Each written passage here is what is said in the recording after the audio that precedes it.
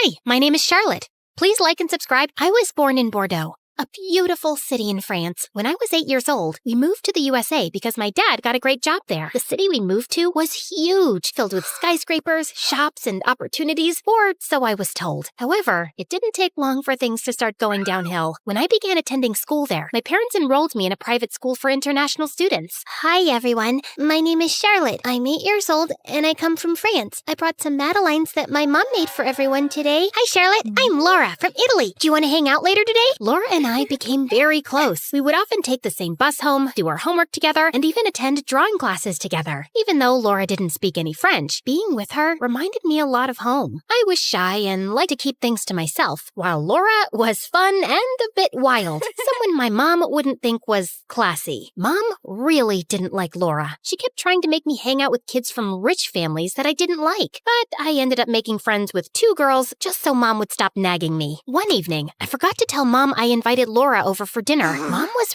really mean to Laura when she came. Charlotte mentioned your mom is a saleswoman. Do you guys even eat dinner every night, or is it too expensive? Elise, why would you say something like that? It's okay, Uncle. No, we don't always have big dinners, but what we do have is each other. What's the point of a fancy dinner if the family isn't close? What do you mean by that? Oh, nothing. Did I upset you? I thought your family was okay. I think you should go. Mom, why? She's not going anywhere. She leaves now, or you'll be sorry. An awkward silence fell, which Laura broke. Don't worry, I'll go. Seems like I just got my answer about the kind of family this is. Mom sharply told her, Leave now. and with that, Laura left. I was really upset with Mom, but she didn't seem to care. Laura told me not to let it bother me. You already have it tough with a mom like that. I won't make it worse by leaving you alone. I love you for being here. One gloomy day in the 6th grade, everything changed when my parents started to struggle financially after my dad lost his job, and they had to move me to a public school. We can't just pull her out of school. She's doing so well. What would I even say to my friends if they asked? I want her to succeed here in the USA, to make something of herself, and make me proud. Dad slammed his hand angrily on the table and glared at Mom. Elise, think clearly for once. You're not seeing the big picture as usual. You don't seem to get that I've lost my job and we're drowning in bills. The only sensible move is to switch her to public school. Yes, Mom was a bit of a difficult person. She was obsessed with maintaining a perfect image. Being perceived as poor was a disaster for her. Her mom was also a strict lady, obsessed with etiquette and rules. She was against my mom's marriage, although my dad was well off. But Mom stood firm and married Dad, so her parents cut her off. Now, us not having much money would make my grandma right. And that made my mom even madder. She made us move to a different city so she could lie and tell her friends that Dad had received a job opportunity far away. I screamed and cried for days. I didn't want to leave our city or be away from Laura. But as usual, Mom ignored my protests. I was heartbroken. Dad, I hate her. Dad hugged me. Hate is a strong word. You know how your mom is. She wants things her way.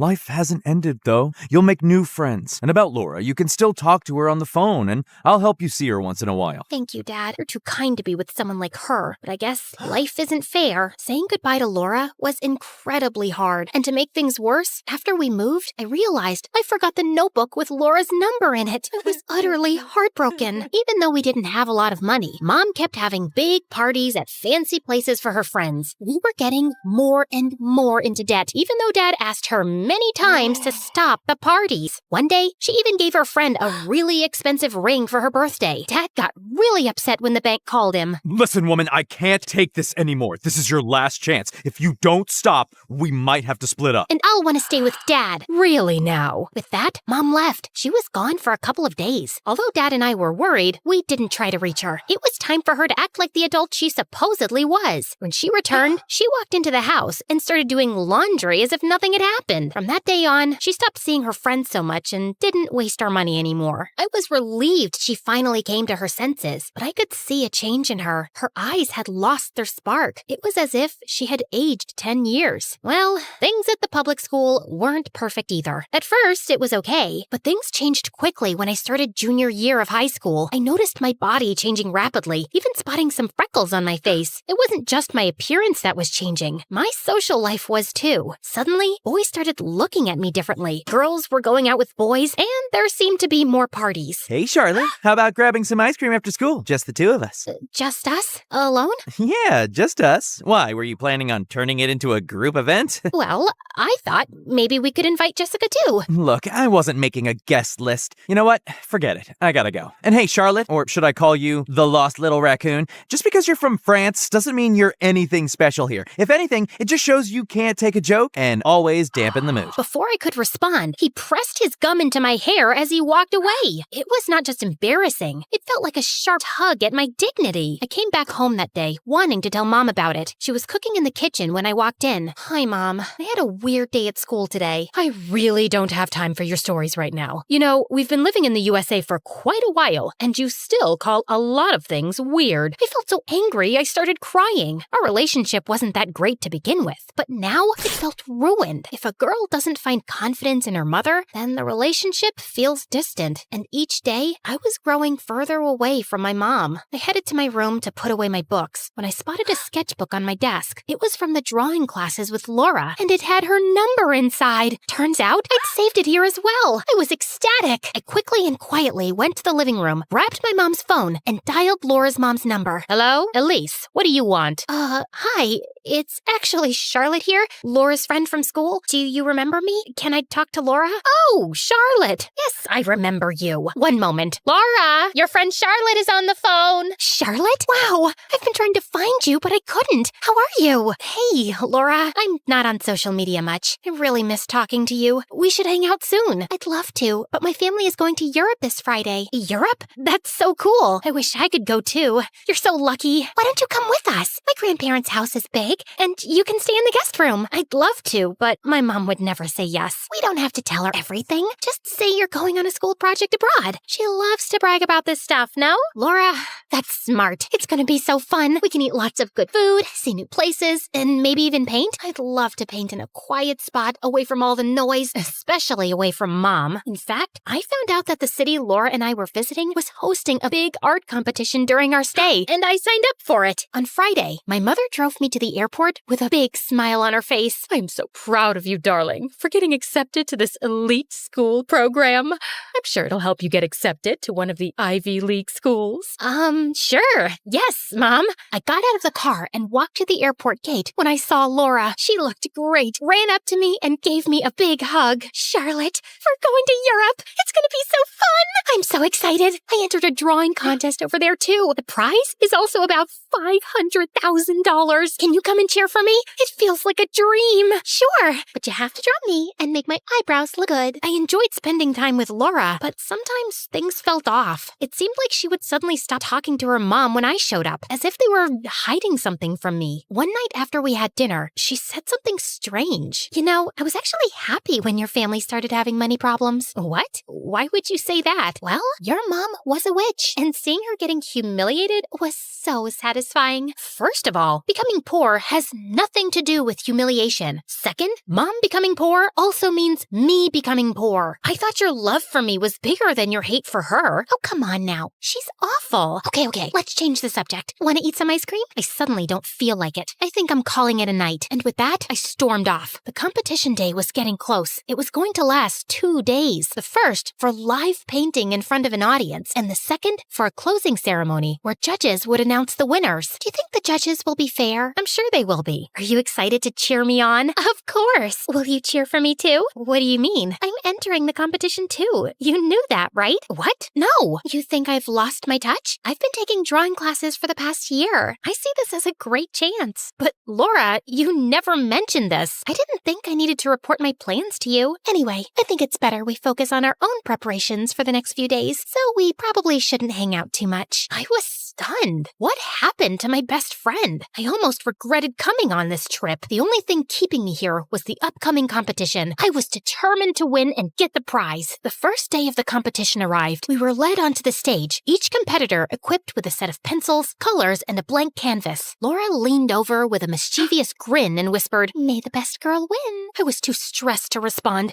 and just focused on getting onto the stage. That's when I saw it. The event was being broadcast live on TV. My heart sank. I thought, oh no, my mom will see this. She'll ground me for life. Not only did I lie to her, but I'm also here with Laura, someone she can't stand. And now Laura, she turned out to be so different from what I thought. This is a nightmare. I wish I could just vanish. But I took a deep breath, pushed down my fear, and began to paint with all my heart, pouring every emotion onto the canvas. While sitting comfortably at home, my mom saw my face on the TV screen and yelled, Pierre, our daughter isn't on a school project. She's on TV with Laura. This is nonsense. She won't get away with this. We're flying to Europe. My parents caught the next flight and arrived on the second day of the competition. Mom tried calling me the whole time, but I was too caught up with the competition and the drama with Laura to answer. On the final day, as I stood on stage with Laura and the other competitors, they started announcing the winners. Laura got second place, and I was on the verge of tears until they announced Charlotte is the winner. Overjoyed, I walked towards the microphone to give a speech, only to see my mom storm into the hall. I was shocked and embarrassed. Yelling in front of everyone, she demanded, How could you lie to me, Charlotte? You know there will be consequences. And with Laura, of all people? Oh, me, of all people? Remember when you burned the book that Charlotte wrote my number in?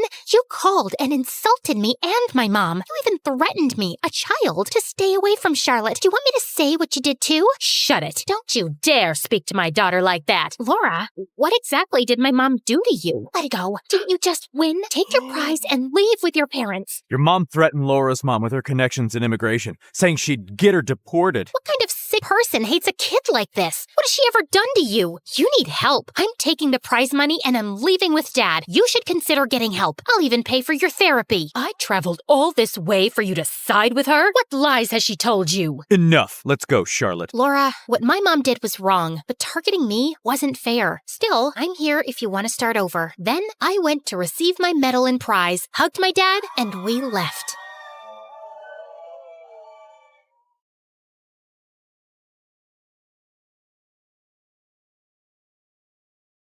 There's a saying in our little town, a thread woven wrong can ruin the whole tapestry. Funny, right? A saying about mistakes in a place where everything feels like it's held together by loose stitches. My life, just one long fraying thread.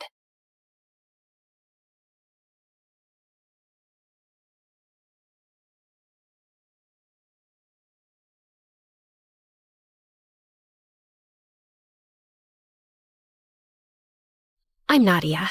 You've probably never heard of me. No one has. I'm the girl who blends into the walls, the one you forget is in the room. Teachers don't call on me. Classmates don't talk to me. Even my own parents barely notice when I come and go. I didn't always feel invisible. Once, I had someone, my best friend, Sophia. She understood me like no one else.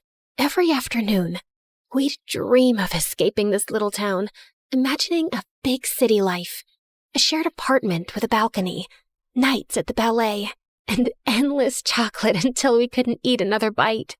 But then her family moved away, and just like that, she was gone. No more laughter, no more secrets under the oak tree. She left, and the silence felt louder than ever.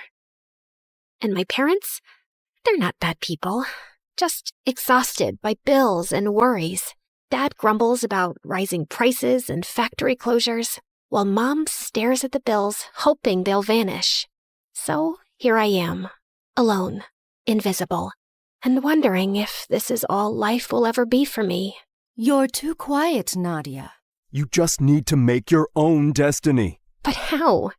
How do you shine in a world where every chance feels like a thread slipping through your fingers, and the loom of fate is woven by someone else entirely? If I could change one thing, just one thing, I'd want to matter, to be seen, to be someone. The night it began was unremarkable. Just another argument echoing through our paper-thin walls. I was upstairs trying to tune it out when I heard it again, the creak from the attic. For weeks I'd noticed it, faint whispers of wood shifting, or maybe something more. Once, I even thought I saw glimmers of light under the attic door, shadows that vanished when I blinked. I always ignored it, too scared to look.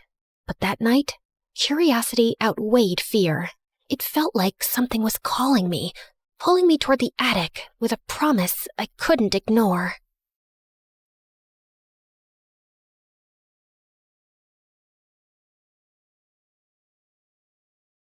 Nadia.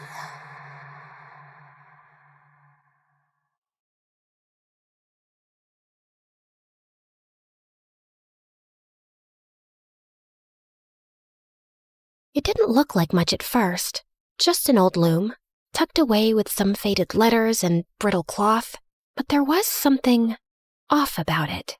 The threads shimmered, like they were alive. As I reached toward the threads, tiny sparks of light burst from the loom, floating through the air like fireflies. They danced around me, filling the attic with a golden glow. Then, as if it carried on the air itself, I heard a faint whisper. Weave wisely. Each thread carries a new destiny. I wasn't scared. The voice wasn't menacing, and neither was the loom. If anything, I felt drawn to it. The threads seemed to hum softly, almost as if they were calling out to me, waiting for me to do something incredible.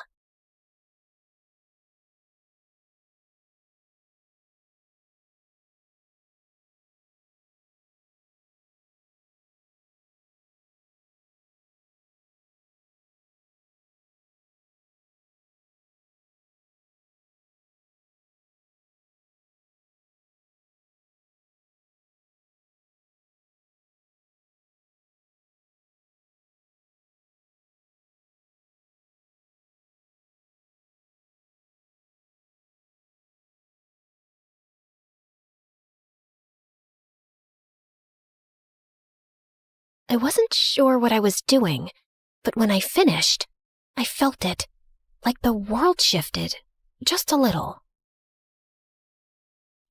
The next day, my classmate Maria, who'd never said more than 2 words to me, smiled and waved. Waved at me. It was small, sure, but for the first time, I felt noticed. Was this the loom's doing? Could it just have been a coincidence? Maria never seemed the type to smile at me before. But what if this was just chance? I needed to know for sure.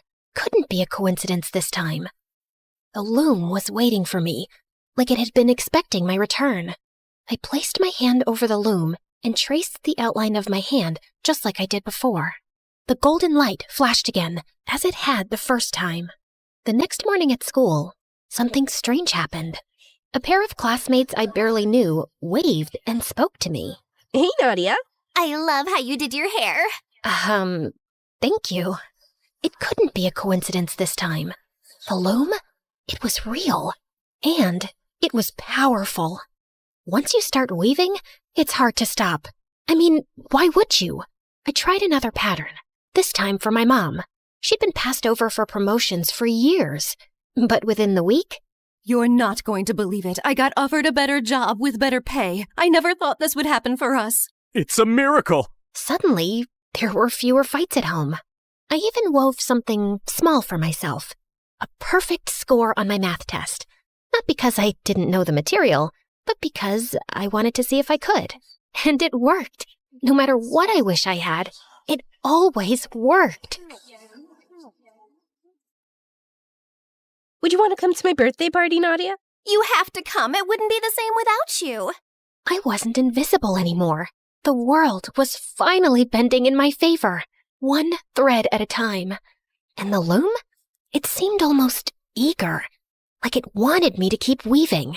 Weave wisely. Each thread carries a new destiny. But the thing about weaving destinies, each thread you pull tugs at another. Until it's too late.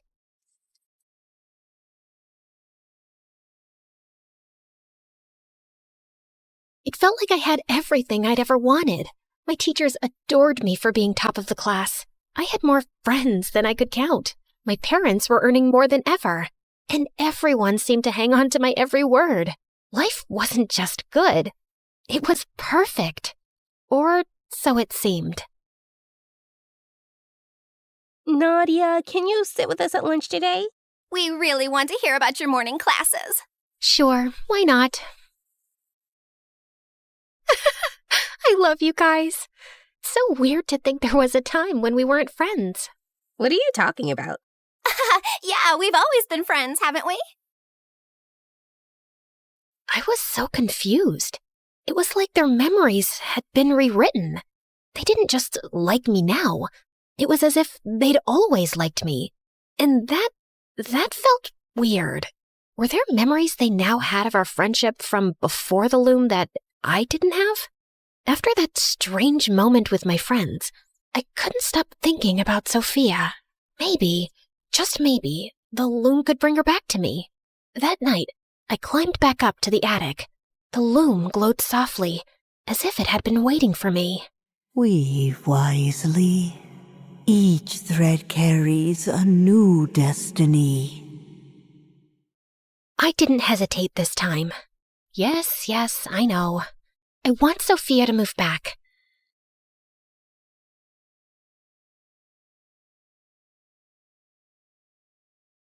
The next morning, the impossible happened.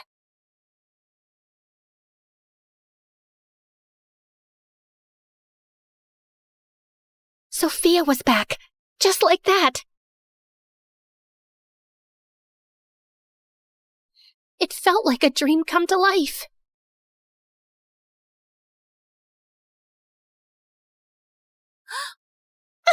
Sophia, I can't believe it. You're really here. Do I know you?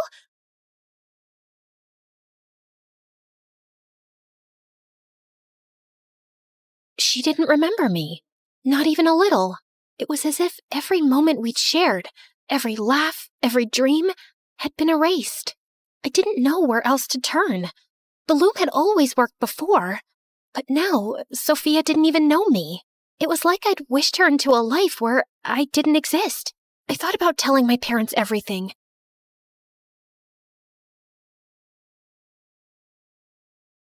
Mom? Dad? Can we talk for a minute? What is it, honey? I feel like I've messed something up. I need to talk to someone. What do you think about getting that grand chandelier from the artisan in town? Imagine how it'll dazzle everyone when they walk in. It's about the loom upstairs. I think it's changing things, and I don't know what to do. Let's get the chandelier. I've also been looking into buying a villa by the lake. We can go there in the summers. Would you like that, Nadia? You can bring your friends. Oh, yeah, that would be great. Then it's done. I'll talk to the realtor tomorrow. What did you want to talk about, Nadia? Nothing. As I listened to my parents excitedly talk about all the new things we could buy, I glanced around and thought about everything the loom had given me, given us. Sure, it still hurt that Sophia didn't remember me, but maybe those memories were meant to stay in the past. I had a new life now. New money, new friends. Years passed, and life just kept getting better. I graduated at the top of my class, just as the loom had promised. I thrived on it all.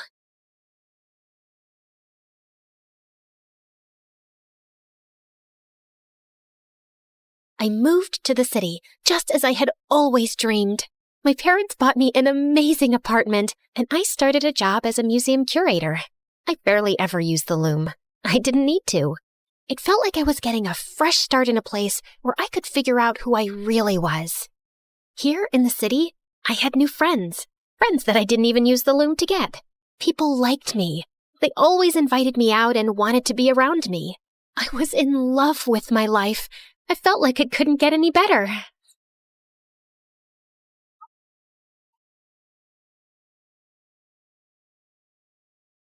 And then I met him.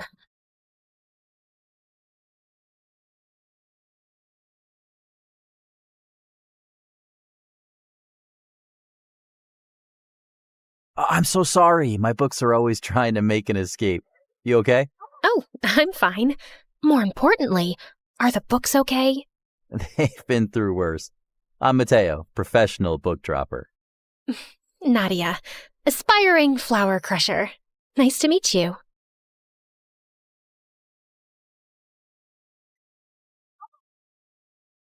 There was something about him, something different. We started talking, and it felt so easy, so natural, like we'd known each other forever. As we talked, I started to learn more about Mateo. He was new to the city too, chasing a dream of opening his own bookstore.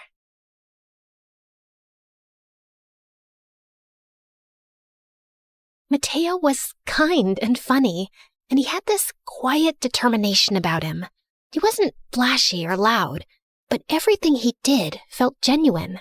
He told me about his family, a big, warm, chaotic group back in a small Italian village, and how he'd saved every spare coin to come here. He wanted more than just a job. He wanted a life he could be proud of. The more time I spent with Mateo, the more I realized how much we had in common. He had a way of listening, really listening, that made me feel seen in a way I had never felt before, in a way I hadn't realized I had been missing. I felt like I'd met the perfect guy. And then... There you are. Sorry it took so long for me to get off work. No worries. I got caught up in a good conversation anyway. Nadia, this is Isabella, my girlfriend. Oh, of course. He has a girlfriend. How could he not? I should have been happy for him. I was happy for him. But deep down, there was this tiny, selfish part of me that ached. A part of me that wondered if things had been different, if I had met him first. Would it have been me sitting beside him? So, how do you know each other? Oh, we just met, but it feels like we've known each other for years. It wasn't fair. Meeting him felt like fate. And yet, fate had already chosen someone else for him. Mateo and I quickly became close. We talked almost every day and hung out every other day. Isabella joined us sometimes, but her job kept her busy. Honestly, I preferred it that way. I liked having Mateo's full attention. One day, he even surprised me by visiting me at work. So, this is where you disappear to every day? Surrounded by old things? You say that like it's a bad thing. Some of these old things have more stories in them than we do. I don't know. I think I've got a few good stories in me. Oh yeah? Like what? Like the time I walked into a museum and forced the lovely curator into giving me a private tour. This was dangerous. Being around him like this, so easy, so natural, it made it impossible to ignore what I really wanted, to be with him. This was woven over 400 years ago. Every thread was placed by hand. The amount of hard work it took to make this, it takes my breath away every time. Wow, can you imagine that kind of patience? No, I can't. I guess it's true what they say, right? All good things take time. Maybe. Maybe that was my answer. Maybe I didn't have to force things. Maybe, if I just waited long enough, fate would work itself out.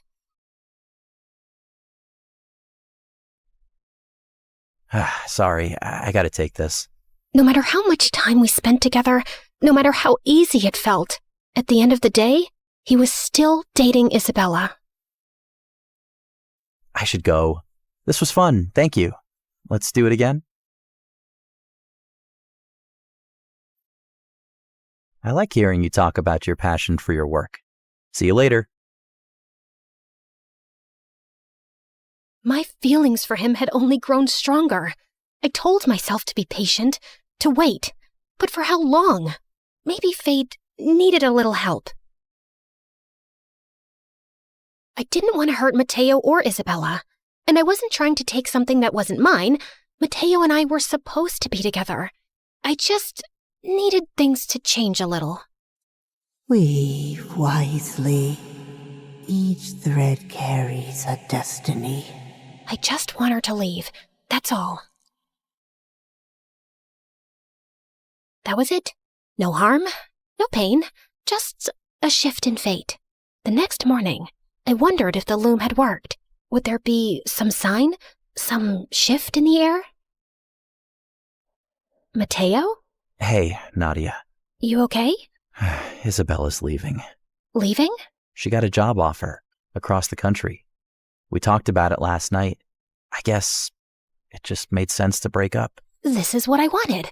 A quiet, mutual parting. No fights, no heartbreak. Just fate gently pulling them apart. And you're okay with it? Yeah, I think I am. Hey, do you want to take a walk? I'd love to. It wasn't long before Mateo and I got together. Our connection only grew, and our relationship was so easy. Years passed, and Mateo and I had built a life together. We got married, and our days were filled with laughter and love. He was my best friend, my partner, the person who reminded me every day what it meant to be truly happy.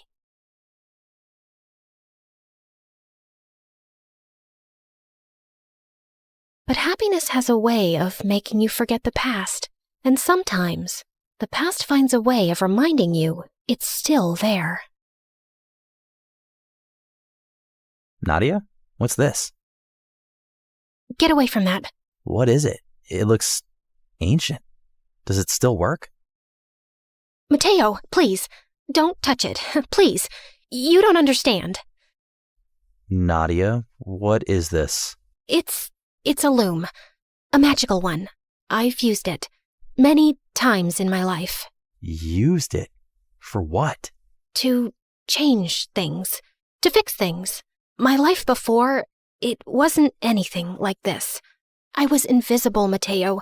The loom made people see me. It gave me the life I always wanted. I had kept it a secret for so long, but now there was no hiding it. I told him everything. About Sophia, my friends, my parents, how it helped me move to the city, every detail I'd kept hidden for years. Have you used it on me? No, not directly. What do you mean directly? I debated telling him a lie, but I couldn't do it. Maybe he would understand that we were meant to be together, and that I was only doing the right thing by helping fate fall in place. Otherwise, our happy life wouldn't look the way it did. I wove a pattern to send Isabella away. You sent her away? I didn't want to hurt either of you. I just wanted to guide fate. You can't guide fate, Nadia. If we're meant to be together, we would have ended up together no matter what. I'm so sorry. So, what does that mean? Is this relationship real or just something woven together by a spell? How can I know if what I feel is true? What you feel is true? Mateo, everything we've built, everything we've shared, it's real. I swear to you. I don't know. I don't know if I can believe that.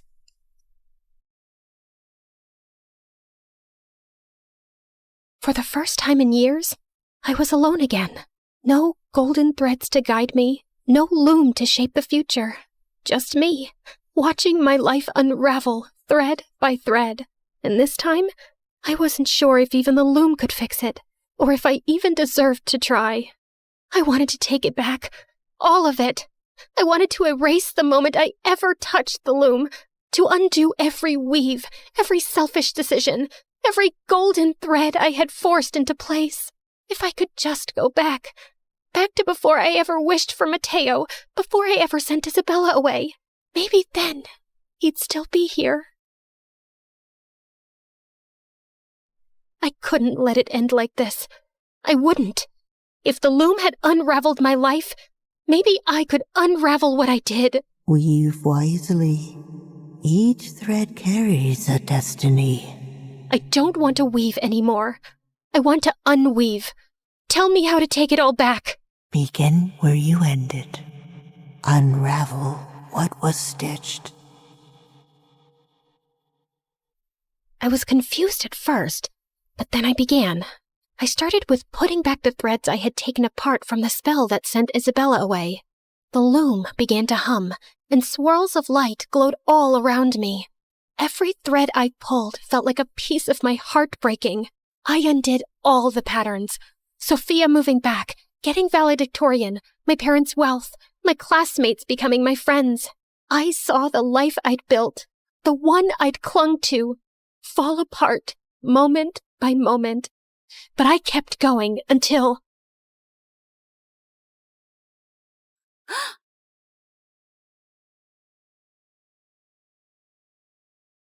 Least still untangling the thread of the bed. Pull one thread, and the whole pattern shifts. I was back where I started. The loom's magic was gone. And with it, everything it had given me. The wealth, the friends, the love of my life. All of it was erased. And yet, I felt at peace. At peace knowing life is messy and complicated, but that's what makes it real. I'd spent so long trying to weave something flawless that I forgot the beauty of patience and letting life unfold on its own. I buried the loom beneath the tree, where Sophia and I used to dream. I've learned that what's meant for me will find me. And what isn't? It's better left to fate. Oh, the thread of fate, so fine and true, pull through time to bring me to you in the attic light, where the silence sings.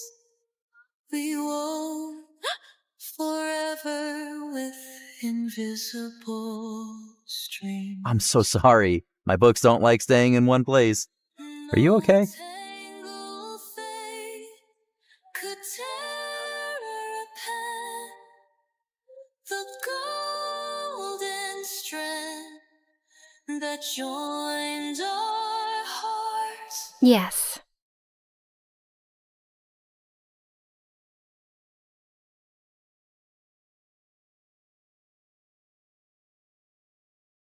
Have you ever had a dream so big it seemed impossible to reach? What should you do if nobody around believes in you? Or they try to take you down out of envy? Hi, I'm Wu Ziqian, and my story takes place some 1400 years ago in the Chinese Empire. Yet, I feel some things haven't changed much for us girls. The year I was born, a total sun eclipse darkened the sky. It was a sign of big changes, though at the time, nobody would have guessed that small, sweet Wu would be the one to make history. Growing up, life was good. I had 2 sisters and 2 older half-brothers from Dad's previous marriage. Our family was not part of the aristocratic class, but was very wealthy, which meant I didn't have to do any chores as we had staff taking care of daily activities. However, unlike other rich girls who mostly lazed off, Dad encouraged me to study from a young age. He soon realized just how smart I was, with a talent for poetry and public speaking, so he started to take me on business trips. I loved meeting new people and asked lots of questions. Yes, I was a bit unusual as a kid, but my family was very proud of me. Well,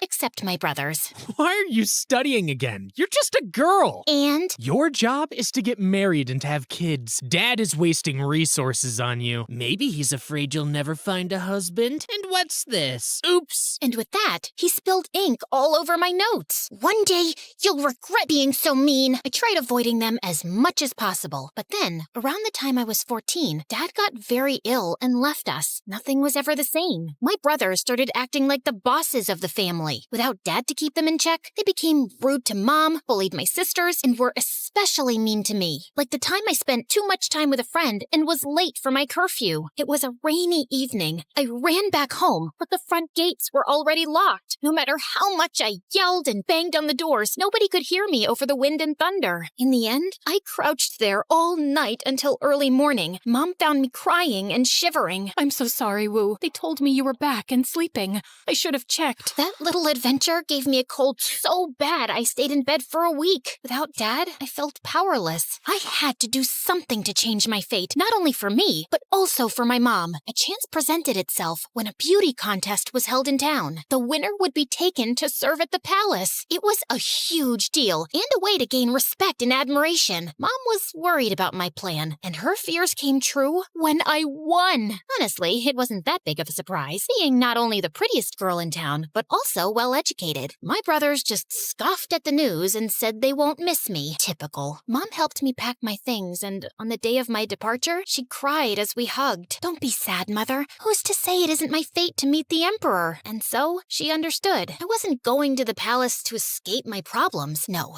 I had a bigger plan. A hope to get noticed by the Emperor, maybe one day marrying into the royal family. something to bring honor to my name. But my life in the palace started on the wrong foot. The Emperor took a quick glance at me and decided I'll be doing laundry? I didn't spend my childhood reading the classics and refining my calligraphy for this. One day, I was trying to get inside the palace library, but the guard wouldn't let me in, questioning if I could even read. Are you kidding? I was composing poetry at 6. Give me some books or I'll report you to the Emperor. Just then, the guard went pale looking behind me. I turned and, oh my, the Emperor had heard it all. He seemed amused and I just doubled down, following him around the library all afternoon. By the end of the day, he was so impressed by my wit and education that he made me his secretary. Finally, that was my chance to work my way up the political ladder until, a decade later, nothing has changed. I'm a forgotten secretary. Then, the Emperor passed away and I got sent to a Buddhist convent to be a nun. All that time spent in the palace led nowhere. They even shaved my head. But not all was lost. You see, while I was living at the palace, I got close to the Emperor's youngest son, Li. We met one random day when I was holding a bowl for him to clean his hands, and he flicked some water at me. Offended by his childish behavior, I was ready to give him a lecture, but his shy smile and cute face melted my rage. So refreshing. It's quite a warm day, isn't it? He laughed and we started chatting, quickly becoming friends. We were close in age, and unlike other officials, he was kind and humble, easy to talk to. Do you ever regret coming to the palace? You probably miss your family. I do. Well, everyone except my brothers. Those two I would banish to the corner of the empire, never to be seen again. I get that. My brothers either pretend I don't exist or act as if I'm beneath them. You think 2 are bad? Try living with 13. Can't you do something about them? You are a prince after all. It's just a title. You'll learn it in time. Having a title doesn't necessarily mean the same as having power. I knew what he meant. Li, being the youngest, had 0 chances of succeeding his father. However, fate really had a sense of humor. Turns out, his brothers were so busy fighting each other over the title of crown prince that the Emperor decided Li was the better candidate for the throne. And that's how my decade-long crush became the new emperor. He actually changed his name to Gaozong, but I'll keep calling him Li to avoid confusion. I was genuinely happy for him, even if my new status as nun meant we could never be together. One day, I wrote a poem about how much I missed him and took a chance sending it to the palace. Maybe he wouldn't even have time to read it, but I had to try. To my surprise, it worked, and Li came to the temple. I got your letter. Is it true? Tears started rolling down my cheeks as I nodded. We hugged, and when it was time for us to part, I could see he was reluctant to do so. Could it be that my feelings were reciprocated? Indeed, he kept visiting, and one evening, I got a note saying I could grow my hair again. 1 year later, I was summoned back to the palace. There, I met Lady Wang, who was quite a big name in court. She was to become empress, having been chosen as a consort by Li's father himself. But that didn't mean things between them were all rosy and peachy. I had meetings all day, and when I finally got the chance to relax at dinner, Wang started talking about more political issues. It's the last thing I want during my free time. Is that why you're hiding in the stables with me? Not hiding, just surveying your work. Truly, some things never change. Li was the most powerful person in the empire, yet his life was affected by so many people's influence and choices. I decided to be by his side the best I could, and in time, everyone started noticing how close we were, including Wang. That's when she showed her true colors. One afternoon, she invited me for tea. Tell me about your family. I heard your dad got lucky during the rebellion, but he wasn't aristocracy. My mom is. Ah, yes. And what did she accomplish? Only had daughters and is not well liked by her stepsons? How disgraceful. What is your point, Lady Wang? I'm just reminding you of your place. The only reason you've been called back was so the Emperor wouldn't have to visit that nunnery all the time. But do not be mistaken. You are not part of this world. And then she started giving me so much work I couldn't keep up with it, and then complained about how lazy I was. Little did she know, I was used to palace drama and was prepared to face much worse. One day, Lee surprised me with a beautiful hairpin with pearls and small gold lotus flowers. I was walking back to my chambers holding the small present when I noticed Lady Wang scolding a maid for spilling some water on her dress. The poor girl ran with tears in her eyes, and I I felt my blood boil. I knew what it meant to be beneath those of higher rank, both at home and at the palace. But then I got an idea. I followed the maid and gave her the hairpin. Lady Wu, I can't accept it. Sure you can. I want you to feel better. But I could never repay you. Just tell me the gossip you hear around the court. That's all I want. And so, I started befriending servants and lower officials in exchange for news. Soon, I had ears and allies everywhere. And that's how I found out Wang's envy ran deeper than anyone imagined. That night, I ran to Emperor Li. You have to come with me. Now, we silently walked through empty corridors, and I told Li to wait outside as I marched into Wang's chambers. There, as the informer said, she was performing some sort of ritual with a voodoo doll shaped like me. I knew you were a witch, but this? Why stoop so low? Why? You spend too much time with the Emperor. I have to stop you. Just then, Li walked into the room. Lady Wang, I'm very disappointed. You are far from the noble woman I thought I'd marry. She threw herself on her knees, begging for forgiveness, but it was no use. Witchcraft was a serious charge at the time, so Li banished her from the palace. Soon after that, Li confessed his feelings, and I was made the official consort, the new empress. But as Li said years ago, a title alone doesn't mean power, and that became clear to me while I kept listening to the Emperor's meetings with his advisors. I sat, as usual, in a small room behind a curtain of pearls, voicing my opinion when needed. The times my husband was ill, he trusted me to make decisions in his place, and some of his officials were seriously offended by this. It feels like the woman behind the curtain is the one actually running the state. Oh, this is even beyond the palace walls. Truly unacceptable.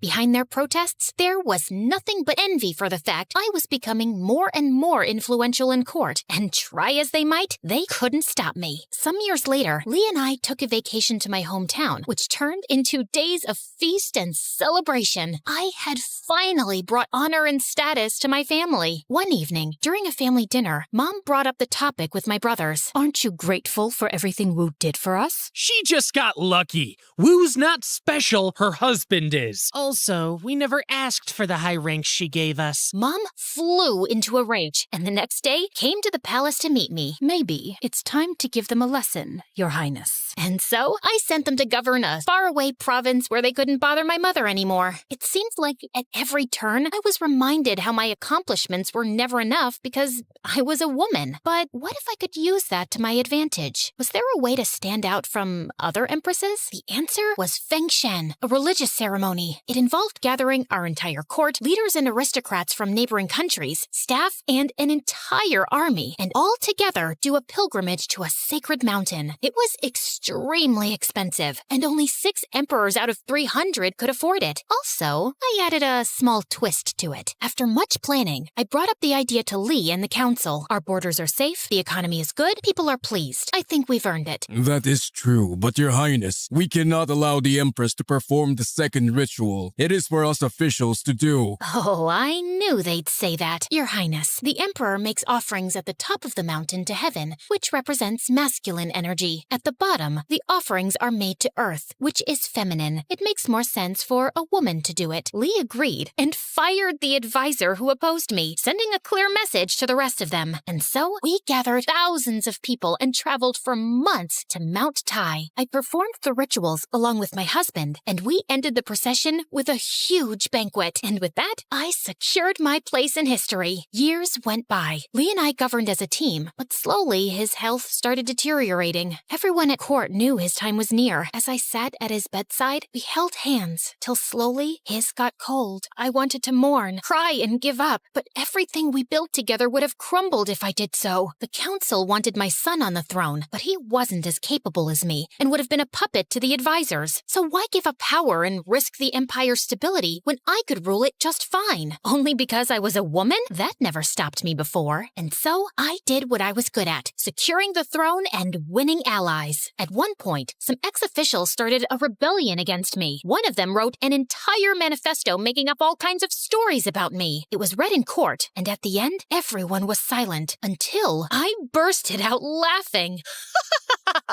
Who wrote that? So creative. We should have kept him. My army defeated the rebels swiftly, and then I addressed the council with an ultimatum. If anyone here thinks they are more capable than me, speak now. Otherwise, pledge your loyalty. My opponents stepped down one by one until eventually I was crowned as the first female emperor. The only time in history it ever happened. Other women have tried to rule as wives or widows, whispering in their son's or husband's ear, but none had the official title and absolute power. For another 15 years, I skillfully led my people. Try as they might, not even my greatest opponents could deny the fact I was a good leader. They attacked my character, painting me as a power-hungry, ruthless woman, but never once criticized my governing skills. Truly, my greatest flaw was my audacity to play the power games of men and win. Today, historians keep uncovering the remnants of my empire's riches and culture. I wanted to make China the greatest empire in the world, and under my guidance, at the time, it was. So don't let the circumstances you were born with determine who or what you can be.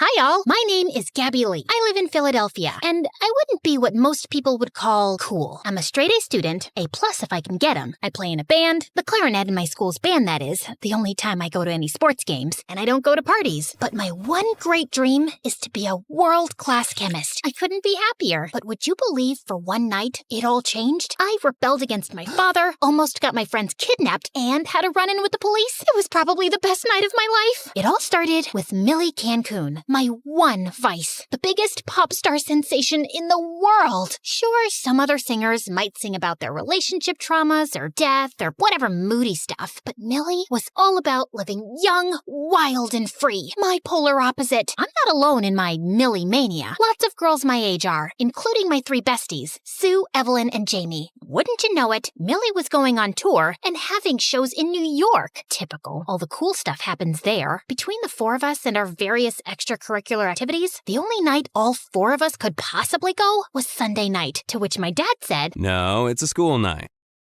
Plus, her music seems a little inappropriate for your age, does it not? What does he know? I can't get too mad at my dad, though. It's just me and him. Mom isn't in the picture anymore. I should have told him how much it would mean to me, but I backed down. My friend's luck was no different, though their parents were a little less strict. My parents said I could go, but they don't want to drive me there. Same. We could take the bus. That would take like 3 hours, and plus be sketchy as heck. Something stirred in me. I don't know what came over me. We could take my dad's car. Word? He'd drive us there? I thought you said you couldn't go. Well, what if he never finds out? I could drive us there. I've got my learner's permit. Are you for real? Was I for real? Already the gears in my head were turning as it spurred up this plan. I'd take his car, drive to the concert, buy our tickets, have the best night of our lives, drive home, and my dad would be none the wiser. In his eyes, I would still be the good rule-following daughter he asked for. Yeah, we can all meet at my house, and I can go from there. Whoa, when did you get so cool all of a sudden? Yeah, I was cool. This was my chance. My plan was foolproof. I started laying the groundwork, making a subtle suggestion to my dad. I think we should have spaghetti night on Sunday. Okay. The seed had been planted, and on Sunday, fruit had come to bear. For you see, dear viewer, pasta will always knock my dad out. When he was done, he was fast asleep in his recliner. I finished the job by laying down a weighted blanket on top of him. Good thing, too, because he definitely would have been woken up by the sound of Jamie banging on the door. Yo, Gabby, you in there? Shh, I'm sneaking out, remember? I'll be right there. I just gotta grab but the keys to Dad's car weren't there. I checked in his room. Not there. A tense realization hit me. They were still in his pocket. As discreetly and non-suspiciously as possible, I reached into his pocket to pull them out, lest he wake up and was wondering what I was doing. After much careful fidgeting, I got them. I wanted to get out of there, but I had one more thing I needed to do. The final pièce de résistance. In my room, I set up a fake version of me made from pillows and sat her by my desk. Should my dad dad check on me, he would believe to see his dutiful daughter studying for her math test, not realizing I had already studied in between band practice. Evil genius.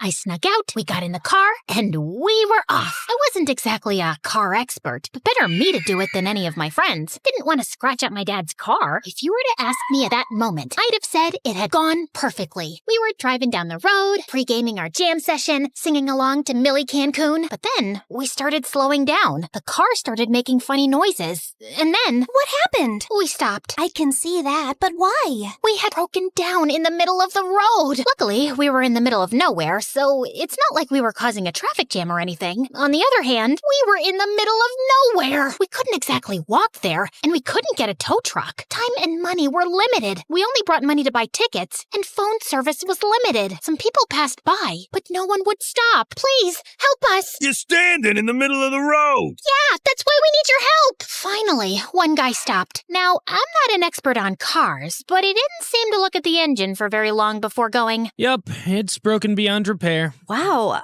are you sure? Trust me, you young girls are lucky the car hasn't exploded. Say, why don't I give you girls a lift? I'm heading to Manhattan right now. It wouldn't be no trouble. Oh, wow, thanks. Girls, can we huddle for a second? We whispered amongst ourselves. This guy seems kinda suspicious. Well, what choice do we have? We can't exactly stay here, can we? Everyone was in reluctant agreement. We got into his car and headed for the city. How was I going to get my dad's car home now? Speaking of my dad, I wasn't there for this next part of the story, and he might tell it differently. He managed to break free from his pasta nap and was able to pull away from the comfort vacuum of the weighted blanket. He went up to check on me, just as I thought, and probably said something like, Gosh, Gabby, I'm sorry I didn't let you go to a concert and allow you to be your own woman. I promise I'll make it up to you. What I didn't account for was him to see his daughter's head fall off. Yeah? He went into my room and found I was not there. Realizing what had happened in a way only a paranoid dad could, he scrambled around the house looking for his keys. Only when he tried checking the car did he figure out the extent of my betrayal. He asked our neighbor to drive out to the concert. He must have gotten there before we did because amongst the crowded lines outside of the concert halls, I wasn't there. Me and my friends had arrived in downtown Manhattan, making decent time. While we were happy to avoid the rain that was picking up, the ride was an awkward affair, as we attempted to avoid conversation with Echo, as he called himself. What sort of trouble are you young girls up to tonight? We're going to a concert. Oh, a music concert. What concert? Yeah, Millie Cancun. Oh, nice. I love her song Ice Cream Summer. That wasn't a Millie Cancun song. That was a ZZ Marina song. Hey, you know what? I know a shortcut up here that'll get us away from all the traffic. Wouldn't want you to be late. No thanks. That's fine. You can just follow the GPS. Rerouting. What does she know? Trust me. Where could he be taking us? Back to his apartment where he was going to murder us? Or worse, maybe he was going to call my dad. Please, just keep driving north. We're almost there. Relax. It'll be fine. In my panicked state of mind, I grabbed the wheel from him. Whoa, go Gabby. What the heck? We fought for it before I knocked us into a pole. I swear, it was only a light touch, but it triggered Echo's airbags nonetheless, trapping him. Go! We hopped out and ran. We were grateful at first, but it didn't take long before we were missing the roof of that car. We didn't know where we were. Our phones were collectively dying, leaving our directional skills inhibited. The rain was making us wet and frustrated. By the time we found the concert hall, the ticket booths had just closed. Had we been a minute earlier, we could have made it. Hovering around were some shady-looking scalpers, but their tickets were a little out of our price range. That'll be $10,000. I could tell my friends were mad at me, and why wouldn't they be? This couldn't get any worse. Gabby! Oh no, my dad was here. I was frozen stiff as he came up to me and gave me a hug. You're not mad? Oh, I'm mad, but I'm also relieved to see you're all safe. You girls look like you've had quite the night. We were almost kidnapped. Yes, Dad, I screwed up. Your car is broken down in the middle of the road on... I saw it on the way here. Jeff helped me tow it away. We're going to go get it repaired. Why don't you four go enjoy a concert while I wait? He Dad bought tickets. We couldn't believe it. Do you mean it? As long as you can pay me back. We all gave him our money. Oh, okay then. Well, all's fair then. I can use this for the car. After drying up a bit, we went inside. So, was it all worth it? Of course it was. Millie was radiant as ever, and her collective screams drowned out our worries as we danced away. Like I said, best night of my life. Only problem with forgetting your worries is when they come back to bite you. There they are, officers. Those girls were underage driving. I tried to help them, but they insisted on attacking me and leaving me for dead. The creep from earlier. And he brought cops. Any of you girls with your parents? No. My dad is going to pick us up, I think. You think? Where is he? He's here. He's going to be here. You sound like a liar, Gabby. She was right. If my dad wasn't here, were we going to be taken in? And now my dad would have to bail me out again? And then I'd be a convicted felon, and it would go on my permanent record, and I'd never get into college, and I would never... I started crying. I'm sorry, officers. It's all my fault. Please don't arrest my friends. I was the one who took my dad's car. I was the one who crashed that guy's car. You can take me in. They shouldn't pay for my actions. Well, we don't have to. Oh no, you don't have to do that. We can pay your bail. Yeah. Oh, wait. We gave all your money to your dad. We can still do something. Really? Oh, thanks, you guys. You're the greatest. Is there a problem here? Are you any of these girls' father? That's right. Well then, everything seems to be in order. Hold on. Your daughter damaged my car. I expect you're going to compensate me for my troubles? Are you the one that tried kidnapping them? No, that's quite a... You know what? It's fine, actually. I hope you have a good night. That got the guy to leave. Though it looks like the cops decided to hang out with him for a bit longer. How much more excitement can you girls get into tonight? We got in my dad's car, and he drove us all home. Turns out it wasn't broken beyond repair. Who would have thought? One by one, my friends were all dropped off. It was just me and my dad now. We parked at home, and before getting out, we had a talk. You are grounded, you know. I know. It just seems right. But maybe I can be a little strict. You're growing up. You're going to want to be your own person. I can't fault you for that. But I should have been more honest with you. I guess I just don't ask for a lot of things. But I do want to be an A+ student. I do want to be valedictorian. I promise. I'm not going to make this too much of a habit. It's all right. I got into some trouble when I was your age. Yeah? Of course. Maybe more. Like what? Well, we don't have to get into it just yet. It's embarrassing. Oh, come on. That's not fair. Well, perhaps I haven't been forthcoming with you on this concert. Maybe I've got some personal biases in the way. What do you mean? You see, I used to date Millie Cancun's mom. What? It wasn't that big of a thing, but I've kept in touch with her a bit over the years. Millie Cancun is my sister? What? No. Where did you get that idea? But that does mean you could get me to meet her? See, this is what I was afraid of. But what happened next, I should save for later. What? I said it was the best night of my life. That doesn't mean it was the best night of my life ever.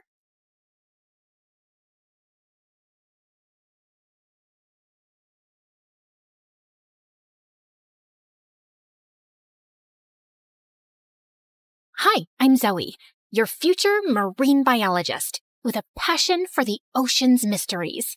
Did you know that only 5% of the ocean has been mapped and explored? So that means there might be a chance that megalodons still exist. Or that mermaids are actually real.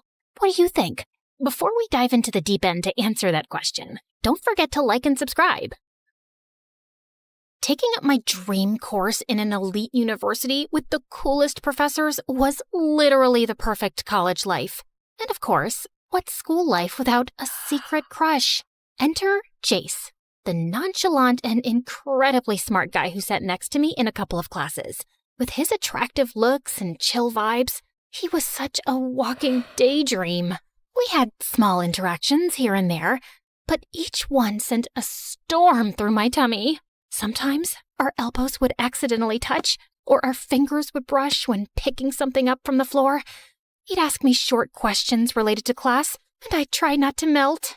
One time, during a particularly boring lecture, I doodled a little sea creature in my notebook, and he peeked over. Nice drawing. Maybe you should add a shark. Blushing, I quickly sketched a tiger shark. He gave me a thumbs up, and it instantly made my day. Another time, I accidentally spilled coffee on his notebook.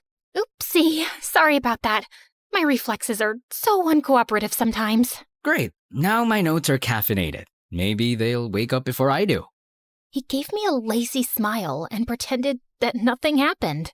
Admiring his perfect side profile and having these small moments with him every day, my life was just simple and peaceful.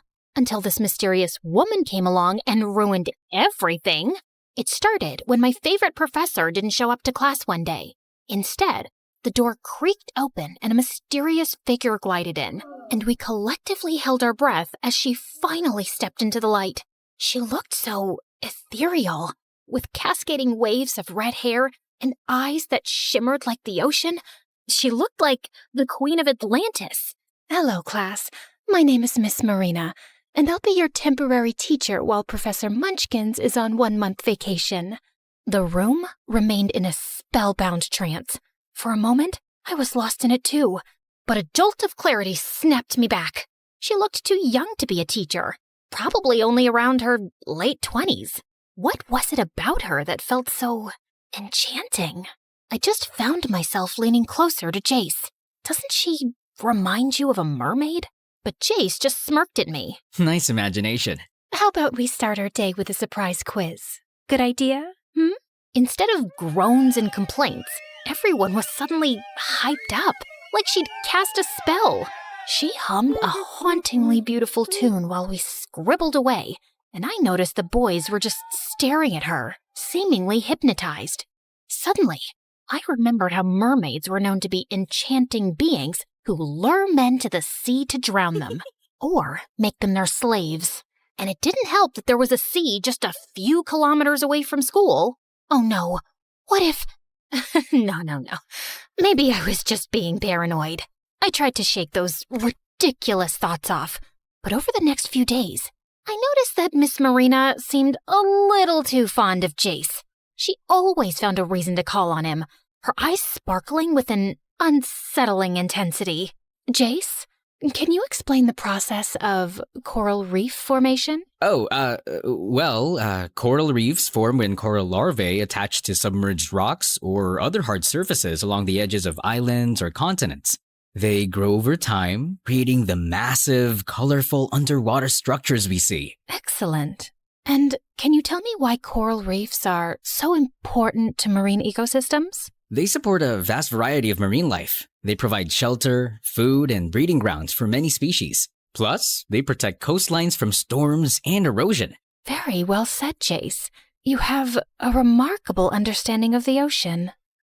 As the days drifted by, her questions for him became more personal and probing, while the rest of us faded into the background. Jace, have you ever felt a deep connection to the sea, like it's calling to you? I mean, I like surfing and swimming. It's peaceful out there. Of course. The ocean has a way of drawing us in. The way her eyes glinted when she said that gave me serious goosebumps. After class, she even asked Jace to come to her office.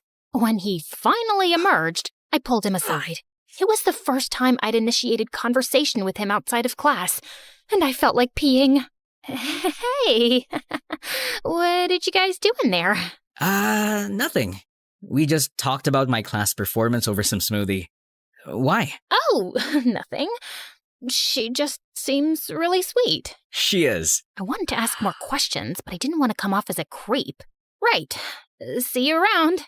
Since then, I started noticing the littlest things. I realized that Miss Marina kept using words related to the sea. All right, class, it's time to dive into the mysteries of the ocean. My ears perked up. Did she just say dive? Time to hoist the sails and get started, as we'll be fishing for more knowledge. Hoist the sails? Fishing? Don't drift away. Stay awake and drift away? Let's not let this particular slip through the net. Slip through the net? She talked like it was natural and out of experience. Also, I always saw her eating seafood-based snacks like sushi, seaweed, and shrimp chips. And my investigation hit a peak when I realized that she never drank water in class. She always sipped some weird greenish drink from a fancy bottle. Hey, what do you think she's drinking? It looks weird. Kelp smoothie. She once offered me that in her office. Did you actually try it? No way. I prefer my smoothies without seaweed, thanks. Good choice. Who knows what magical mermaid potion might be in there? You know, Zoe, if you keep obsessing over mermaids, people might start thinking you're one. Oh? And what would you think if I were a mermaid? That would be cool. After all, how many people get to sit next to a cute mermaid in class? Did he just call me cute? Well, if I were a mermaid, you'd be the first to know. I'll take note of that. The way he grinned at me just made me even more determined to save him from the possible danger. One day, my intrusive thoughts finally won. So I approached Miss Marina's desk after class. Miss Marina, can I ask you something? Of course, Zoe. What's on your mind? Do you think mermaids are real? I saw a lot of news and videos suggesting it's real, but some of them are definitely fake news. Well, the ocean is vast and full of mysteries. Who's to say what does or doesn't exist beneath the waves? Has anyone ever told you that you look like a mermaid? Oh, I've heard that a few times. I suppose it's the long hair and my passionate love for the sea. But who knows? Maybe there's a bit of mermaid in all of us who feel drawn to the ocean. I guess so. It's just, you seem so connected to the sea. Almost like you belong there. The sea has always been a part of me, Zoe. Maybe more than you know. As I walked away, her words echoed in my mind. The mystery deepened, and I felt even more determined than ever to uncover the truth. One rainy afternoon, I was searching for some books on mermaids when I stumbled upon an old, dusty book in the library. I read it and learned that to reveal a mermaid's true form, she needs to be pushed back into the water. The opportunity came sooner than I expected the next day when Miss Marina announced that we'd be camping by the lake this weekend. Perfect! When that day came, she showed up wearing a seashell and starfish jewelry, which glistened under the light in an almost magical way. Could she be more obvious? I tried to keep an eye on Jace, but he was always surrounded by these annoying girls in class. But at least they were safer than a potential mermaid. We started our day by warming up around the tracks, and as we rounded the bend, I couldn't help but notice Miss Marina's feet. They were oddly large, almost like a mermaid tail. Before I could overthink again, Jace caught up to me. You know, watching you jog from behind is like seeing a baby giraffe learning how to walk. Is that an insult? Not really. And then he winked and sprinted ahead, leaving me blushing and distracted for a few hours. Later that day, I was surprised when Miss Marina refused to participate in any activities involving water. I have a severe allergy to chlorine and sea salt. So convenient. Determined to expose her, I devised a plan to get her wet. During lunch, I accidentally tripped and almost spilled my drink on her, but she dodged smoothly, catching the cup midair. Careful, Zoe. After lunch, while we were fishing at the lake, I saw Miss Marina slide up to Jace and whisper something in his ear.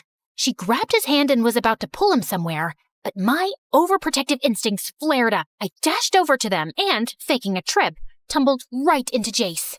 I swear, I must have tripped over a wandering janitor fish. On land? Yup. You never know. Some of them might have evolved to walk among us. I turned to Miss Marina with a knowing smile, and I swore her gaze turned icy. She stepped back slightly, putting more distance between herself and the lake. That night, as we gathered around the bonfire, I noticed Jace was missing, and so was Miss Marina. Alarm bells rang in my head. Oh no! I quietly slipped away to search for him, and finally found him sitting near the lake. Jace, you shouldn't be here alone. Miss Marina might be dangerous. Dangerous? What do you mean? And that was when I finally told him my theories. But he ended up laughing nonstop.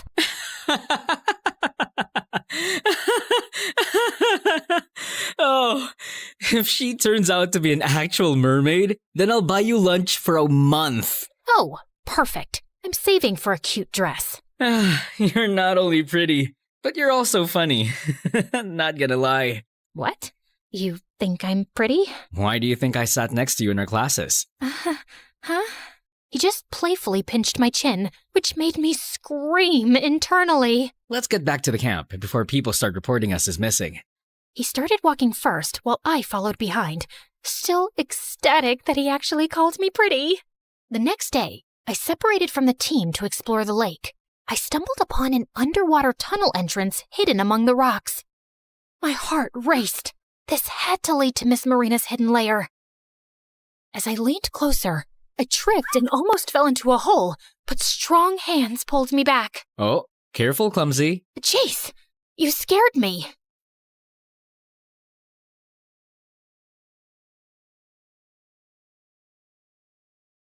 What is this place? I think it leads to something. We have to check it out. Reluctantly, Jace followed me into the tunnel. Inside, we found fish bones, old memorabilia, and creepy yet fascinating artifacts. I think this lake is connected to the sea. What if this is Miss Marina's secret lair? You're something else, Zoe. But if this helps you sleep at night, let's find out. Together, we navigated the eerie tunnel, our flashlights cutting through the darkness. The deeper we went, the more convinced I became that we were onto something big. We turned a corner and stumbled upon a dusty old chest. Opening it, we found a stack of old love letters between two people. Looks like we've stumbled upon someone's private drama. I started reading aloud. My dearest, the sea calls to me, but my heart remains with you. Forever yours, M. I looked up at Jace. M. Marina, maybe? Yeah, right.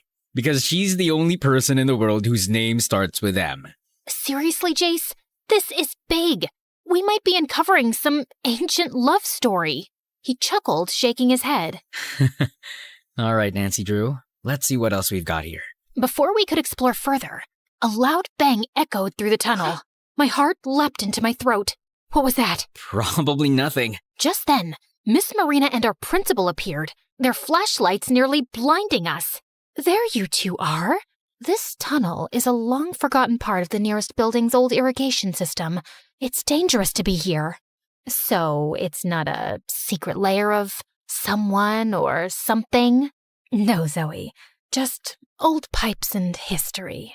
Jace gave me an I told you so look, and I just rolled my eyes. Fine. It was a false alarm. On our way to the campsite, I suddenly slipped and fell into the lake. Zoe! Jace dived right in as panic surged through me. But before I knew it, Miss Marina had already pulled me out first with surprising strength and agility.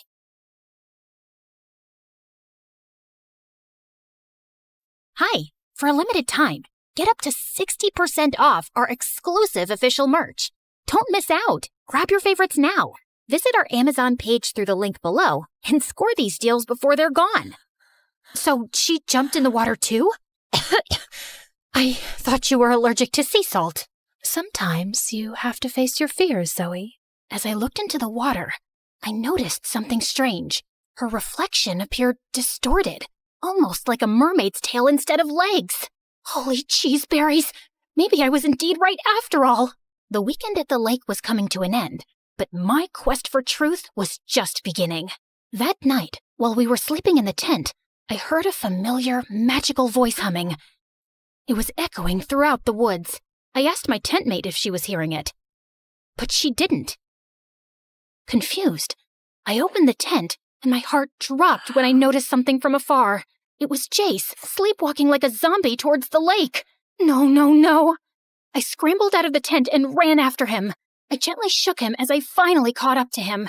Jace, wake up! Finally, his eyes fluttered open. Zoe? What's going on? Before I could answer, I saw a figure standing by the lake, shrouded in mist. As I inched closer, the fog parted, revealing Miss Marina, bathed in the soft glow of moonlight. She looked so out of this world, beautiful, like an enchantress, but my heart was pounding with fear and suspicion. You're a mermaid, aren't you? And you're trying to lure Jace away with you.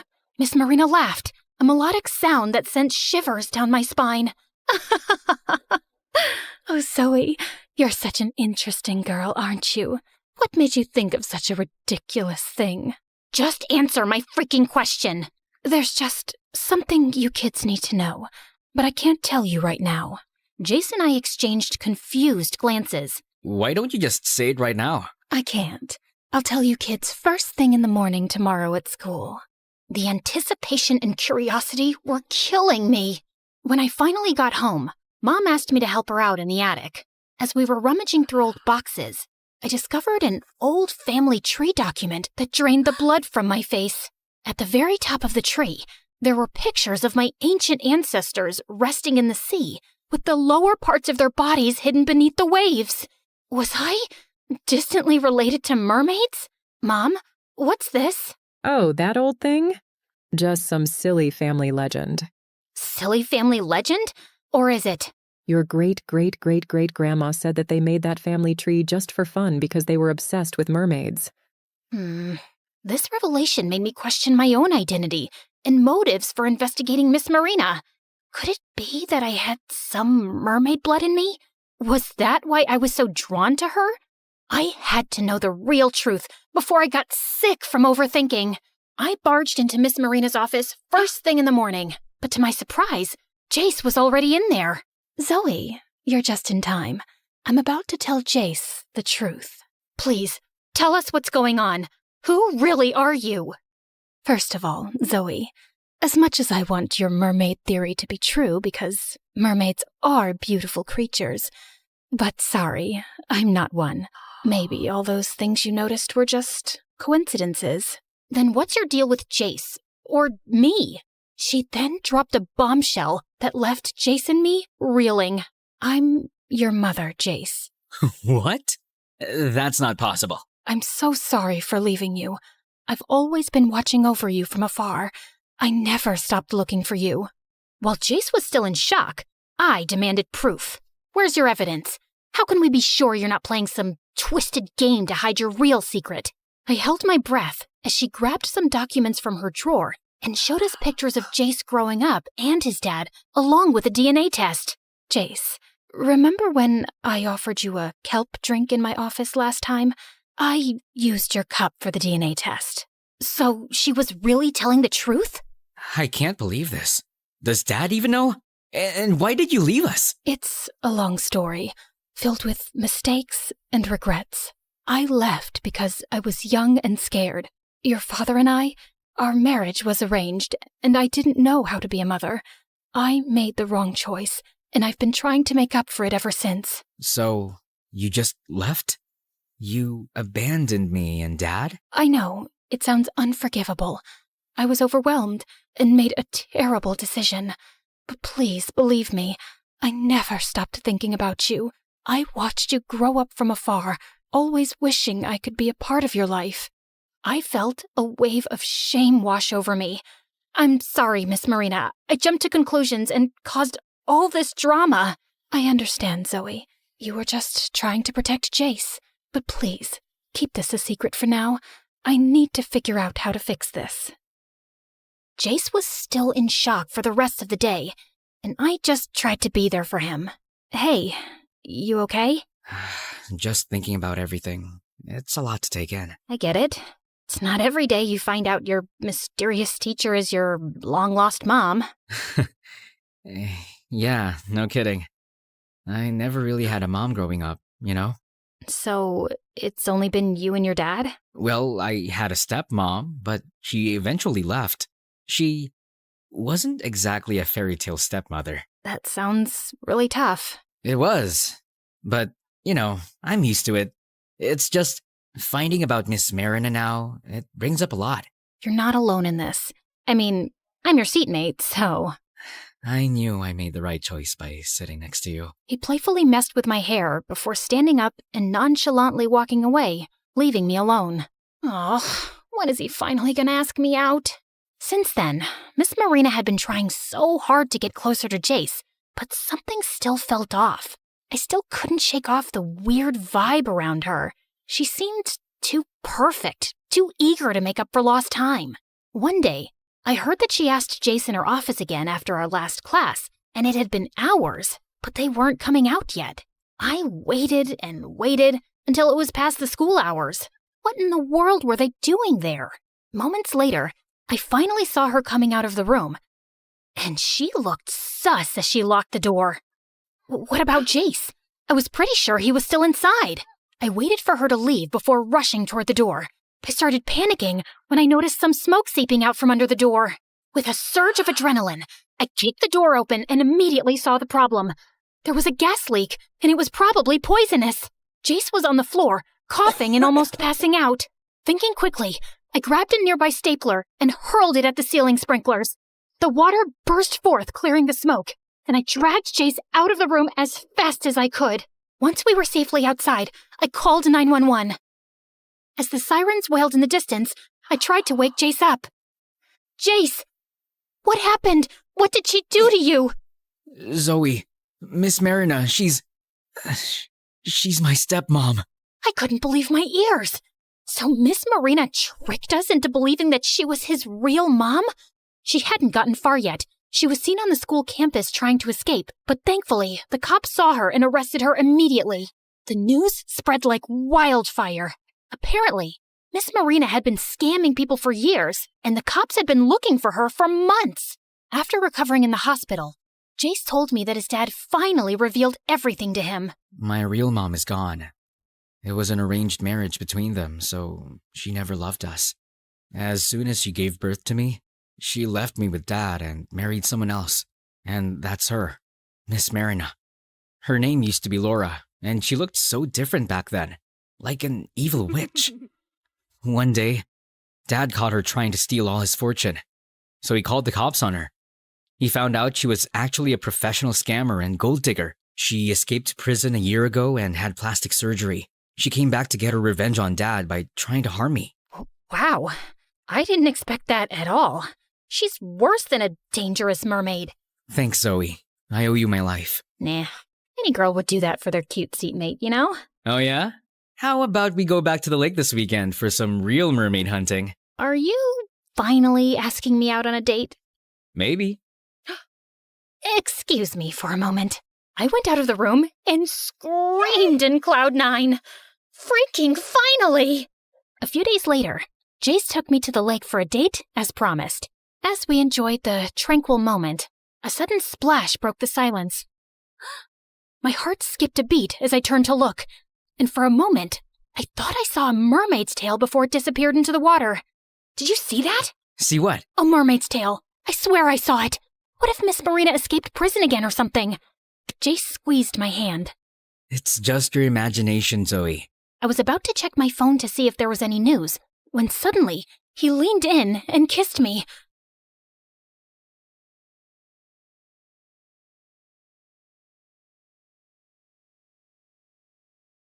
And all of my paranoia instantly melted away. That was, nice. Glad to know. Now, I need you to focus on me and leave those mermaids for another day.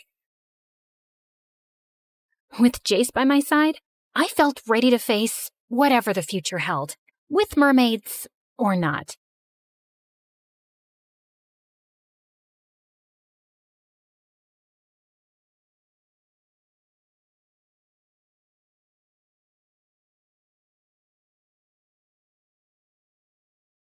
Hello guys, I'm Siobhan, and I'm unlucky. Before I tell you more, please like and subscribe to MSA. I was born to a single mother who worked tirelessly to make ends meet, and believe me, they were rarely met. But even though we were always drowning under a pile of bills, my mom was weirdly positive, and she raised me to be the same. But I was just built differently. But Faye scored less than I did, and her parents got her an iPhone. Why am I getting this rusty old model? Because that's what we can afford. And these phones update with a new model every month. What's the point of wasting money on something that won't even last that long? I tried to understand what Mom was saying, but it didn't make any sense to me. I felt I was prettier and smarter than most girls my age. I got good grades and never got into trouble, so why couldn't I have expensive things? It didn't seem fair. As time went on, I realized that to live comfortably, you needed money. Lots of it. And constantly constantly compared my life with kids around me, especially my best friend Faye. What's the big deal? These two look exactly the same. But this fabric is so sticky and weird. This one, however, makes my eyes pop. Just admit it. You can't wear this because it's cheap. Okay, fine. But what's so bad about wanting better things? And it's not like I'm gonna buy this. Not everyone is lucky enough to be born with money. I'll never understand why you're so obsessed with money. You could be the richest person on the planet, but if you're not a good person, no one is going to stick around. You can say that because you are rich. And when I grow older, I will marry someone rich, and then I'll never have to think about money either. Not funny. Anyway, stop making that sad face. I'm buying this for you, but you have to treat me to some of your mom's fruit custard later, okay? I loved Faye. We'd been together since kindergarten, and even though she was richer than I was, she never treated me any differently. She even had an older brother, Freddie, who I always thought had a little crush on me. Every time I would visit Faye, Freddie would start running around me doing silly things. So, Siobhan,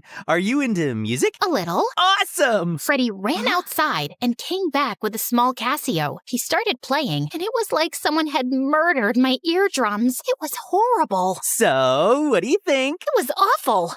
Amazing. This is so good. People don't deserve to hear this. I mean, it's so good, it won't be fair to other musical genres, right? You should keep this beautiful talent hidden. You know what I mean? I guess. So, yeah, Freddie was a bit slow, but he was sweet, and when he asked me out for prom, I couldn't break his heart. He was Faye's brother, and she'd always been so nice to me. This was the least I could do, but prom was right around the corner, and I had nothing to wear. I asked Mom to get me a new dress, but as always, we were out of money, so she offered to give me her old dress. The sleeves are so old, and the train's full of stains. Can we just buy a new one, please? You already know my answer. But it's prom. Everyone will be dressed in beautiful gowns and dresses. I don't want to stand out like a sore thumb in this ugly gown. The hurt look on my mom's face instantly made me regret my words. But before I could apologize, she got on a phone call and left. I wanted to do something nice for her, so I used up all my money to get her a bouquet and even bought myself a new prom dress. On the night of the prom, I looked like a total vision, and when Freddie came to pick me up, he was blown away. He couldn't stop complimenting me, and we were on the dance floor when he took a gold bracelet out of his pocket. I saw this,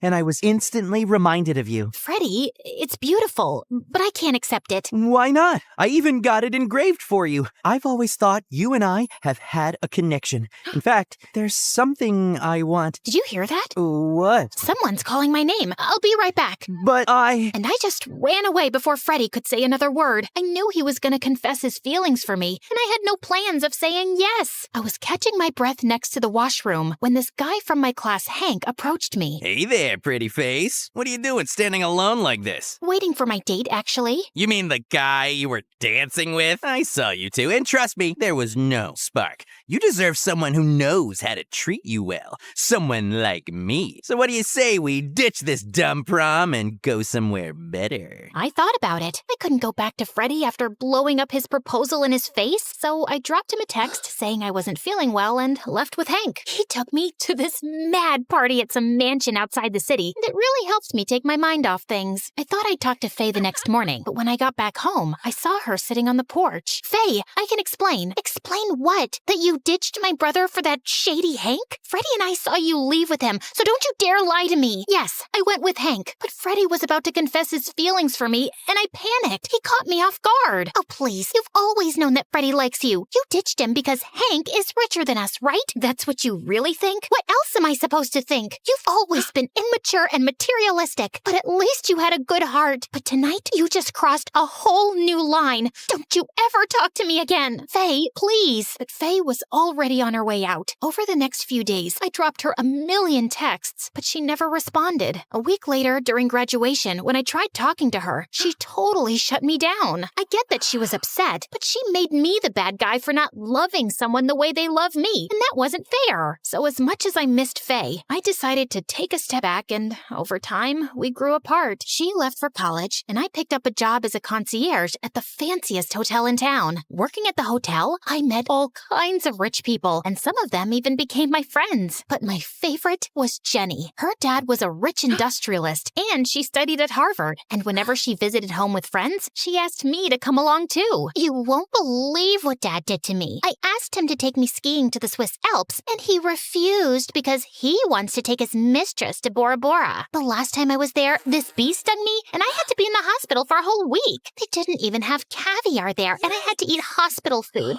Can you imagine? At least you're going on vacation. My mom's getting married in Paris next week, so now I have to plan my outfits, makeup, hair, everything, and I have no time. So unfair. Ugh, get a grip, you two. There are more important things in life than vacations and dresses. Easy for you to say. Your life is perfect. You're in the best school in the country, and your dad just acquired his 100th company. Yeah, whatever. Just quit crying. You've bored Siobhan to death. At first, it felt nice to be part of Jenny's circle, but the more I hung out with them, the worse I felt about my situation. Like this one time, someone from the group wanted to try food at this expensive place. I didn't have the money to pitch in, so Jenny chipped in on my behalf. Another time, the girls wanted to go to Korea for shopping. I thought it was a joke, so I agreed. But they were serious. I couldn't even afford to pay for tickets. But Jenny made sure I didn't have to worry about that. I felt like a charity case around them. So one day, when Jenny suggested we go shopping, I decided not to go. But why? Is it about money? You know I can always cover up for you. I know, and I'm really thankful for that, but I don't want your friends to think I'm taking advantage of you. Okay, firstly, those girls are not my friends. Yeah, we hang out, but they don't know the first thing about being smart. I'd rather be with someone who values hard work, like you. You really mean it? Of course I do. Now can you come, please? I'll get you something nice. Jenny reminded me of Faye a lot, and as time passed, we only got closer. Then one day, Jenny was working with her dad on some important project. She knew I was good with numbers, so she asked for my help. I was sorting out some paperwork when I saw these documents that didn't make sense mathematically. Who made these papers? My accountant. Why? I think he's trying to scam you. Jenny took the papers from my hand, and when she saw that I was right, she was furious. The accountant was called in, and he confessed to transferring money to Jenny's stepmom's account overseas. He was fired. The stepmom was thrown out of the house. It was a huge mess. I thought Jenny would hold me responsible for breaking up her family, but instead, she offered me a job as her personal manager. I was making triple the amount I was making at the hotel, and I was really happy. But when I told Mom, she didn't look too happy. I think you should go to college, Siobhan. You're a smart girl, and you're wasting your life. I'm doing this for us, Mom. I want to make more money so you and I can finally live the life we deserve. But I'm happy with where we are. I don't want anything more. But I do. I don't want to go to college. I don't have 3 years to waste on education, then wait for a job,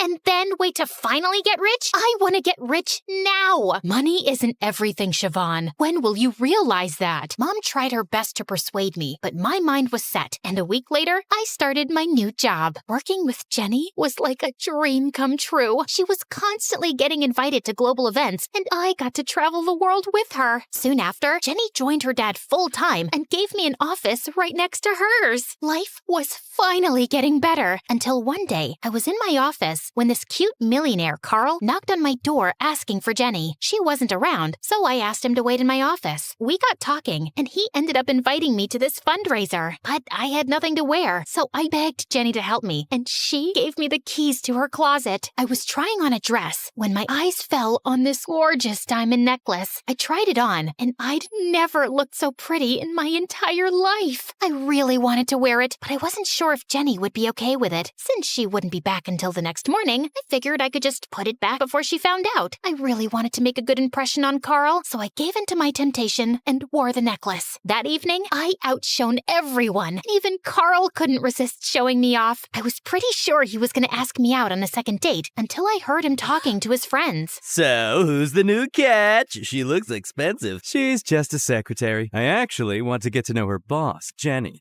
She's the real catch.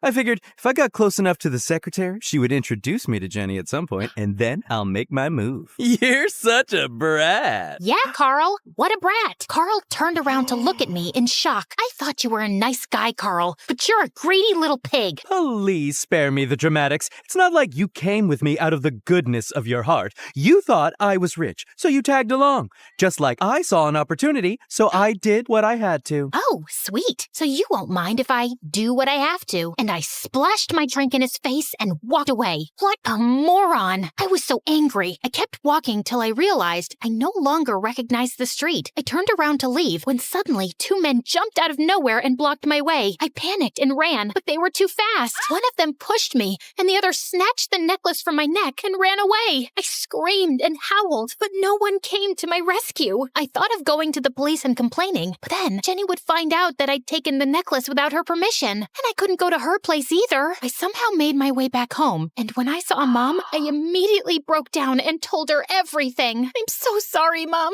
You kept showing me the right way, and I kept ignoring you, and now I've landed all of us in this mess. I'm just glad you're okay, Siobhan, and don't worry about that necklace. I'm sure we can work something out. My mom calmed me down, and the next day we went to the bank and took out a huge loan against our house. Luckily, I managed to replace the necklace and dress without Jenny knowing anything, and then I just put my resignation down. Jenny was a bit shocked, but I told her I'd gotten into a good college and wanted to continue my education. And soon after, Mom and I left town. Years passed, and my life went from bad to worse. I did waitressing in the morning, babysitting in the evening, and even taught at a local school. Even Mom picked up 2 shifts at work, but we still couldn't make enough money to repay the loan. Every night, I would sit in my room and think how I'd wasted the best years of my life running after money. Even if I didn't have much back then, my life was simpler, and I had people who loved me. Then one day, I was working at the cafe when I saw Jenny and all my old friends at one of the tables. Siobhan? Oh my God, is that you? How have you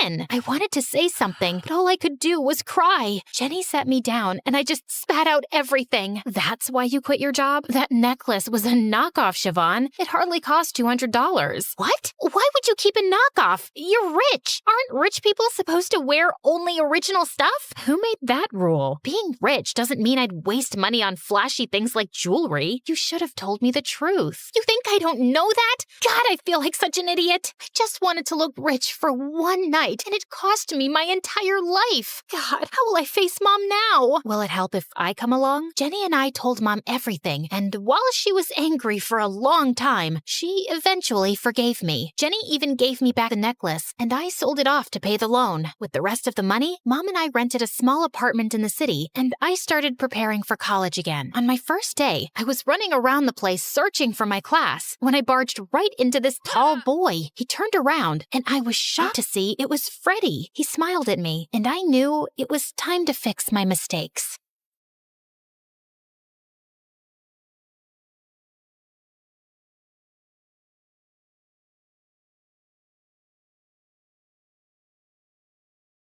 Hey, introducing the harmonica bottle. Hydrate, play, and surprise your friends. Be the star of any party, exclusively on Amazon. Grab yours now and let the fun begin. Link below. You know those stories about karma? How people will do bad things and then horrible stuff happens to them as a result? Baloney. I don't believe it for a second. Why? Because I try my hardest to be a good person, and I'm still riddled with bad luck. Take one day my freshman year, for example. My alarm didn't go off, so I overslept and was late for school. As I pedaled frantically on my bike, my backpack unzipped itself, and all my books and papers flew out. I had to stop and pick them up. When I had finally gathered up all my things, I tried to get back on my bike, but my skirt was stuck in the chain. I tried to wrench it loose and ended up ripping it. Ugh. I was closer to school than home at that point, so I decided to just change into my gym shorts when I arrived. I got on my bike and pedaled as hard as I could. I was so late. All of a sudden, I felt a bump and heard a popping noise. Then my back tire started to sink. No! Anything but this! I had run over a nail and got a flat tire. Dejectedly, I walked my bike all the way to school. I was more annoyed than angry at that point. When I finally arrived, I grabbed a tardy slip from the office, quickly changed into my shorts in the locker room, and went to my first period class, which I had almost missed entirely. Could this day get any worse? Evidently, it could. I had a big assignment due for second period. It was something I worked all weekend on. But when I went to grab it from my backpack, it was missing. I must have missed picking it up when my backpack exploded on the ride over. What did I do to deserve this?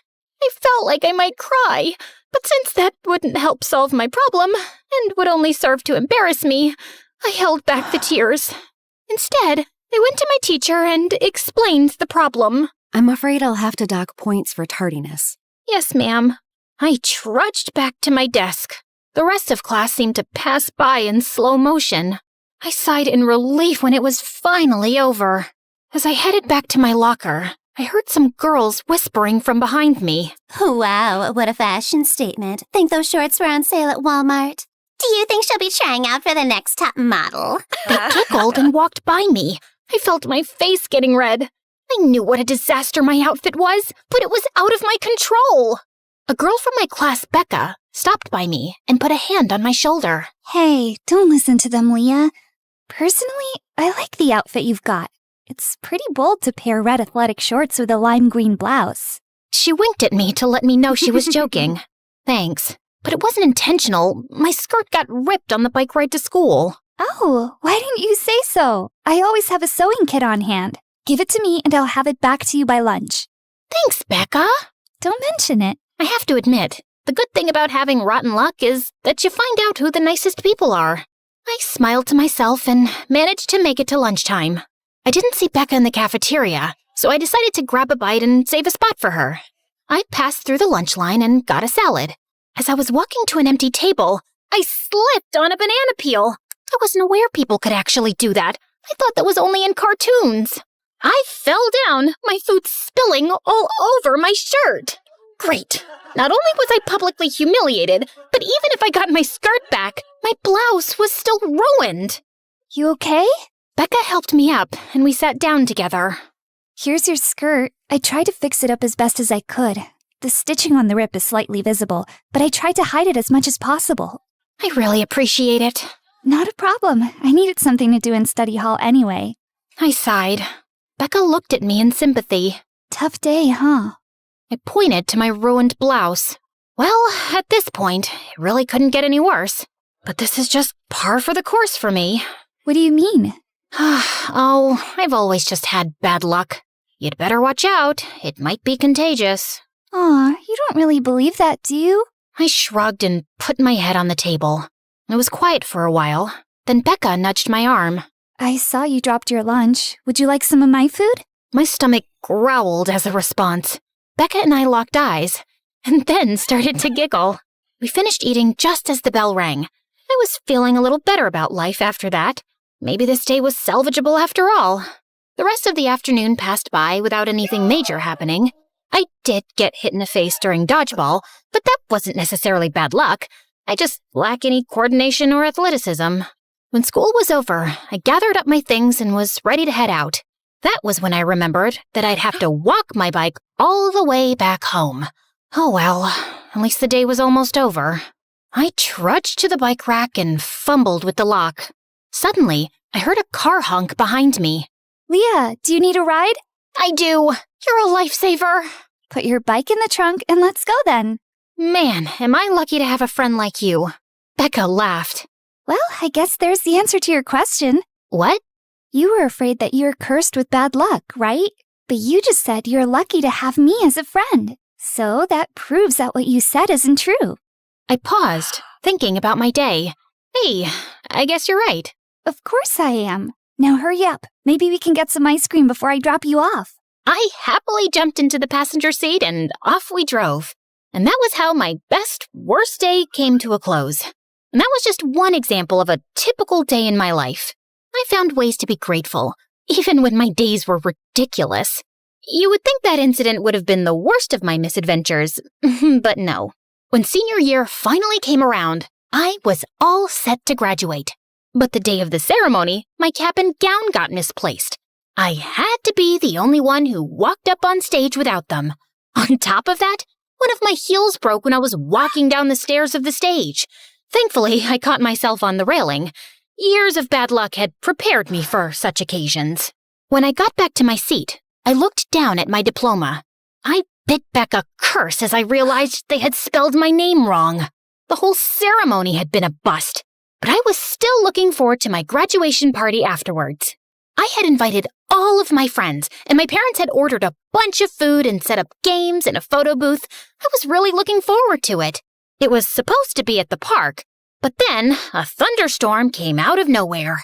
We tried to salvage what we could and move the party inside to the local community hall, but we had to share the space with a group that was having a retirement party. That was when my dad got a phone call from the catering service we were using. They wouldn't be able to deliver our food due to the bad weather. I was so disappointed and couldn't hide my feelings. My mom tried to cheer me up. She set up a few games and tried to keep the party going. But soon, the storm knocked out the power, and we were sitting in the dark. I thought the day was ruined.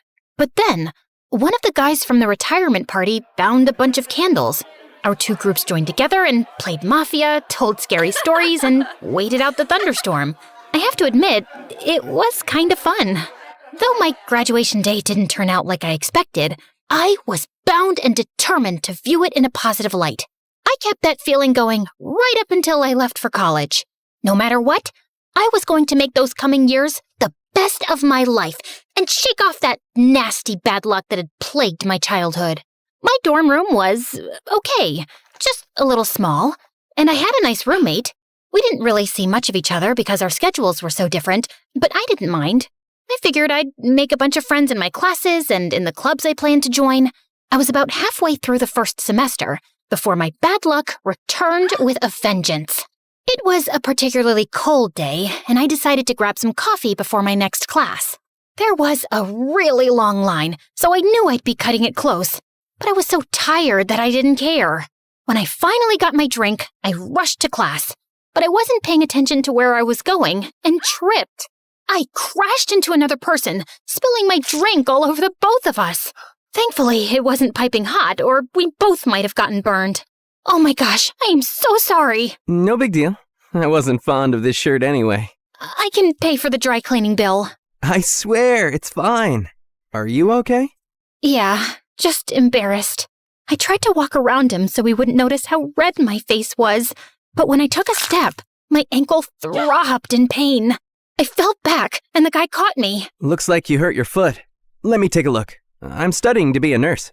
I sat down on a nearby bench and let him inspect my ankle. I grew more and more anxious as I realized that I probably would have to skip my class. I hoped I wouldn't miss anything important. It seems to be a light sprain. If you want, I can drive you to the nearest doctor. He was so earnest and concerned that I momentarily forgot about how horribly my day was going. And for the first time, I noticed how cute this guy was. I think I'm just gonna get some ice for it. He unleashed his smile on me, and I felt my heart melt. Okay, stay here, and I'll get some for you. He did just that, and we ended up sitting next to each other and talking for the next half hour. So, what's your name? Sammy. Thank you for all your help today, Sammy. I'm Leah. It was my pleasure. Honestly, it was nice to be able to use what I've learned to help someone. He fidgeted for a bit, then gave me a nervous smile. Would it be okay if I got your number? Sure. If my ankle hadn't hurt so much, I would have jumped for joy. After a while, I was feeling better, so I decided to head back to my dorm for the rest of the day. Sammy instructed me to elevate my leg and promised to text me later and check up on me. I spent the evening giddily awaiting his text. And then I realized something. Becca was right all those years ago. I wasn't cursed with bad luck. I was blessed by it. If all these things didn't happen to me, I never would have had the experiences I did or met the people I know. My phone chimed. It was a message from Sammy. How are you feeling? I hesitated, then texted him back. Pretty lucky.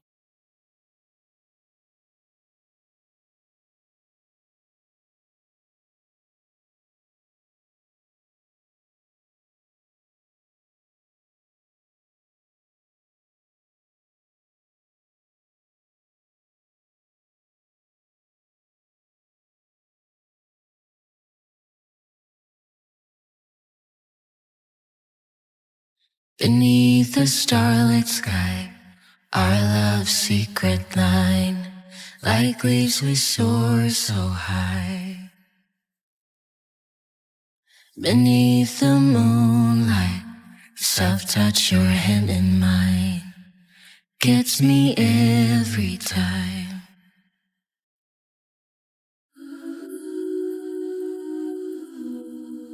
Season of love.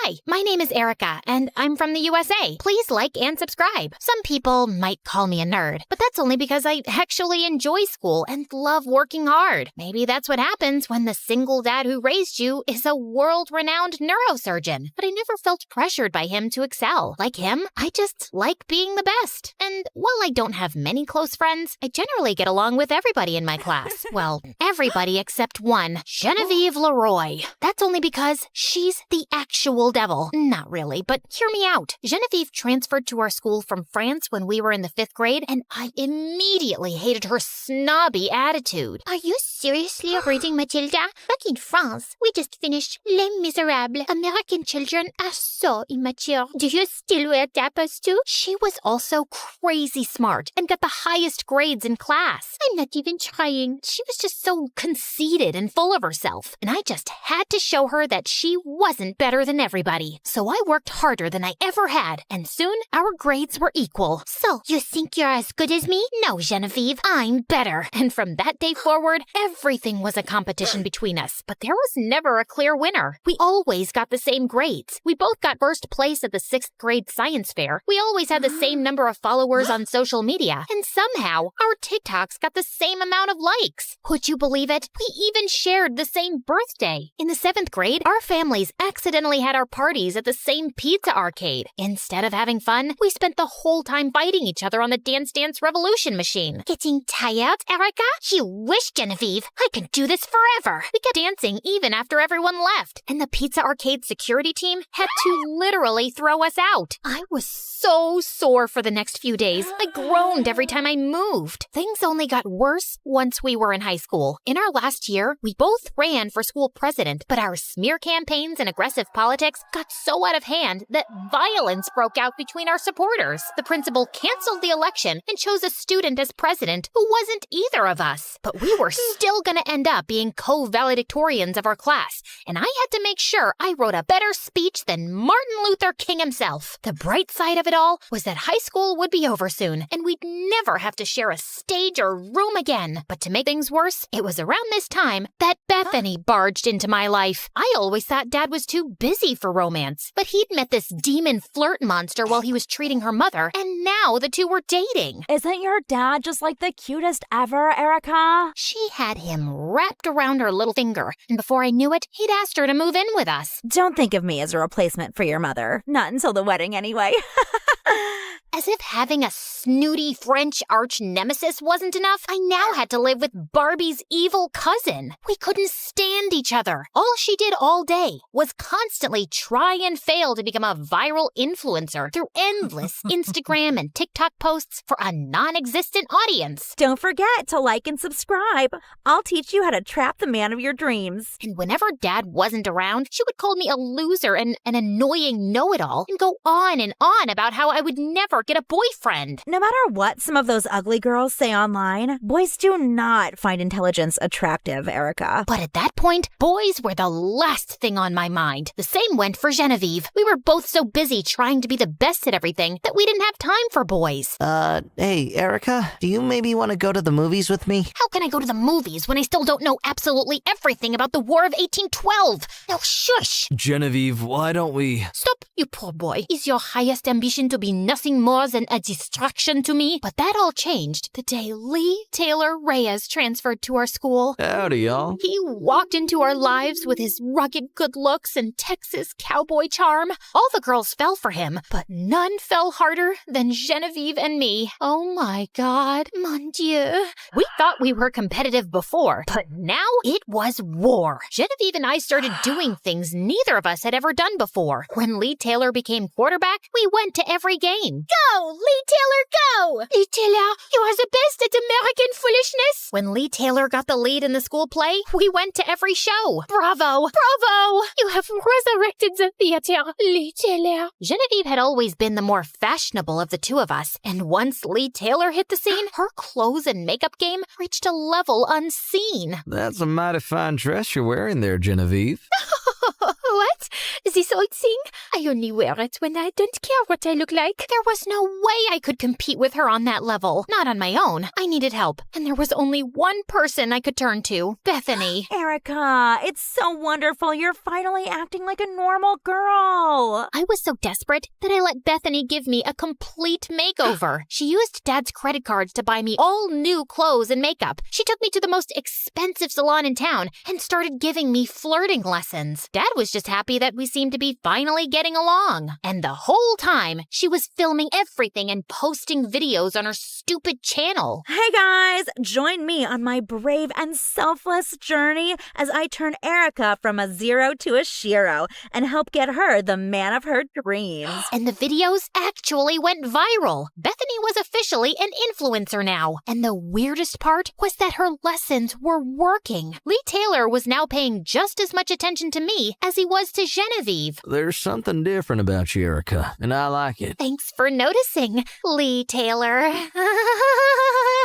But just like with everything else between me and Genevieve, neither of us was actually winning. No matter what we did, Lee Taylor would only lead us both on and wouldn't make a clear choice. Things got so bad in the struggle for Lee Taylor's heart that our grades began to slip. We stopped doing homework, we were failing tests, neither of us were valedictorian anymore. But we didn't care. All our effort was going into out-scheming the other to win over Lee Taylor. Like the time he had a minor football injury and we both went to visit him in the hospital. Oh, you poor baby. It's a shame your mummy is out of town. But look, my chef made you a consommé, and I will read you the sports section of the newspaper in French. That looks like gross bathwater. I've got just the thing to make you feel better. Some good old American cheeseburgers. Also, a recent study shows that most people think Spanish is hotter. It ended up being a screaming match in French and Spanish that got us thrown out of the hospital. And one day, after the teacher made me and Lee Taylor lab partners, Genevieve marched up to me angrily in the cafeteria later and pinned me against the wall. Give it up, Erica. No matter how much makeup you put on or how much idiotic giggling you do, Lee Taylor will be mine. You've never beaten me,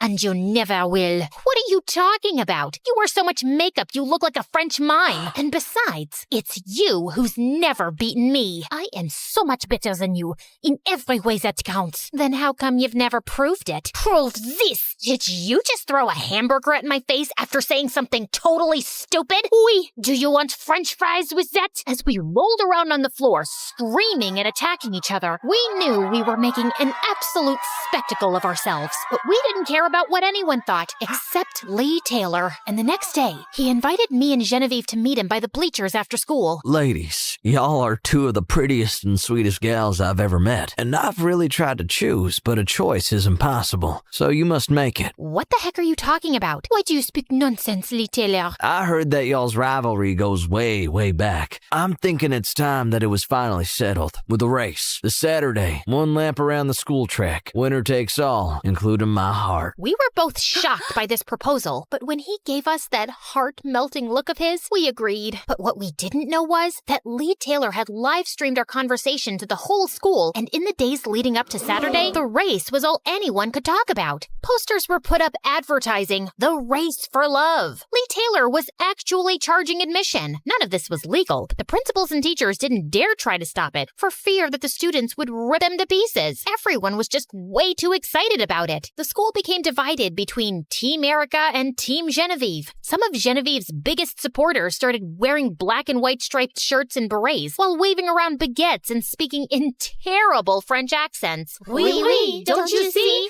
Genevieve's the girl for Lee. Things were getting so nuts that people were approaching me in the halls, offering me money to lose the race so they could win big on bets. Even Bethany started showing up to school to interview students for her army of new followers. So tell me, are you Team Erica or Team Genevieve? Team Erica, all the way. USA! USA! Lee Taylor Reyes, be honest. Who do you really want to win the race? All I say is, may the best girl win. While all this was going on, I was just trying to ignore the insanity. I'd spend every night doing laps around my yard, trying to get faster and faster. My head was filled with images of my post-race life when I would walk around arm in arm with Lee Taylor. But in a weird way, the thing I was looking forward to the most was an end to this eternal feud with Genevieve. Saturday came, and the crowd was bigger than any homecoming game in our school's history. Go, Erica, go! Viva la Go Genevieve! This is it, my fabulous followers. The Race for Love Live. Now you'll see once and for all Erica's transformation from loser to, not loser. Yeah. Despite the bizarreness of the scene, Genevieve and I lined up for the race. Lee Taylor had even bought an actual starter pistol from home. On your marks. Get set, go! We were off in a flash. The crowd roared. Genevieve and I weren't exactly athletes, but we were giving it our all. We were feeding off the energy surrounding us. The only problem was that neither of us could break away. We were level, like always, literally shoulder to shoulder. As we approached the finish line, it seemed like this would end in yet another tie. My energy was flailing, and in desperation, my eyes searched for Lee Taylor, and they found him, kissing another girl right in front of everyone. I stopped short, fully expecting Genevieve to race ahead and win, but she had stopped too, and was also staring at Lee, sweaty and out of breath. We looked all around us at the ridiculous result of the war we've been waging for so long. What the heck are we doing? This is very foolish, no? All of this for a boy? A conceited and deceitful boy. He really just manipulated us to make this all happen. I don't think I've ever felt this dumb in my entire life. Look at what we are wearing. What happened to us? Our rivalry used to inspire us to become better and better at everything, but now it's only made us worse. Oui. I've always counted on you to motivate me to be the best I can be. That's what I've always counted on you for. But why did there have to be all this hate and jealousy? I have a very tough mother who says second best is a term some loser made up. That's why I'm so competitive. What's your excuse? I don't really have one. I was just born this way. But look where all this jealousy has gotten us. Silly girls playing stupid games. No more. I agree. No more. Genevieve and I walked through that finish line hand in hand and left the field without looking back. The crowd started booing and angrily demanding Lee Taylor refund them the money he had charged them. In case you're wondering what happened next, Dad finally walked in on Bethany screaming like a maniac at me, saw her true colors, and threw her out of the house. Lee Taylor kept playing with the hearts of other girls until the day he messed up with one girl too many. Hell! She's trying to run me over with her car! Genevieve and I graduated top of our class. She went on to be a cosmetics entrepreneur, and I became a lawyer. Years later, we still keep in touch and cheer each other's successes.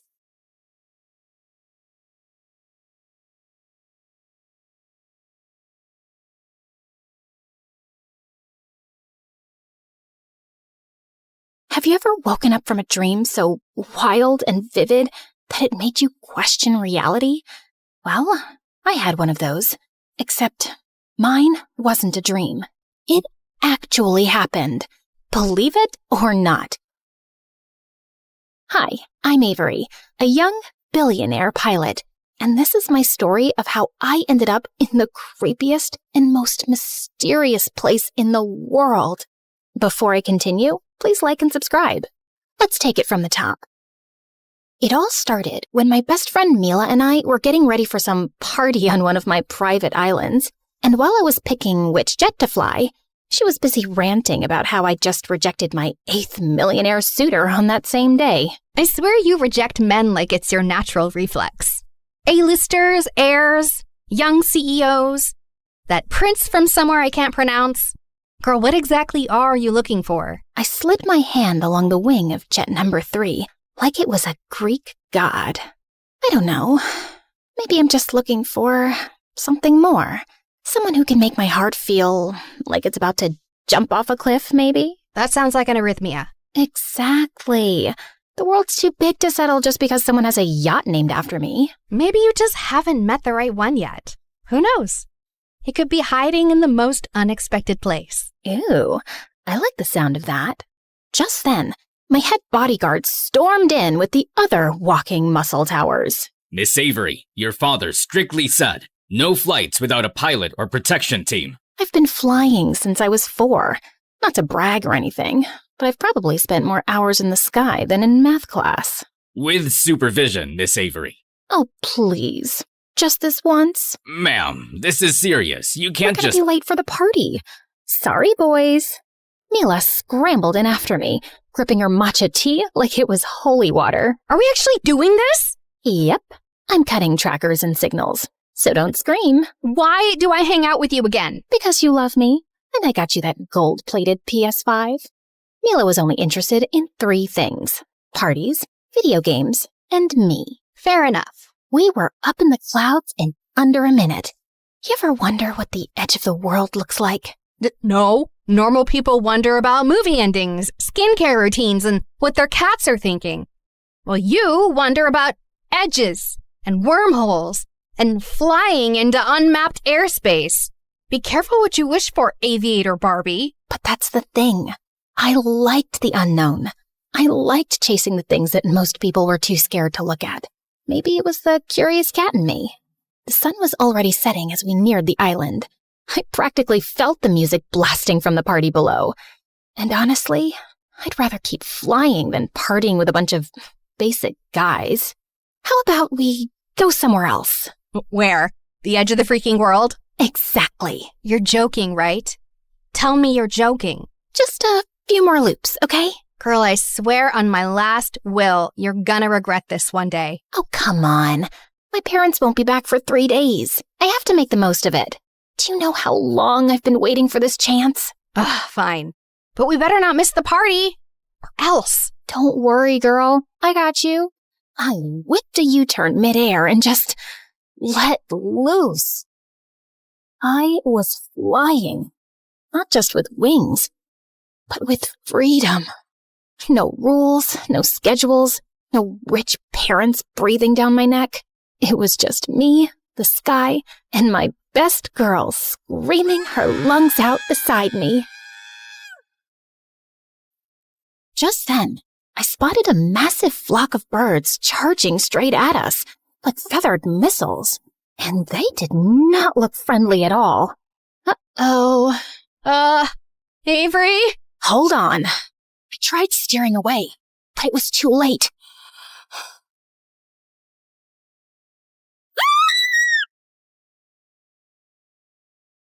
When I opened my eyes, I wasn't in my jet anymore. I was lying on the grass, in the middle of nowhere. I sat up and looked around with my heart pounding in my ears. No Mila, no jet, just weird-looking trees, starlit ruins, and some moon statues everywhere. Where am I? If something happened to Mila, I swear to God, I couldn't forgive myself. I reached for my phone, and my stomach instantly dropped when I realized that it wasn't in my pocket. It was probably still inside the jet. If it still existed. I scrambled up and immediately heard the saddest squish under my designer boots. Please don't be poop. Please don't be poop. Yep, probably poop. Great. Love that for me. But no time to emotionally process that right now. I needed to find Mila, or my jet, or a working cell tower, or anyone I could beg for help. I mean, I didn't survive boarding school and etiquette class just to die lost in an unfamiliar place. I took a shaky step forward and glanced up, then froze at the sight of the massive moon. It was hanging so low I felt like I could high-five it. Its bluish-purple light drenched the place, making everything feel strangely off. I tensed up the moment I heard rustling nearby. I spun around and gasped when I saw a deer. And it wasn't just any deer. It was tall, glowing, and elegant. And it was staring right at my soul. It then turned and pranced away into the mist. And of course, being the curious little disaster that I was, I followed it. As I walked, I noticed even more moon statues around, and giant deer sculptures peeking out from behind glowing bushes like they were quietly watching me. What even is this place? For a moment, I actually hoped that I was at the edge of the world. I was terrified and weirdly curious at the same time. Eventually, the deer stopped at some ruins on a low cliff where old stone shrines and ancient relics that my dad would probably be interested in were scattered around. My heart jumped in relief when I spotted someone, a woman, but something was off with her. She was kneeling in front of one of the shrines, arms lifted toward the glowing moon, like she was in the middle of some ritual or something. I was about to call out to her when she suddenly rose, her long, ethereal purple hair spilling over her shoulders and shimmering under the moonlight. Wait, were those elf ears? And what was up with the antlers on her head? It was probably just a fancy headband, right? Or some kind of fashion here? Before I could even say hi, the deer walked up to her. And she smiled and leaned her forehead against its nose. Like they'd been besties since birth. Weird, but sweet. Like nature therapy. And I almost didn't want to interrupt. As the deer backed away and trotted down the slope, the woman suddenly spoke. The forest whispers when someone new arrives. She then turned to face me and started glowing. And did she seriously just turn into another deer right in front of me? So shapeshifters were indeed real? Okay, either I was dreaming or I hit my head really, really hard. The creature just started galloping down the slope and across the terrain like it was totally normal behavior. Hey, wait! I tried to follow it, but I suddenly froze when I heard a lullaby echoing through the trees. I followed the sound, and just a few feet from where I left the cliff, I stumbled into a flower field, and in the middle of it was another woman, and she was twirling under the moon like she was filming a perfume commercial or something. God, I hope this one's normal this time. I hid behind a tree to take a closer look at her, and wow, she looked hauntingly beautiful.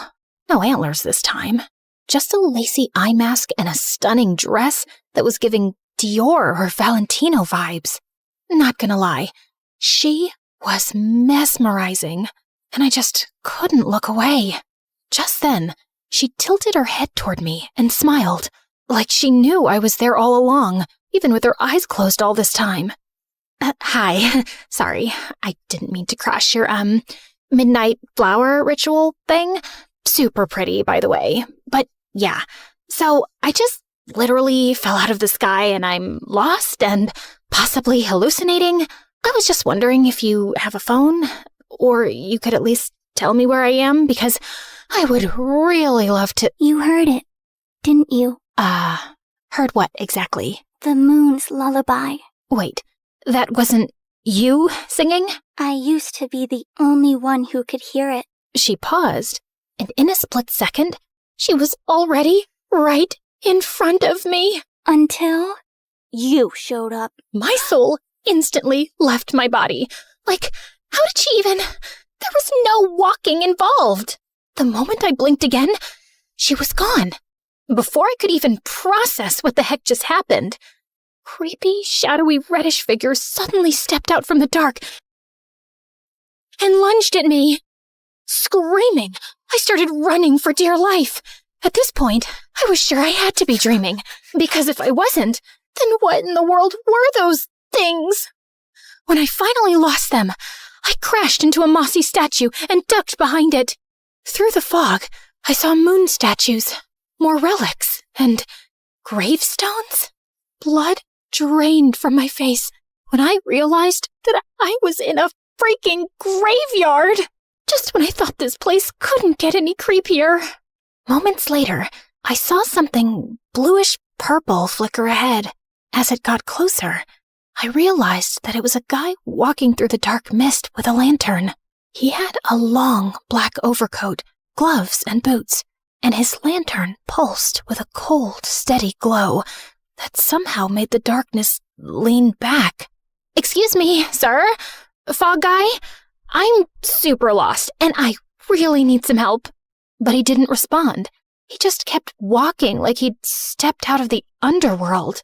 Hello? When he got close, my heart felt like it was about to jump off a cliff. He had pale skin, a jawline sharper than my sanity, and eyes that looked like he hadn't slept for centuries. And yet somehow, he still managed to look hot. Dangerously hot. Am I dead and you're the Grim Reaper assigned to escort me to the afterlife? I then held my breath when he suddenly leaned in closer, pushing the lantern near my face. I wish. Then, a vampire? I hugged my jacket tighter and shielded my neck, just in case. Unfortunately, no. But your neck does look tempting. My soul screamed at his deep voice. When he finally backed off, I gasped like I'd just survived a staring contest with Lucifer himself. So, you're a normal person? Sorry. I was, gosh. Wait, I think I have something stuck in my throat. His attractive face has got me malfunctioning so bad. Probably either a shark's bone or a lobster's claw. So, okay, here's my story. I was flying my jet, crash-landed here, then found myself running away from some creepy moon cult with chanting and possibly floating people. I need to get out of here, and I assume that you can help me with that? But he just stared at me, but not with annoyance, not even with concern, more like calculation, like he was trying to decide if I was a threat, a liability, or maybe his next victim. So, you're a local here? Still nothing. No answer, no emotion, just aura farming. He turned around and started walking without any words, and I just found myself following him like a dumb little duckling. I spotted a tall silhouette, barely visible through the fog, a towering lighthouse on a hill, and it looked like he was heading straight for it. So, are you heading towards that lighthouse? Can I come with you? I guess not. So, what's this place called? Because it's seriously giving Haunted Island vibes. I kept tossing questions his way, but it basically felt like I was interviewing the air. So, we're somewhere in the US? Do you guys have an airport here? A helipad? I'm just wondering if I could, buy an aircraft so I could fly my way out of here. Can I borrow your phone for like 5.5 seconds? I'm 97% sure my bodyguards and assistants are freaking out right now. I need them to help me locate my friend and pick me up ASAP. Any chance there's a boba tea place nearby? And a spa? Gosh, my feet are killing me. He totally screamed danger, but I was desperate at this point. You own this place, don't you? Finally, he acknowledged my presence again. I guard the borders of this dying land from outsiders like you. Outsiders like me? Do I look like a serial killer to you? He scanned me from head to toe and scoffed like I was the worst thing he'd seen all day. Excuse me? More like a lost soul stumbling through things she cannot comprehend. Ouch. That sounded poetic and insulting. That was the intention. Could you at least tell me your name? Names are a luxury. Oh my God. That's exactly what someone named Vladimir would say. Call me whatever helps you sleep at night. Okay, sir. Whatever helps you sleep at night. Bit long for a name, though. Maybe I'll just call you... He shot me a death glare, and I should have been scared, but I blushed instead. What in the world is happening to me? Keep talking, and I'll make you sleep. Permanently. Did he just casually threaten my life? Okay, chill. Zipping it. Mouth sealed. Muted. He glanced back at me again, and this time, he was looking past me, over my shoulder, like something horrifying was creeping up behind me. What's going on? I slowly turned and gasped at the sight of those shadow creeps slipping out of the mist. They were the same entities who had chased me earlier. But before they could get close, Graveyard Hottie suddenly stepped in front of me and raised his lantern like it was a sword. You're looking for the wrong person. Now, be gone. His lantern suddenly lit up, and a cold light cut through the fog, making the creeps scream and disappear like smoke. Did he just save my life? I was still in shock when he leaned in closer again and whispered something to me. If you want to stay alive, then stay out of the dark. Got it? Got it. Before I could even ask him about the context, he suddenly stepped into the fog and disappeared. Wait! Hey! Where are you going? I ran and searched for him everywhere, But now he was gone. Ugh, I didn't even get his name. Will I ever see that graveyard hottie again?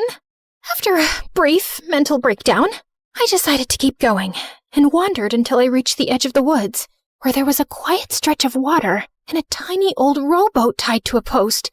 Oh my God! Is this finally my getaway ride? I climbed in and instantly regretted it, because when I tried rowing, it went sideways, then backwards, then I nearly flipped over. My muscles were not built for this. Why didn't I take boating lessons again? Eventually, the boat bumped against another shore, and I almost kissed the ground out of relief. Before I could even explore the place and find some help, a group of terrifying creatures suddenly appeared out of nowhere and started cornering me. Okay, at this point, I was 200% sure I was dreaming. I closed my eyes, held my breath, and braced myself. Maybe after this, I'd finally wake up from this nightmare. I woke up to the smell of bleach and metal. The lights above flickered, and something dripped nearby. I tried moving, only to realize that I was strapped to a surgical bed in a hospital gown. Okay, so apparently those creatures actually hospital napped me. Just as I was hoping for the graveyard hottie to come and save me, the door suddenly hissed open, and a creepy surgeon walked in. He had slicked back blue hair and a creepy mask that covered half of his face. Oh, and he was holding a freaking drill. Totally normal. Awake at last. Who the heck are you? And why am I dressed like I'm about to get dissected? Curiosity demands sacrifice, and you should feel honored. Whatever you say, freak show. Touch me, and I swear my lawyers will erase your entire bloodline. From society. Legally, of course. You're still young, but already quite stubborn. He reached for a metal tray, filled with shiny tools and syringes. Since you asked, I'll be frank. You have nothing to worry about. Under my care, you'll receive the most advanced and effective treatment. I will personally supervise your recovery. What does that even mean? I'm not sick or broken or whatever. Ah, but that's where you're wrong. You're in my sanctuary now. A facility for correcting flaws, for perfecting minds, for studying consciousness. He picked up a syringe, and the second that needle glinted under the light, my soul left the building. I assure you, you'll be my next successful experiment. Let me go, you psycho! Let's play around with your brain. Just a little. You'll be amazed at what's hiding inside. Just as he reached for me, the double door suddenly slammed open, and a young boy wearing a traditional-looking hat and outfit wheeled in a huge oxygen tank. Apologies, Doctor. I heard you needed more air. You! Without any warning, the tank suddenly exploded, filling the room with smoke and gas. Through the haze, the boy unstrapped me fast. They're closing in. If you want to live, take the window. Jump. Oh, wait, what? Who are you, and why are you helping me? Someone who used to be his experiment and survived. Okay. But what about you? Just go. I've got some unfinished business to take care of here. You think running away will save her? She belongs to us now. The door suddenly burst open, and those same creatures who kidnapped me poured in and charged straight at me with terrifying speed. Without thinking, I sprinted to the window, launched myself out, and crash-landed onto a moving garbage truck. As it rumbled through the darkness, I looked up, expecting sunlight, freedom, something. But to my surprise, the moon was still there, just smaller and duller now. Eventually, the truck stopped and ejected me like trash. I rolled into a scrapyard, surrounded by metal heaps and broken machines behind a shady lab facility. I started looking for something that could help me get out of here. And while digging through the scrapyard, I finally spotted something. A busted-up electric scooter. Just as I was about to hop on, someone blocked my path. A young girl who looked like an evil porcelain doll. Where do you think you're going? Home? Is there any problem with that? I do have a problem with that. Great. Another freak. I see it in your eyes. You're scared and thrilled at the same time. How did she know that? You're running on unstable emotions, easily corruptible. But don't worry, I'm here to optimize you. Baby girl, what exactly are you gonna do to me? You look like you're just waiting for your mommy to come pick you up. That's cute. But, you see, I don't handle trash myself. She pressed something on her tablet, and behind her, a massive silhouette rose from the shadows, with glowing eyes and whirring joints. Is that a freaking robot? My little friend here removes errors, and you, unfortunately, qualify. Just as the robot lunged at me, I yeeted the scooter straight at it, but it only bounced off like a sad little paper plate. Right as it raised its claw to squash me like a poor little bug, a long and massive beam bar suddenly crushed its arm with a sickening crunch. I looked up and instantly forgot how to breathe. A blonde guy with a face card so powerful it could make women across the globe bark, and a jawline sharp enough to bankrupt the diamond industry. Oh, my modern knight in shining armor. Who is this guy? You all right? Hang in there. Let me just finish this real quick. I opened my mouth, but nothing came out. My brain was buffering harder than hotel Wi-Fi. By the time I blinked, the creepy porcelain doll girl and her deathbot had vanished. Well, gotta give them credit. Fast feet. Just when I thought the coast was clear, those terrifying creatures suddenly emerged from the alleys. Ugh, can't these weirdos just leave me alone? I don't think they're here to have a friendly little chat. Let's move. Before I could even react, he scooped me up like a duffel bag and bolted into the fog. I was screaming my lungs out as they reached for us, but this guy had insane speed and reflexes. And somehow, while he was carrying me like I weighed nothing, he still managed to beat up some of them with his precious beam bar. When we finally outran them, I was this close to puking all over his boots. All right, we're clear. You okay? That was actually such an insane experience. Thanks for saving my life.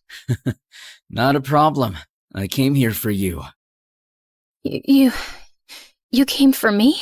Well, my duty is to save and protect everyone in need. Of course. Sorry for all the screaming earlier. The blood was pooling in my brain and I saw my life flash in 4K. Fair enough. Let's get you home. That's when I noticed we were at a port, in front of a ship. Wait, is this your ship? Am I finally going home? That's right. Come on. We boarded, but I couldn't shake the paranoia crawling in my chest. This guy was just too perfect, like he was sent here just to save me. But why? What's in it for him? Listen, I've had a rough week with different entities. So, just to be sure, are you here to actually save me, or, I don't know, harvest my organs or something? I already did the first part, didn't I? Right. As we finally boarded his ship, I realized that I needed a full spa day. I asked him if he had a bathroom and spare clothes, because if I didn't get out of this gross hospital gown, take a bath, and brush my teeth ASAP, I swore I was gonna lose my mind. Thankfully, he had some spare clothes, but it was a giant black shirt that swallowed me whole. When I stepped out onto the deck, I walked in on him, bulking up, and oh my holy juicy protein powder. Look at those muscles and veins. Wow, my shirt's way too big on you. But hey, better than nothing, right? Yeah. But I like it. It's cozy. So, are you from here? Nope. I came here to reclaim something that was taken from me. From us. And protect what's left. Ooh, interesting. He then told me his name, Victor, a high-ranking military commander. apparently leading some kind of expedition through this weird, fog-infested region, hopping from island to island, chasing ruins, lost history, and something personal he wouldn't talk about. I met a local in town. Her name is Nell, and she told me that this is a lawless region and off the grid, so it can be pretty chaotic. But that's all she shared. That actually made some sense. But my curiosity was already screaming 100 more questions. Victor and I continued to bond. It was actually warm and laid back, and the way he kept checking on me, making sure I was okay, was doing something to me. But of course, just when things were finally looking up, the ship suddenly had engine issues, so we had to dock again in the nearest land. We'll rest here for a while and ask around. Nell told me that the locals here are pretty sneaky and love ripping off passing tourists, so we just need to be a little careful. We met up with Nell in a diner, who surprisingly looked like a supermodel with a tattoo on her right eye. I heard you've had quite a trip. Eat up. You look like you haven't eaten in days. Oh, you bet. Back home, my dinner usually comes plated like edible museum exhibits. But this will do, I guess. So, where exactly is back home? I told her about my background and how I ended up here, and she looked extra intrigued. So you're not exactly the average tourist profile. People usually come here on ferries, not personal aircrafts. Oh, speaking of aircrafts, do you know anywhere I can borrow one? Preferably a jet or a helicopter. We can try the craft shop. Might have something experimental. Craft shop? Like gadgets, machines and stuff? Everything, babe. Just name it. We finally arrived at the craft shop, and it was full of bizarre inventions and food weapons. And apparently, it was being run by equally bizarre young girls. Build a jet in a day? Please, I could do it in my sleep with one hand. Honestly, it sounded ridiculous. But at this point, the only thing that felt impossible was me getting back home. As the girls geeked out over engines and blueprint jargon, I glanced out the window and saw Victor and Nell talking, and they looked sus. Planning to eavesdrop on their little conversation, I stepped outside, only to crash into someone achingly familiar. Tall, brooding, and unfairly attractive. Mr. Graveyard Hottie. God, I missed him. You're not safe here. They know who you are now. All of them. We need to leave. What? What do you mean? And who's they? Suddenly, Victor stepped in. She stays with me. That's not your call. Oh, I think it is. Because I'm responsible for her now. 2 of the hottest men alive fighting over me in the middle of a creepy fog-covered mystery land? Now it felt like a Wattpad fever dream. And Mila would be frothing at the mouth when she hears about this. You need to come with me. You need muscle. Not some emo lantern guy, Avery. I've led troops through war zones, while he's guarding trees and graveyards. You do the math. Honestly, it was impossible to choose. So I suggested playing rock, paper, scissors. And to my shock, they actually went for it. But it turned into an endless, awkward loop of ties. I considered flipping a coin, until we realized none of us even had one. I'd gladly come with both of you anyway, so... Did I just say that out loud? Before they could react, a red flash in the alley snagged my attention. A glamorous woman with sleek glasses, a stylish hat, and a banner stood there like a fashion model turned CEO. She pressed a finger to her lips and raised the banner. If you want real answers, follow me. She winked at me, then vanished into the shadows. Okay, definitely not suspicious at all. But my feet had a mind of their own. So I ditched the boys and followed her straight into a cafe and... Holy stepmother of boba tea! I wasn't expecting this to exist here. I immediately barged in, only to find that it was completely empty, except for that woman. She was sitting there, like a seductive riddle, with endless legs, casually sipping her drink like this was a date. It's self-service. Oh, love that. Real classy. Now, about those answers. Why don't you throw a question first? Just a little suggestion. Okay, fair. So, where the heck am I? Spill the boba tea? I mean, where? Like, exact location, GPS? How do I escape? She sipped her tea louder and even more dramatically. They surely have the best boba tea around here. It tastes so divine, and sweet, and creamy. It's probably laced with something drippy, like a special honey made from paradise and... Look, I'm here because you promised me answers, not some boba tea review.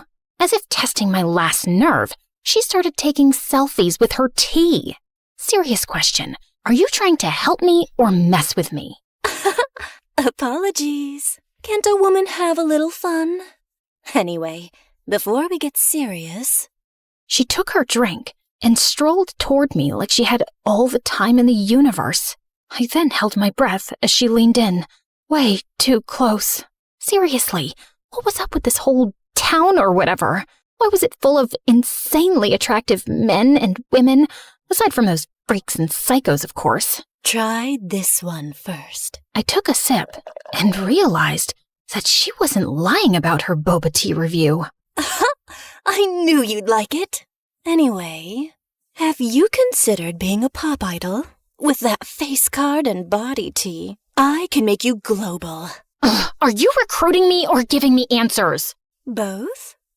Anyway, I've heard your family owns quite a few islands. Think I could have, say, 3? Strictly for my child's private playground. Wait, she has a kid? And how does she know that? Miss whoever you are, I'm this close to losing it. I just want my jet, my best friend, and a 14-hour spa day, and to go back to a life where my biggest problem was choosing which designer sunglasses to wear. I got up, ready to leave, when the doors and windows suddenly slammed shut, trapping us in. It's them. Which one? There's a lot of lunatics in this place. You're probably confused. Being in a place that promises new secrets and answers long buried in time. And where people from different places come chasing power, riches, and control. Everyone wants a piece of you. Some to protect you and use you at the same time. Some to own you. Some to experiment on you. And others to erase you. What? Even the ones who saved me? The ones I kinda trusted? Tragic, isn't it? Then how do I know you're not one of them? She just sipped her tea again and shrugged. That's your call, sweetheart. What is this all about anyway? And what exactly do they want from me? Your arrival just made things even messier. You're carrying something none of them planned for. You just made me even more confused. What even are you? Spy, cult leader, crazy vlogger, rogue journalist, boba witch? Oh, darling. I just like knowing how the story ends. Then I want a jet so I can go home safely with my best friend. That's how my story ends. Well then, your answers await, as promised. It's right beneath us. She then tapped her heel on the floorboards. Wait, was she serious? Quickly now. They're coming, and they're not here for the boba tea. Just then, the whole cafe started to shake, and that was my cue. I flung the hatch open, climbed down, and found myself in some kind of underground cave. I was completely lost until I spotted a jet up ahead. Finally! Sweet, glorious escape. I took off running, only to stop dead in my tracks when I realized that it was just a toy. A stupid little model jet on a stand. And then I heard the echoes of that woman's laughter from above. I knew she was sus. She freaking tricked me, crazy witch. Suddenly, a beam of moonlight burst through a crack in the cave ceiling and hit me square on. I suddenly felt weird. What's happening? Just then, everyone started showing up from every direction, completely messing with my head. The prophecy lied. It wasn't supposed to be you. I was chosen to be the new moon, and not you. I am the true vessel, and that light belongs to me. You are the perfect subject. I must know what you truly are. Utterly risible. You carry the moonlight, and with it, you can save what's left of us. Come with me, Avery. This region's balance depends on you. Let me protect you before they twist what you are. Just shut up, all of you! And don't come any closer! Just then, I heard another woman whispering in my head, "You don't owe them anything. Just keep shining, Avery." And just like that, I snapped back. I spotted a tunnel tucked into a corner and sprinted like my life depended on it. Because it did. When I finally burst out the other side, an actual jet was there. And Mila was inside. Girl, let's go! Hurry up! We're running out of time! Miracles do freaking happen, folks! I jumped in, slammed the hatch, and fired up the engine. That's when they showed up. Faces I'd never forget, charging toward me. But they were too late. I had already launched into the night sky. No one owns me. I'm done being told what to do. I'm my own person, not your freaking vessel or whatever. So guess what? Bye, freaks. Freedom. At last. I jolted awake to the sound of beeping machines and blinding hospital lights. Sweetheart? Oh my God. Honey? She's finally awake. There you are. You better have a good excuse for scaring us like that, young lady. While I was still processing the emotional mess of seeing my parents again, someone else walked in. Mila. Her arm was in a cast, her eyes were glassy, but she was smiling, and I felt super relieved. Welcome back, Aviator Barbie. That's when it hit me. It was all indeed a dream, and I finally woke up. So apparently, I survived the crash, but fell into a coma for 3 months. And after the crash, Mila got us help, even with a busted arm, and screamed until rescue found us. Later, when it was just the two of us, I finally spoke.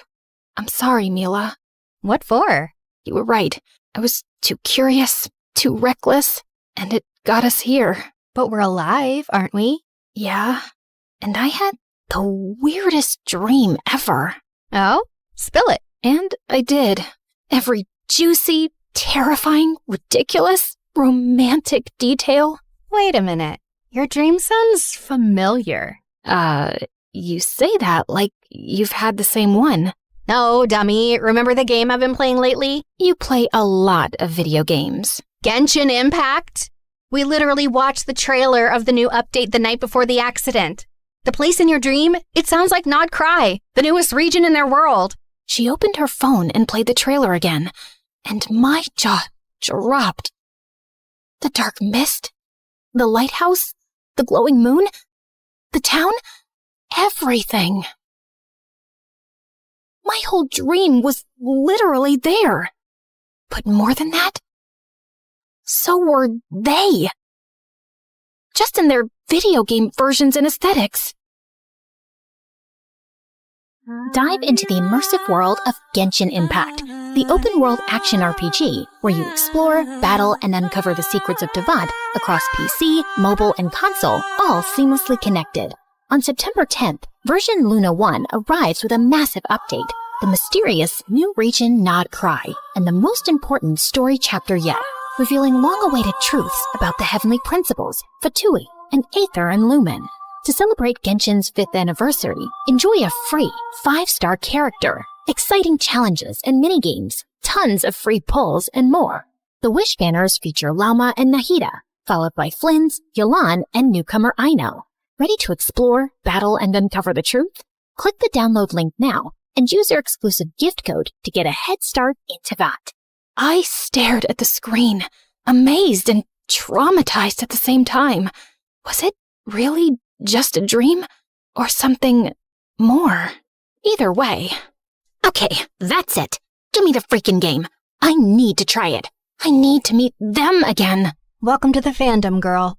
And just like that, I was ready to dive back into all those wild adventures.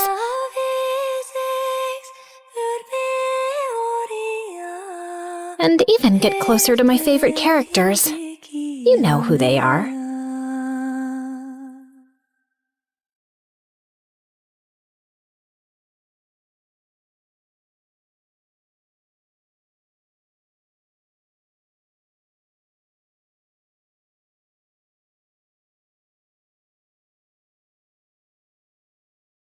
Hi everyone, I'm Alina, the enchanting enigma. Want to see a magic trick? Choose a card. Ready? Hocus pocus. Is this your card? Are you sure? Well, I should keep working on that one. Let's begin. But before I continue, make sure to like and subscribe. I grew up in one of the most beautiful places on earth, Norway. I loved everything about my home. The natural beauty, the epic history, even the grumpy shopkeeper at the corner store. But the best part was the northern lights. Every year, starting around September, shimmery curtains of light appeared in the sky like a giant kaleidoscope. With my family, we went to see them every night, making bonfires, toasting marshmallows, and telling Viking stories. Those are my most cherished memories. I say memories because those times ended abruptly. Your father and I are getting a divorce. I'm in love with my business partner Hans, and we're moving to Argentina. That wasn't even the worst part. Astrid, you're coming with me. You're too young to be without your mother. But Mom, I want to stay with Alina. It's not up for discussion. Pack your things right now. Growing up, my little sister Astrid idolized me. She was 2 years younger and thought everything I did was amazing, especially my magic tricks. For my next trick, I'll make a piece of gold appear out of thin air. Wow. Okay, technically it was a chocolate candy with gold foil, but Astrid still loved it. She was my biggest fan, even when I didn't believe in myself. So I was devastated about her leaving, but Mom's mind was made up. And just like that, she left me with my dad and my big brother Frederick. Of course I love them, but let's just say they are... Vikings? Not the word I have in mind. Immature? They spent all their time playing Vikings like children. Check out the spoils of our last hunting trip, sis. Frederick, shut up. You bought that from a grocery store. You're not a real Viking. Tell that to the village we just razed to the ground. Good one, son. Still, I always had fun with them. I even went to some Viking battle reenactments. It was better than staying home alone. We still went camping under the northern lights from time to time, but it wasn't the same without Astrid. I wish Astrid was here too. Me too. Fast forward 9 years later. I was a senior in high school, and after a lot of training, I finally started getting magic shows. At first, I'd put on shows in backyards for my classmates' birthday parties. For my first trick, I'm going to pull a rabbit out of my... Bunny? Where are you? Oops. Yeah, sometimes things go wrong, but eventually I got really good. And every time I looked out at the audience, a part of me was hoping to see Astrid sitting there clapping and laughing like she did when we were kids. She was still all the way across the world. She grew up to be a full hippie, completely in love with nature. For the first 2 years, we talked every single day, even despite the time difference. Did you watch the last MSA video? Of course, it was amazing. She is my new favorite main character, at least until tomorrow. But then we started talking only once a week, then once a month. Over time, Astrid grew colder and colder until one day she snapped. First, I was pulling this really long handkerchief from my mouth. Suddenly, a kid from the audience grabbed the end. Before we knew it, we were both rolling up in it, turning into a giant handkerchief burrito on stage. And oh God, can you stop talking about that? There are bigger problems in this world. Who cares about stupid magic anyway? Then she hung up. Rude. I tried calling back a million times, but Astrid ghosted me. Well, she was a teenager after all. They all have mood swings, right? But when a few months passed since Astrid had gone radio silent, I started getting worried. I called my mother and Hans, but neither was helpful. She can't come to the phone right now. She's playing football. Isn't it like midnight there? Yeah, so late. Oh, good night. Oh, that Elena. Right. Your sister's not home. Bye. But with no other choice, I got a plane ticket to pay them a surprise visit. I only sent Astrid a DM so she knew I was coming, but again, there was no reply. Okay, guys, see you when I get back. Try not to burn the house down. I can't promise that. I'm still saying don't go. It's okay. Have a safe flight, kiddo. When I got to the airport, I didn't even have time to step into the security line before I had the shock of a lifetime. Hey, sis. Excuse me? Who are you? Astrid? You look so different. What are you doing here? I was just about to go see you. I know. I read your text when I took back my phone in the middle of my escape. Luckily, they didn't know how to work Instagram, so they hadn't read it. Escape? Who is they? What's going on? I need you to hide me. Nobody can know I'm here. Not even Dad and Frederick. Before I could ask any of the million questions I had, Astrid took us outside and put us in a cab. What's with all the secrecy? Did you rob a bank or something?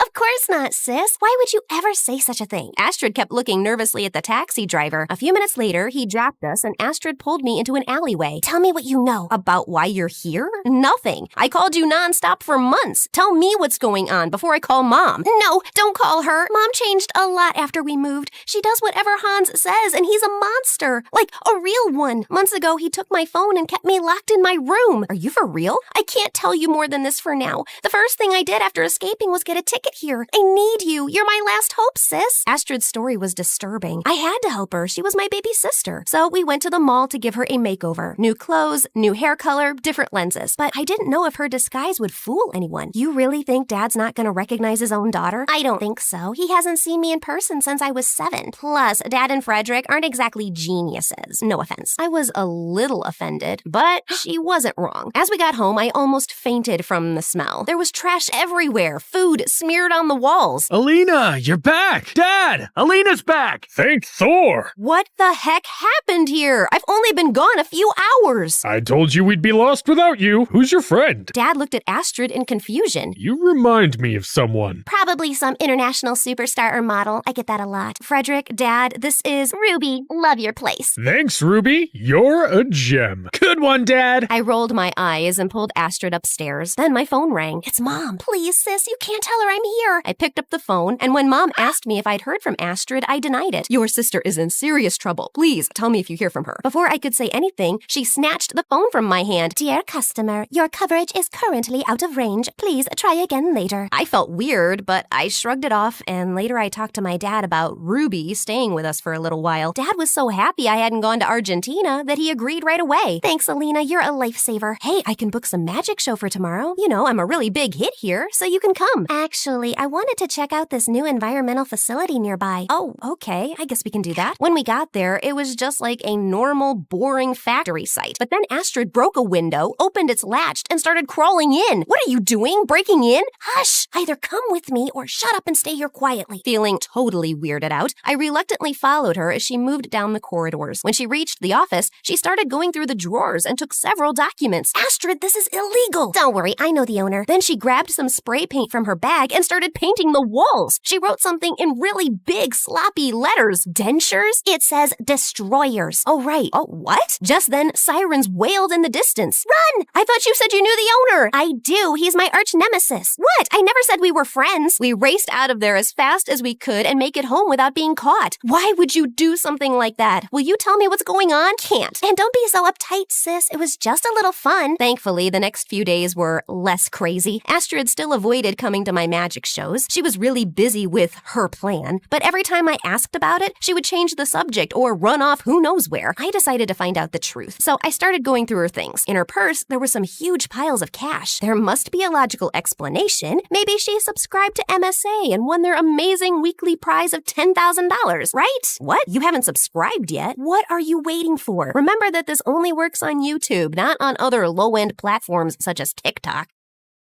As soon as Astrid came back, I confronted her. Astrid, where did all this money come from? Oh, that. I saved up a bunch from working at a restaurant in Buenos Aires. Then she started a long and passionate speech about the environment. I was angry and confused, but also a little proud of her. She had so much passion and knowledge. She kept talking until we both fell asleep. In fact, I think she kept talking even in her sleep. The next morning, my dad was scrambling around the house searching for something. My savings! I kept all my cash in random cereal boxes, but it's all gone now! I told you to open a bank account. Then it hit me. Oh no, Astrid. I ran upstairs to confront her. You need to give that money back. What are you talking about? You stole Dad's money. What? No, I didn't. You're just mad because I didn't go to your stupid magic show. I'm sorry. I'm just too busy saving the world. She stormed out of the room. She was out of control. First, she'd almost gotten us arrested, and now she was stealing from our dad and even calling my magic stupid after everything I did for her. I'd had enough. Knowing she wasn't telling me the whole truth, I called Mom right away. You did the right thing calling me, sweetie. Astrid needs help before she ends up in prison. I went to school, but when I came back, all of Astrid's bags were gone. Then Frederick appeared dragging a wooden boat into the kitchen. Check it out, sis. A real Viking boat! That's a canoe, Frederick. Frederick, how did you pay for that boat? I found a bunch of money in a box of Cocoa Puffs. So cool! Oh no. So it wasn't Astrid who'd taken the money. What if she was telling the truth all along? My sister had come home for the first time in years, and I totally betrayed her. I needed to find her. I called her over and and over, but again, no response. Then I decided to tell Dad the truth. When he found out that Ruby was Astrid, his face lit up again. A part of him already knew. Still, the rest of the news wasn't that good. Just as we were about to jump into our car to look for Astrid, an all-black car with a chauffeur pulled into our driveway. Out of it came Mom, Hans, and a huge bodyguard. Where is she? Mom?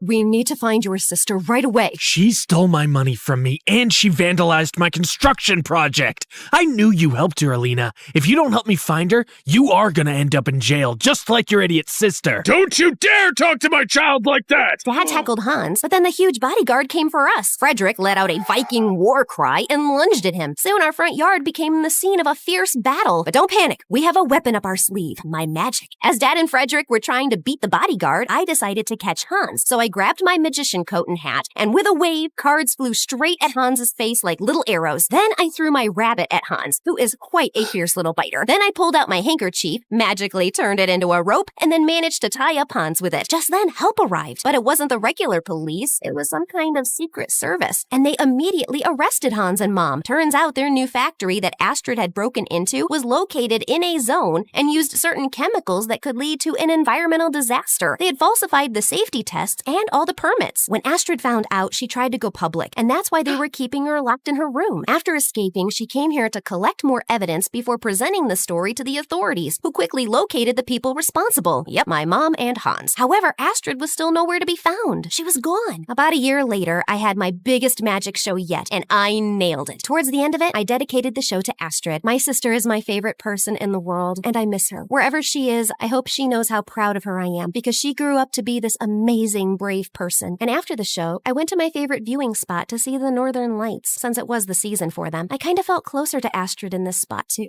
Because if you think about it, maybe the lights wouldn't be here if she hadn't fought for the environment. It was like I could hear her there. Alina! Alina! Like she was right there with me. Alina, are you deaf? Can't you hear me? Wait, Astrid? I looked around and she was really there. I leapt up and hugged her. Oh my God, you're here! I decided I should check out that magician that everybody keeps talking about. I thought magic was so stupid and not real. I used to think that till I heard that magic kicked Hans's butt. Since then, it's my second favorite thing, right after nature. We both laughed for a second, then we apologized to each other and hugged. Remember, guys, siblings should stick together. That is the first rule of families. I called Dad and Frederick to join us. So after all these years, we were finally seeing the Northern Lights as a family again. And that was the most magical moment ever.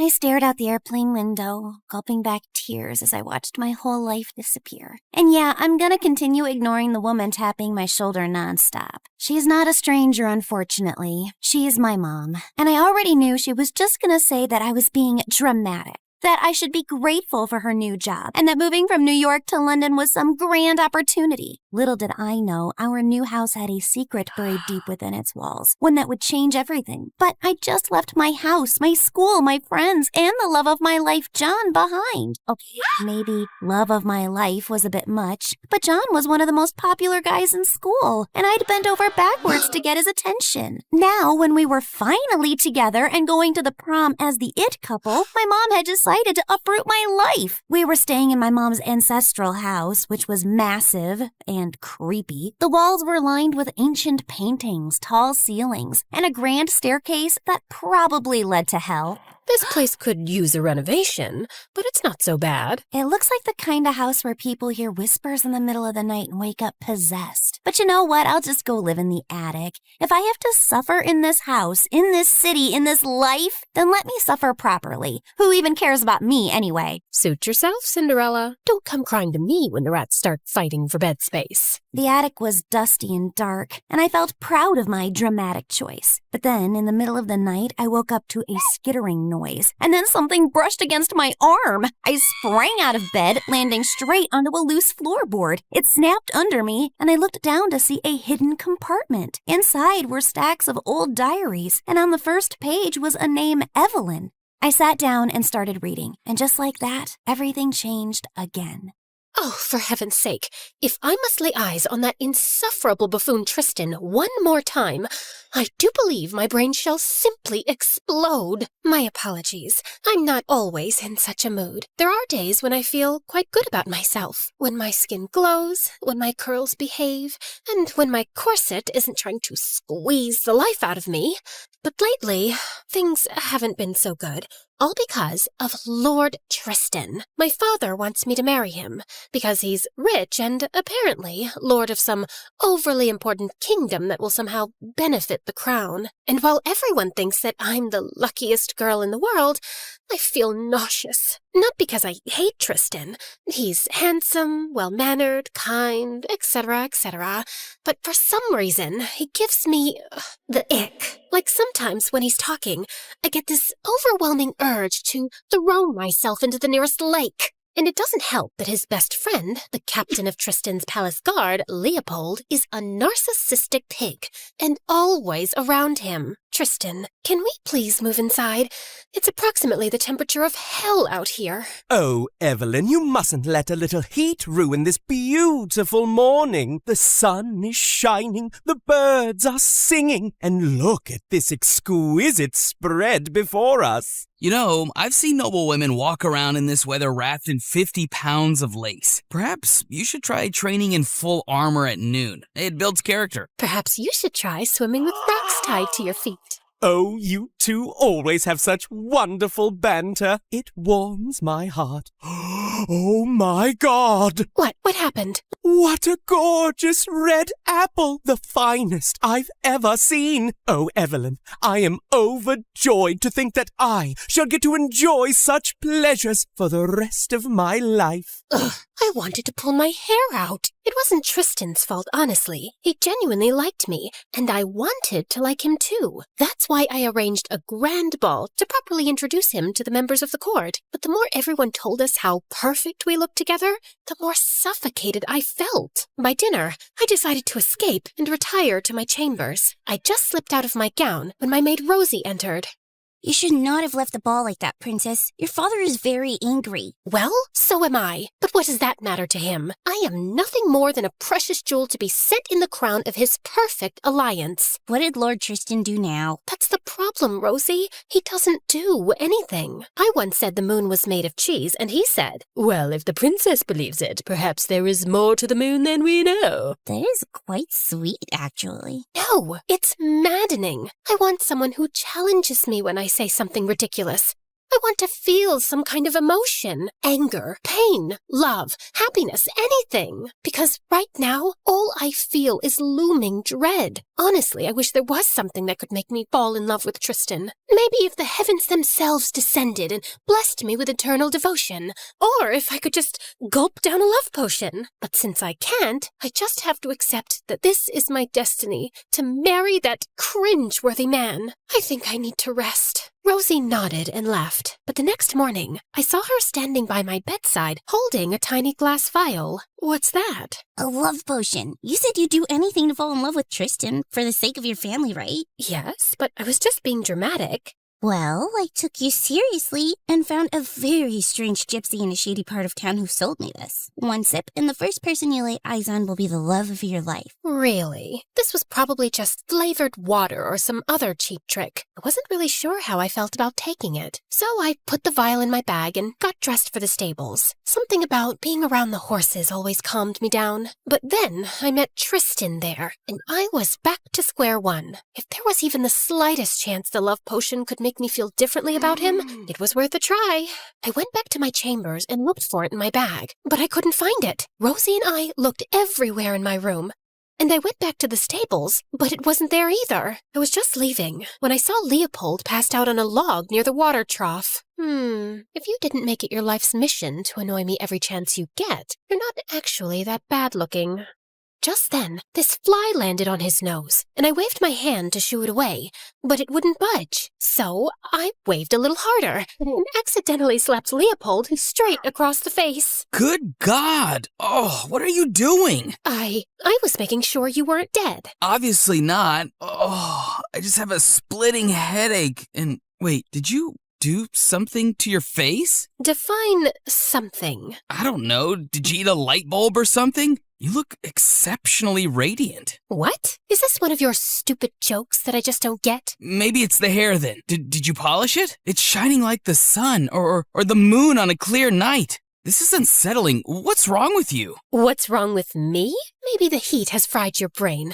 You need a physician. No, I'm fine. It's just that you're, fine. I mean, I'm fine. We're fine. And then he simply got up and left. That was weird. But I had more pressing concerns, since the vial was still missing. I had looked everywhere I could, and by the end of the day, I accepted defeat and prayed to the Lord that no one drank it. I was so frustrated with myself for losing it, though, that the next morning, when Father suggested we take Tristan through the royal treasury, I could barely focus on what he was saying. This is truly remarkable. The craftsmanship, the history. It's no wonder your kingdom has stood strong for generations. And this must be the celestial crest. I've heard tales of it before, but seeing it in person, it's extraordinary. Tell me, is the legend true? Does it really hold the power to make its bearer invisible in war? I've heard so. Magnificent! Imagine having power so absolute, no army could ever stand against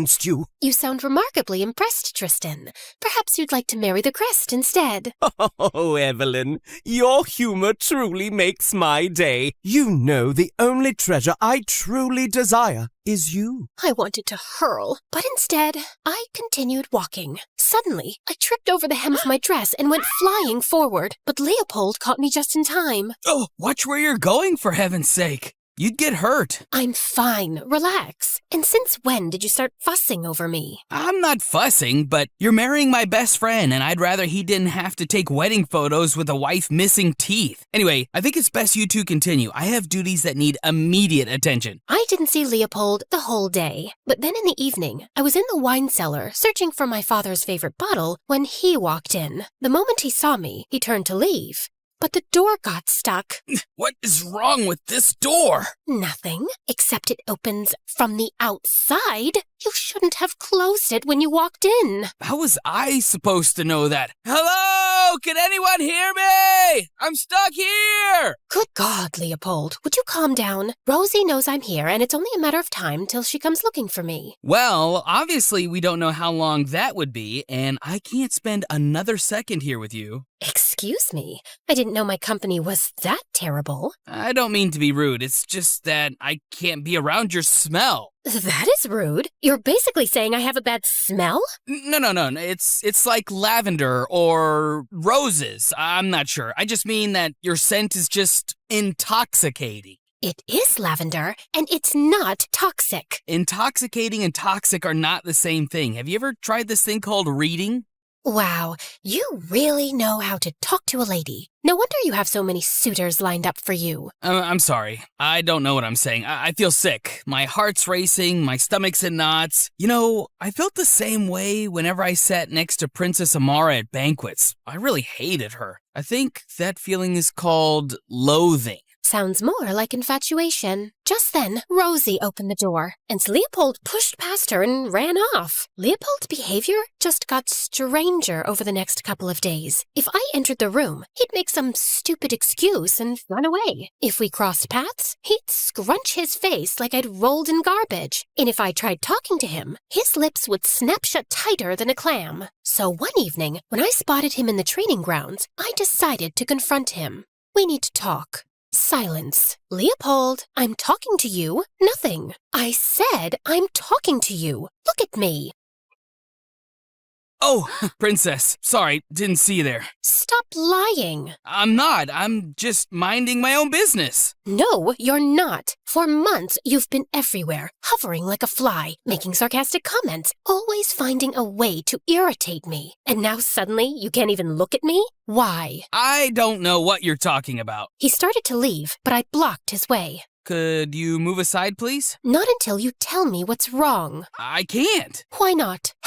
Because it's too weird, okay? Every time I look at you, I have these thoughts that make no sense, and God knows I want to talk to you, but I can't without saying something that isn't unimaginably inappropriate. I've never felt this way, and I don't even know why this is happening. I just haven't been feeling well since I drank that thing. Wait, what thing? It was this liquid in a small vial that I found in the stables. It had this really strong smell, and I was curious, so I opened it and took a whiff, and then, I don't know, I just drank it. I froze. Leopold had taken the vial, and not just that, he'd gulped it down like a fool. And since I was the first person he saw when he opened his eyes, he was in love with me?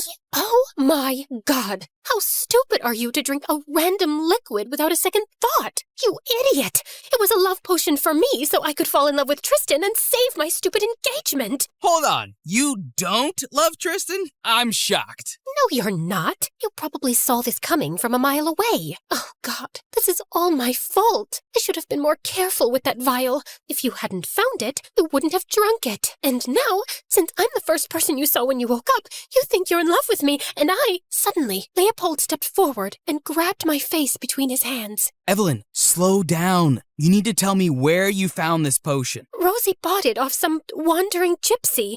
So she might also have an antidote, right? She could, except we don't know where to find her, because she's wandered off. So how do we fix this? Maybe we can wait and see if the effects wear off on their own. And if they don't, what, I'm just gonna be in love with you forever? I have no idea. As Leopold and I were still grappling with all this, a dozen royal guards suddenly walked in and seized him. What do you think you're doing? I'm sorry, but the king's ordered us to arrest him. Arrest me? On what grounds? Leopold kept arguing, and I demanded to know more, but the guards just took him to the king, and I followed them shortly after. This morning, our celestial crest was taken from our chambers, and we have all reasons to believe that the thief is Lord Tristan. What? That's absurd. Tristan would never do such a thing. Yes, Father, there must be some mistake. We have a wounded guard who claims that Tristan demanded entry to the treasury. When the guard refused, he struck him unconscious and took the crest. We even found this royal crest bearing Tristan's insignia near the vault. There can be 1,000 pieces of evidence, and I still wouldn't believe that Tristan is a thief. That man is as honest as the gods above, and I will prove it. I will find him, recover the crest, and bring it back at any cost. And if you fail? Then you can have my head for it. No, let's find another deal. Fine, you have a week.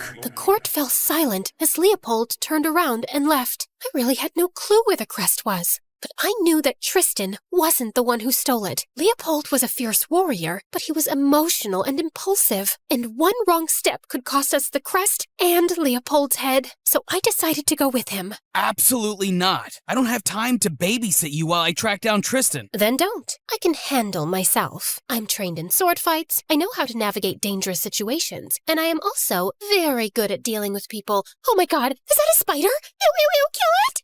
And Leopold calmly flicked the spider off. You were saying? Ugh, please, let me come with you. If I help bring Tristan and the crest back, maybe my father will finally see me as someone who is more than just his young, naive daughter. And maybe he'll listen when I tell him I don't want this engagement. Tristan and I are not meant for each other, Leopold. It's not fair to both of us to go through with this marriage. So if you won't do it for me, do it for him. Please? Don't look at me like that. It does something to my heart and I can't think straight. So that means I'm coming. Yes. Okay, fine. But if you slow me down, I will leave you behind. Funny, I was going to say the exact same thing to you. The moment Leopold agreed, I rushed off to pack my things. Before leaving, I instructed Rosie to tell everyone I was unwell from the stress and that no one was allowed in my chambers. Leopold and I got on our horses and left for the woods. By mid-afternoon, we finally stopped by a river stream to catch a break. What? Nothing. Just, I've never seen anyone look this elegant while drinking water. That's probably just the love potion speaking. Why can't you just take a compliment and say thank you? Well, in my defense, you've never really complimented me before. That's not true. I complimented you when you wore that green dress to the ball. You said I reminded you of freshly cut spinach. And everyone knows spinach is good for health. So it was a compliment. No, it wasn't. A compliment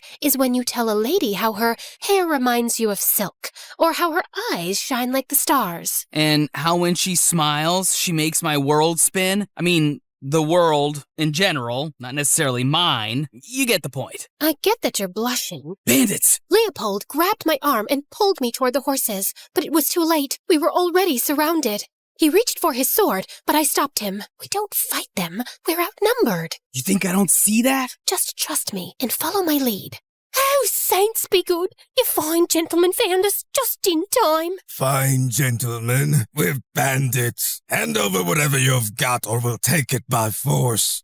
Aye, we's just two poor, desperate lovers running from a cruel fate. Worked for a slave master, we did. Scrubbing his floors, polishing his boots, breaking our backs for nothing. So we ran, took his horses, a bit of gold and all. I elbowed Leopold. Thankfully, he caught the hint.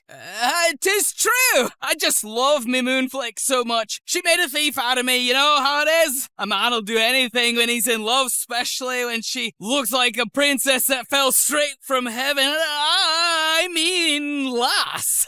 Like a clumsy lass fell from heaven. But y'all don't look like no slaves to me. Fine outfits, curls in your hair. That's what ladies wear. I stole the clothes from the missus too. And what, just 'cause I'm poor, you think I don't deserve to look pretty? Ah, cruel world. I'm poor and you mock me. It feels like someone put a dagger through me heart. Oh, my darling, don't say that. If anything happens to you, I'll throw myself in the river. Fine, stop crying. Just give us the gold and horses and walk away. The horses too, but my two tiny feet can't walk no more. I already walked all my life. I carried water so heavy, it made my back all crooked. My cruel master always said, walk, girl, walk. Now you say it too? Will I never be free? Will my feet ever know rest? For heaven's sake, take the stupid horses too. Just get out of my sight, you pathetic fools. I hurriedly tossed the coin pouch at his feet, and Leopold and I scrambled onto our horses before the bandits changed their minds. It was getting dark, and we needed a place to camp. So we rode through the woods and found this dingy little cave to spend the night. I was just settling in when Leopold sat down next to me. That was quite the performance you put on back there. Where did you learn to talk like that? I spend a lot of time in the palace with not much to do other than watch and listen to the servants. You'd be surprised at the kind of things they say when they think no one's paying attention. So you spent your time following, eavesdropping on servants? Don't you have friends or ladies in waiting to keep you company? You'd think so, but it's not that simple. Everyone wants to be around a princess, sure, but not actually to befriend her. They mostly want the attention that comes with royalty or some personal advantage. Believe me, it makes finding genuine friendships rather difficult. I know how that feels, being surrounded by people, yet having no one you can truly talk to. When my older brother left, I shut myself off from everyone. I figured if I never let anyone in, I'd never be hurt again. But Tristan wouldn't leave me alone, no matter how distant or cold I acted. Wait, you have a brother? Had. He's no longer with us. Oh, God, I'm so sorry, Leopold. Yeah, it was tough on the family, but eventually we moved on, and it's all good now. I am so sorry. I had no idea. God, are you crying? He's not dead. He's just not with us anymore. Like, he did something terrible and got kicked out of town. You're a mean little pig, Leopold. And I got up to leave, but Leopold stopped me. Don't go, please. I'm sorry. I couldn't help giving in, and we spent the rest of the night talking about life, family, and all the things I never imagined Leopold would open up about. For the first time, I realized there was so much more to Leopold than that hard, sarcastic exterior he wore. I couldn't stop thinking about him all night, so much that the next morning I was still half asleep and dreaming of Leopold's lopsided smile when he woke me up. Evelyn, wake up. Ugh, what in the world is so important that you have to sound like a broken trumpet in my ear? It's Tristan's. I went off to gather fruit and saw this at the riverbank. He had to come through here. Maybe he's still close. Or maybe he's been eaten by wild animals, and that was the only thing they couldn't chew. There must be thousands of wild animals in here. There's no way Tristan would have survived alone. Must you always assume the worst? Also, you look oddly adorable with a bed head. Not that I'm noticing. Can you just trust me on this one, please? Until we find definitive proof of Tristan's fate, let's not bury him just yet. If you say so. But I got ready, and together we marched into the jungle. But minutes into the ride, I could tell this was a bad idea. This is ridiculous. We should head back and find another way. Let me take a crack at that map of yours. This is the only way. How do you know that? Because I've spent my life fighting battles, crossing enemy territory, and exploring uncharted lands. I know how to read routes better because... Because you're a man, right? Say it. Shh. Don't you shush me. And then I heard it too. A low, guttural growl. Before we could even process what was happening, a bear walked out from behind a bush. Stay still. If you don't move, it won't see us as a threat. Is that some genius survival trick? Stay still and die? Because that might just work. Could you just please keep... Before he could finish, the bear let out a deafening roar, and my horse panicked and bolted through the jungle. Leopold raced after me, struggling to control his own horse. We made it out of the forest and reached a half-broken rope bridge hanging over a deep gorge. Get down. We have to cross that on foot. And abandon our horses? No way. We don't have a choice. But that bridge is barely hanging on for dear life. And so will we if we don't move fast. As we heard the bears roar behind us again, we jumped off our horses and let them run off for their safety, then ran onto the bridge. But just as I reached the center, my boot got stuck between two planks. I was sure I was going to die right there when Leopold pulled out a knife, sliced my boot open, and yanked me free. Then he picked me up and sprinted. Just as we reached the other side, the bear lurched onto the bridge. Leopold immediately cut the rope. The bridge snapped, and the bear fell into the gorge below. That was exhilarating. What? Is this what you call an adrenaline rush? You must feel like this when you're in battle, right? I love this feeling. Are you serious right now? That bear could have eaten us up. We could have died. But we didn't. I mean, I might have sprained an ankle and maybe a little bit of a concussion, but apart from that, I feel fantastic. That's great. You know what I'm thinking? How could anyone be this attractive and stupid at the same time? Excuse me, but how am I the stupid one? Wasn't it your brilliant idea to venture into this deadly forest? I was the one who told you that it's dangerous. This was the only way out. I don't know that, because you didn't let me read the map, you manly man. Oh my god, I think I'm going mad. I knew getting you with me on this quest would be challenging, but you have surpassed all my expectations. And on top of all this, I'm in love with you because of this stupid potion, and it's exhausting. I'm constantly worried about you, and it's slowing me down. Oh, so I should just go back, right? Oh, wait, I can't, because you cut off the bridge. I had to, or that bear would have eaten us. Leopold and I were in each other's faces by now, and the tension in the air was undeniable. His eyes shifted to my lips, and for a split second, I thought he was going to kiss me. And worse, I didn't know if I would stop him. This was the kind of spark I was looking for with Tristan, only it was with Leopold, and it was terrifying. So I tore myself away and forced my focus back on the journey. The rest of the walk wore me down. Leopold gave me his shoes, but with no horses and a steep climb, I was beginning to give up. But then suddenly, I saw smoke curling into the sky. Leopold saw it too, and we both started walking in that direction. As we got closer, we saw a camp. Men sat around sharpening weapons and laughing. We hid behind the tents and slowly made our way in. We shouldn't be here. We just need some food, so stay close and don't do anything stupid. Just then, I accidentally stepped on a dog's tail, and it started barking like a maniac. All heads snapped in our direction, and within seconds, men surrounded us with their swords drawn. We kept telling them we were travelers looking for a shelter, but they didn't believe us. And minutes later, this tall man stepped out of one of the tents. What's all that noise?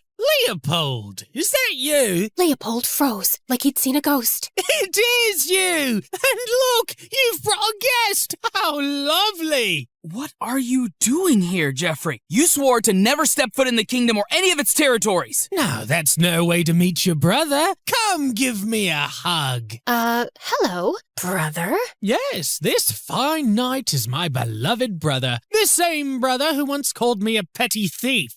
I taught you how to walk and talk, and it took you a second to disown me. You stole from the crown, Jeffrey. It was treason. So I took a few jewels from the royal treasury. Big deal. It's not like the king would have noticed a few missing rubies. And after our years of service to the royals, we don't deserve a share? But no, my brother just had to report my crime like a loyal little dog. And what did that get you, Leopold? Another generation of our family serving the crown.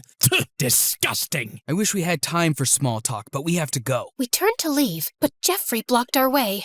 Oh, you can leave, brother, but she stays. You're the princess, aren't you? I can tell by the way you curl your hair and that little crest you wear. I swear, Jeff, if you lay a finger on her, I will rip your head off. Oh, my brother's in love! How sweet. Don't worry, I won't hurt her. I just need her for a little ransom. Ransom for what? The celestial crest, of course. The most powerful artifact in the world. I'll sell it to the highest bidder, and I'll be rich enough to buy any land I want. No more wandering around like a nomad. Hate to disappoint you, but the crest is lost. Nice try, but I don't believe you. Jeffrey grabbed my arm, but I bit him hard. Jeffrey lost his grip, and Leopold leapt on him. More men joined the fight, and Leopold fought fiercely, but he was outnumbered. I was beginning to lose hope when I saw Tristan walk in, with an army behind him. About time, my friend. Tristan smiled as he pulled out a sword and joined in. With him and his army by our side, it was only a matter of time before Jeffrey realized that he was losing and decided to retreat. But on his way out, he accidentally knocked Leopold over, who fell to the ground and hit his head. Leopold!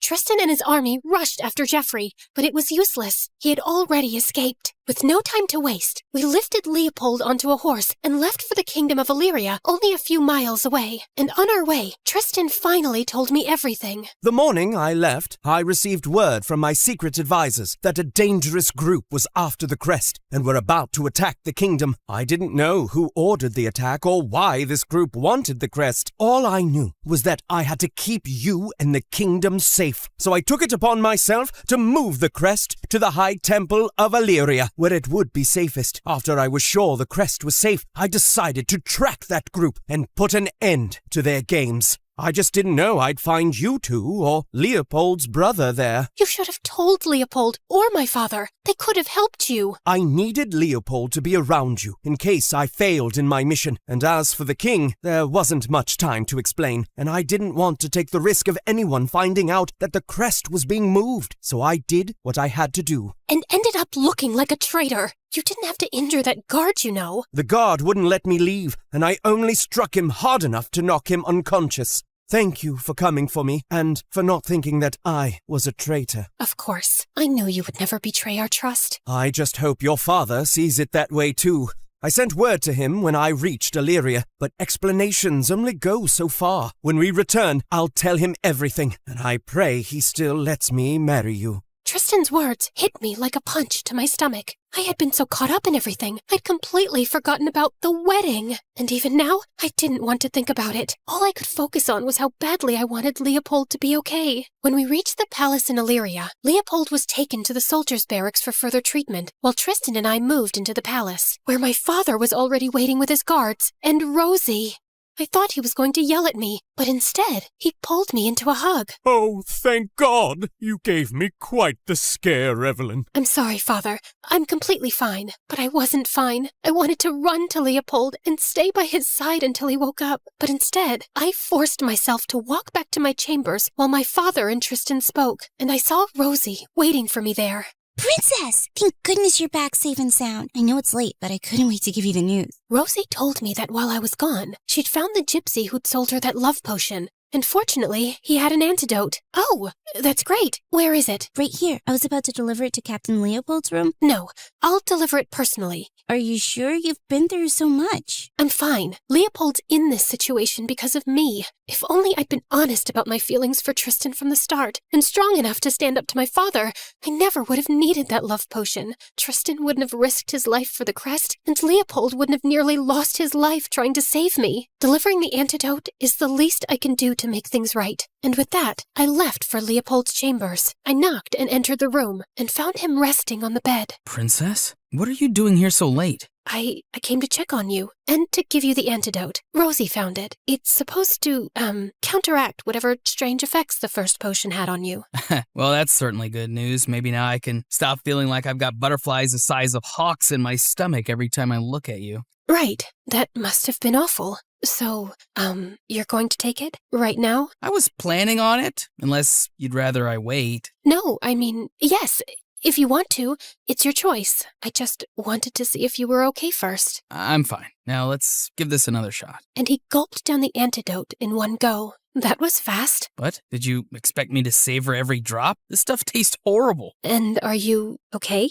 Do you feel anything? Nothing. I'm fine, just exhausted. Now, please, it's late. I need to sleep, and you should get some rest. And he just turned his back on me and slept, but I couldn't get any sleep. I just lay on my bed, tormented by the fact that, although I'd wanted Leopold to take the antidote, I hated the thought of him returning to his old, distant self. I was falling for him, and losing this new sight of him would break my heart. For the first time, I realized how Tristan must have felt when I rejected his romantic advances. It wasn't fair. I'd made a colossal mess by dabbling in a love potion I didn't truly understand, hurting them both in different ways. Now I had to make it right, and I wanted to start with confessing my feelings to Leopold. Leopold, I know you don't feel anything for me, and you probably don't want me here, but there's something, and before I could finish, there was a knock on the door, and Leopold sprang from his bed. That must be a servant. Hurry, hide under the bed. What? Why? Because you're in my room and someone could assume there's something going on between us. That's absurd. Just do what I'm saying. I crawled under the bed as Leopold answered the door. It was his friend Garrick from the King's Guard. Oi, Leopold. How you doing, mate? Hey, as good as new. You sure? The royal wedding's less than a week away. Yeah, so? So, I just want to make sure you're not weeping like a wet poodle over the princess anymore. That was just a phase. Let's go for a walk. I could use some air. A phase? You've been in love with the princess ever since you first laid eyes on her a year ago. Wait, what? Shut up, Garrick. Christ, you can really blow things out of proportion. That's rich coming from you. You threatened the stable boy and his entire family once because he didn't fix her harness properly and she could have fallen. You can't even walk past a lavender without getting emotional because her hair smells like lavender. I swear, mate, you'd marry a handkerchief if it smelled like lavender and had her initials on it. Just get out, Garrick! Leopold shoved him out of the room and slammed the door shut. As the room fell silent, I crawled out, my heart pounding. You've been in love with me since you met me? Of course not. Okay, fine. I had a small crush on you, like, minuscule. No big deal. Are you sure that's all it is? A small crush? Are you disappointed? Would it feel good for your ego if I said I'm madly in love with you? No, that's not what I'm saying. I'm just confused because if you were always in love with me, why did you react to the potion the way you did? I'd kept my feelings under control, locked away, but the potion just cracked everything open. It magnified what was already there. Anyway, it doesn't matter now. The antidote is in my system, so you can forget everything Garrick said. I can't, because lately I have... Do not finish that sentence. I beg of you. Tristan is my best friend, you are a princess, and I'm just the lowly guard captain. We both know how this story ends. Now, I'm going back home tomorrow. I need to recover and manage the kingdom in Tristan's absence. I opened my mouth to speak, but no words came out, so I turned around and left. The next morning, as we were preparing to leave, I just felt empty. I couldn't leave without seeing Leopold one last time, so I decided to go find him, but before I could leave, Tristan walked into my room. He asked my maids to leave, and then sat me down. You don't look too happy about going back to the palace. No, I'm just tired. The adventure wore me down, I think. Are you sure it's the adventure? Maybe something else is weighing you down, like being in love with Leopold and not admitting it? What? Tristan? Evelyn, I saw the way you reacted when he got injured, and how worried you have been since. Actually, I don't know how I could have been so blind all along. The two of you always had sparks flying. I think I also deserve someone who feels that strongly about me, right? You do, more than anyone I know. You're a wonderful man, Tristan, and I know the girl you marry will be the luckiest girl in the world, because you'll love her with all your heart. Well, I hope she loves me just as much. Now wipe those tears and stop him before he leaves. I'm so sorry. Don't be. You couldn't have picked a better guy, and I'm happy for you. And what about my father? Leave that to me. Tristan smiled at me warmly, and together we told my father the truth. As expected, he was furious. But Tristan reassured him that the alliance between our kingdoms would remain strong, and that he and I would always be friends, bound by something greater than duty, genuine trust, respect, and understanding. It took some time, but eventually my father saw reason. Once the dust had settled, I knew there was one last thing to do. I found Leopold near the stables, preparing to leave. Excuse me, but where do you think you're going? Last I checked, we were traveling together. Wait, what are you doing here? Trying to make you understand that you're not getting rid of me in this lifetime, Tristan called off the wedding. What? Why? Because he's smarter than you, nobler than you, and unlike you, he actually understands that my heart belongs to someone else. Please be more specific. Oh, come on now. What does a lady have to do to get a kiss around here? Do I need to get another love potion? Don't even think about it. Leopold pulled me into a kiss, and everything started to make sense. The arguments, the banter, the way my heart reacted to him. And in that moment, I knew it was always him. As I closed the diary, I couldn't help feeling warm and fuzzy thinking about Leopold and Evelyn. They risked everything for love, and here I was thinking prom and popularity were the most important things in the world. I wanted the kind of love they had, and maybe London wasn't the end of my story, but the beginning of a happy new adventure. Just then, Mom called for me. I ran downstairs and found her in the kitchen with breakfast ready. Are you still sulking? Because I made your favorite pancakes and got you this cool new bottle for your first day of school. What's so cool about it? It has a built-in harmonica, in case you want to convert your dramatic sighs into actual music. Thanks, Mom. I like that. Also, I'm sorry I've been sulking so much. I was so stuck on my idea of the perfect life I had that I didn't stop to think that maybe change isn't the worst thing. Wow. Did an actual teenager just admit she was wrong?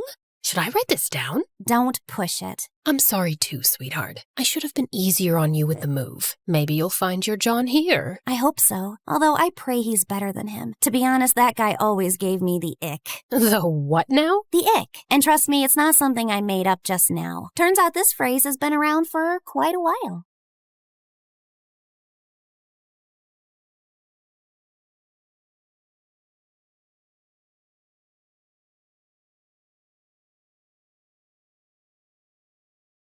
My name's Denise, and yeah, I'm an orphan, but I'm not your typical sad puppy eyes orphan. Nope, I'm more like an agent of chaos. I always loved breaking the rules and pulling off pranks, like that time when I was 6 and I changed the orphanage shampoo for pink hair dye.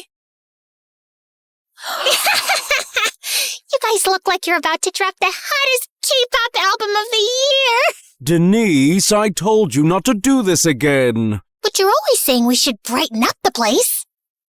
And sometimes I traumatized the other orphans. They say that if you say her name 3 times in front of a mirror, she appears. Denise, Denise, Denise. You summoned me?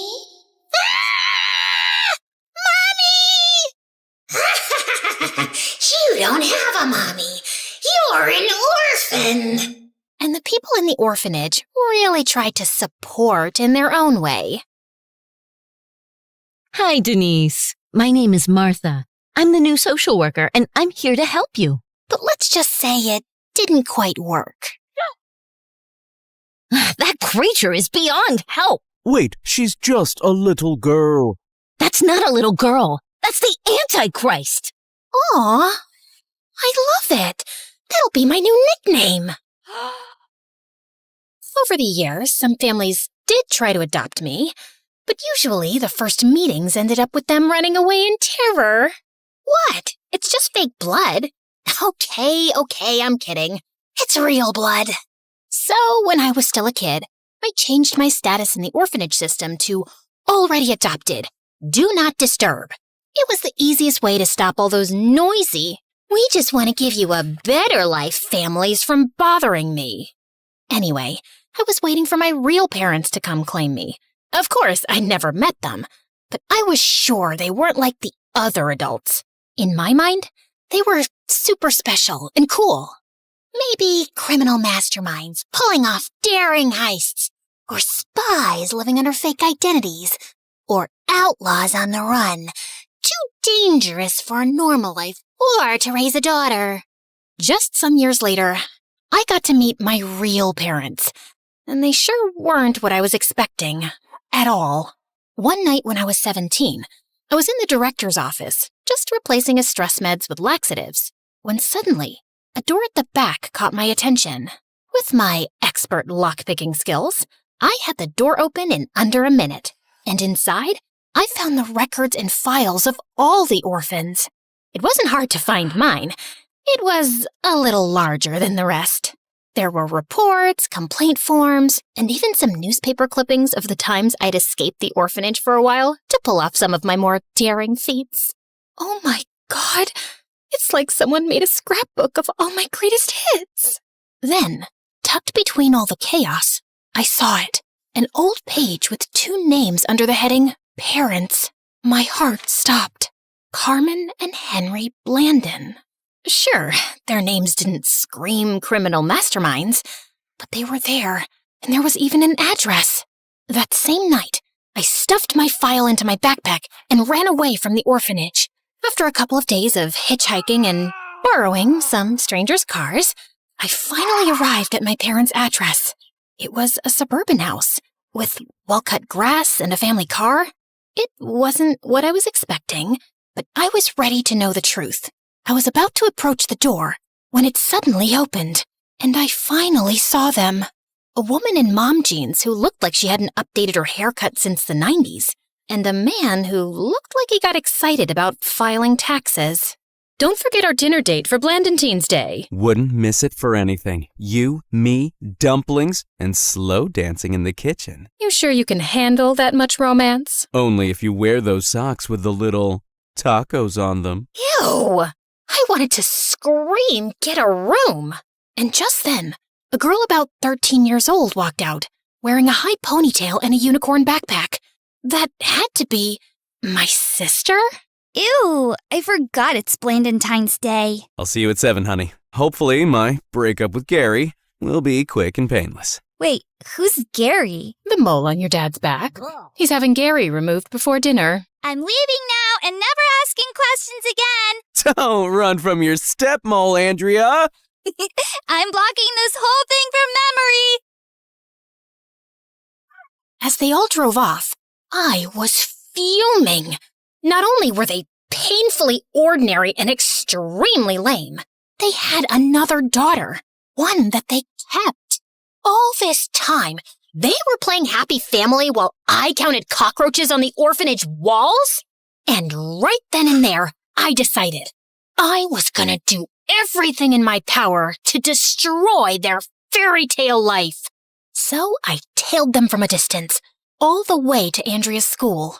The first step of my plan was to infiltrate the family, and this pathetic unicorn princess was my way in. I walked into the school with the confidence of someone who'd been going there since kindergarten. I couldn't join Andrea in her class, so I spent the morning lurking around, waiting to catch her at recess. But when I walked into the cafeteria, I saw I wasn't the only one who had beef with her. Give me my backpack and leave me alone! Or what? You're gonna call your unicorn buddies? This was the perfect opportunity to gain my little sister's trust. Just leave her alone, you moron. They all turned to look at me. Who are you, and why are you dressed like a homeless person? Don't you have a mirror at home? Oh, is that the best you have? You look like you practice your insults in the mirror every morning. Mirror, mirror, who's the lamest bully in town? Spoiler alert, it's you. The rest of the kids laughed, and you could see his bravery fizzle out. Why do you even want a unicorn backpack? That's kinda sus. What? No, it's not for me. It sells well on eBay. Right, sure. Big market for used unicorn backpacks. Shut up! You know what bullies and unicorns have in common? They both look better with a horn on their forehead. At that moment, I snatched an ice cream cone right out of the hands of one of his sidekicks, and splat! I planted it dead center on his forehead. The crowd erupted with laughter. For a second, he just stood frozen, tears mixing with melted ice cream. Then he ran off. This is not over! Sure. Next time, I'll bring sprinkles. As the crowd began to scatter, Andrea walked up to me. Thank you so much for saving me. Don't mention it. We good people have to stick together. You're awesome. I'm Andrea. I'm Denuni Shijira. Yep, that's the best I could come up with. Nice to meet you, Denuni Shijira. That same night, Andrea invited me to her house for dinner. She wanted our parents to meet her savior. Couldn't have planned it better. But I'd be lying if I said I wasn't nervous about it. I mean, I was about to officially meet my parents. And of course, I couldn't go dressed like this. So I went on my own transformation scene, just like in the movies. Except instead of a fun shopping montage, I just shoplifted some clothes and cosmetics from Macy's and got ready in the mall bathroom. Ugh, I hate it. I look like a Tier B Disney princess whose biggest dreams are to attend the Eras Tour and marry a dentist. I walked to the door, took a deep breath, and rang the doorbell. My parents opened the door with big smiles and, after abandoning me 17 years ago, welcomed me into their house. It was a nice place, not too big or fancy, but it felt warm, like a home. I didn't expect it to, but it kind of startled me. I had to remind myself why I was there. Ruin their life. Got it. What's that? I was saying you guys have a lovely home. Oh, thank you. You're so sweet. You're always welcome here. And thank you for helping her with that bully. Andrea told us everything about it. Oh, it was nothing. It was amazing, Danunisha Jira. We sat down to dinner, and honestly, it was hard to stomach how sweet they were. Like a family-sized bowl of cringe with extra syrup. They had an entire wall dedicated to Andrea's achievements, like she'd cured a disease or won an Olympic gold medal. My orphanage file is much more impressive. And just before dinner, they made me say grace, out loud, full on, thank you for this food style. So, yeah, thanks, Jesus Christ, for being cool. And, shout out to all your crew for this dinner. Great work, everyone. The food looks swell. Amen. During dinner, I was bombarded with questions. Literally. Are you new in school? When did you arrive in town? Where are you from? What do your parents do? For how long are you staying? Where are you living? Anyone else would have cracked under pressure, but not me. I'd spent years perfecting the art of lying. Yes, today was my first day in school. I arrived yesterday. I'm originally from Oklahoma, but I'm something of a nomad. My parents are circus artists, so they're always touring around the world. Right now, they're in Asia. I'm supposed to stay here for a year. I'm living in a drafty apartment above a dry cleaner downtown, and the bathroom's outside. But hey, at least the hallway raccoon looks disease-free, and it's not a circus cage. Oh, honey. They felt so bad for me, they invited me to stay with them, just until my family came back. And Andrea was over the moon about it. Are you sure about this? I don't want to impose. We're not letting a nice, sweet kid like yourself live alone in some awful apartment. Stay here as long as you want, if your parents are okay with it, of course. Honestly, I don't think they care about me or where I live. Oh, don't say that. I'm sure they do. You're staying with us. End of discussion. For a moment, I thought, they're so nice. They seem like good people. Then, I remembered they had dumped me in an orphanage. It would be my pleasure. Step 1 of my plan, complete. I was living in their house, eating their food, and most importantly, not sleeping in a stolen car anymore. Just for fun, I logged into the orphanage's official portal one day. The orphanage had technically reported me missing, but I don't think they were in any rush to find me. My police sketch was basically a smiley face with long hair. I bet they threw a party and changed the locks. After a few days, I realized I couldn't just keep lurking around Andrew's school like that. Eventually, someone was going to notice I didn't actually go there. So I faked some transfer papers, printed them at the library, and dropped them off at the front office confidently. You're not in the system yet, but I'll update it. Probably. I paid the admission fee using savings from my many orphanage side hustles. Thankfully, it was just a tacky public school, so it wasn't much. And just like that, I was in. And then I started disrupting my family's perfect life. I started small, switching the salt with sugar, hiding the remote, setting all the clocks half an hour off. Then I kicked it up a notch. I accidentally left the back door open and lured the neighbor's goat into Mr. Blandon's study. It ate his entire stack of work documents and chewed up 2 USB sticks. But they always managed to spin it into something positive. This coffee's a little salty, but it's got personality, and I love it. Must be a new trend. This one's unreadable.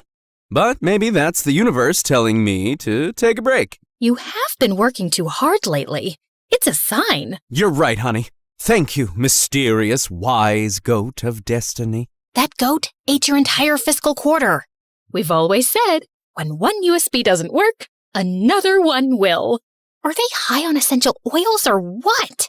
I don't know if it was their sickening optimism or the fact that I just accidentally salted my cereal, but the urge to vomit kicked in hard. I was getting defeated by a family of wholesome weirdos.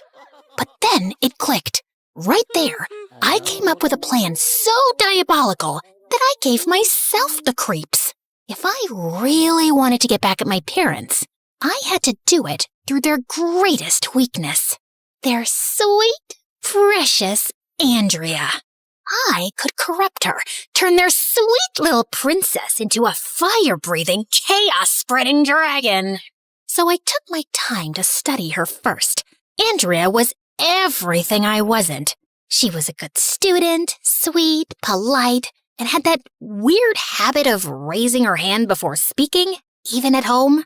She probably recycled her homework and apologized to chairs when she bumped into them. Of course, being a nerd and a pushover doesn't exactly make you popular in school. Every day, she was bullied, but she tried to hide it from me. Yes, I accidentally dropped my personal diary in the toilet. Again. Silly me. Yeah, she even had a personal diary. What a loser. And she was obsessed with me. She kept following me around like I was some kind of superhero. She wanted to spend every second with me. Look, Danuni, I made a BFF bracelet for you. Oh, great. Too bad I'm allergic to bracelets. It was nauseating to have her clinging to me like a python, but it also made my plan easy. Almost too easy. Andrea admired me so much, it was like watching a kitten imprint on a raccoon. She ditched the glitter lip gloss and rainbow socks for oversized hoodies, dark eyeliner, and a permanent don't talk to me face.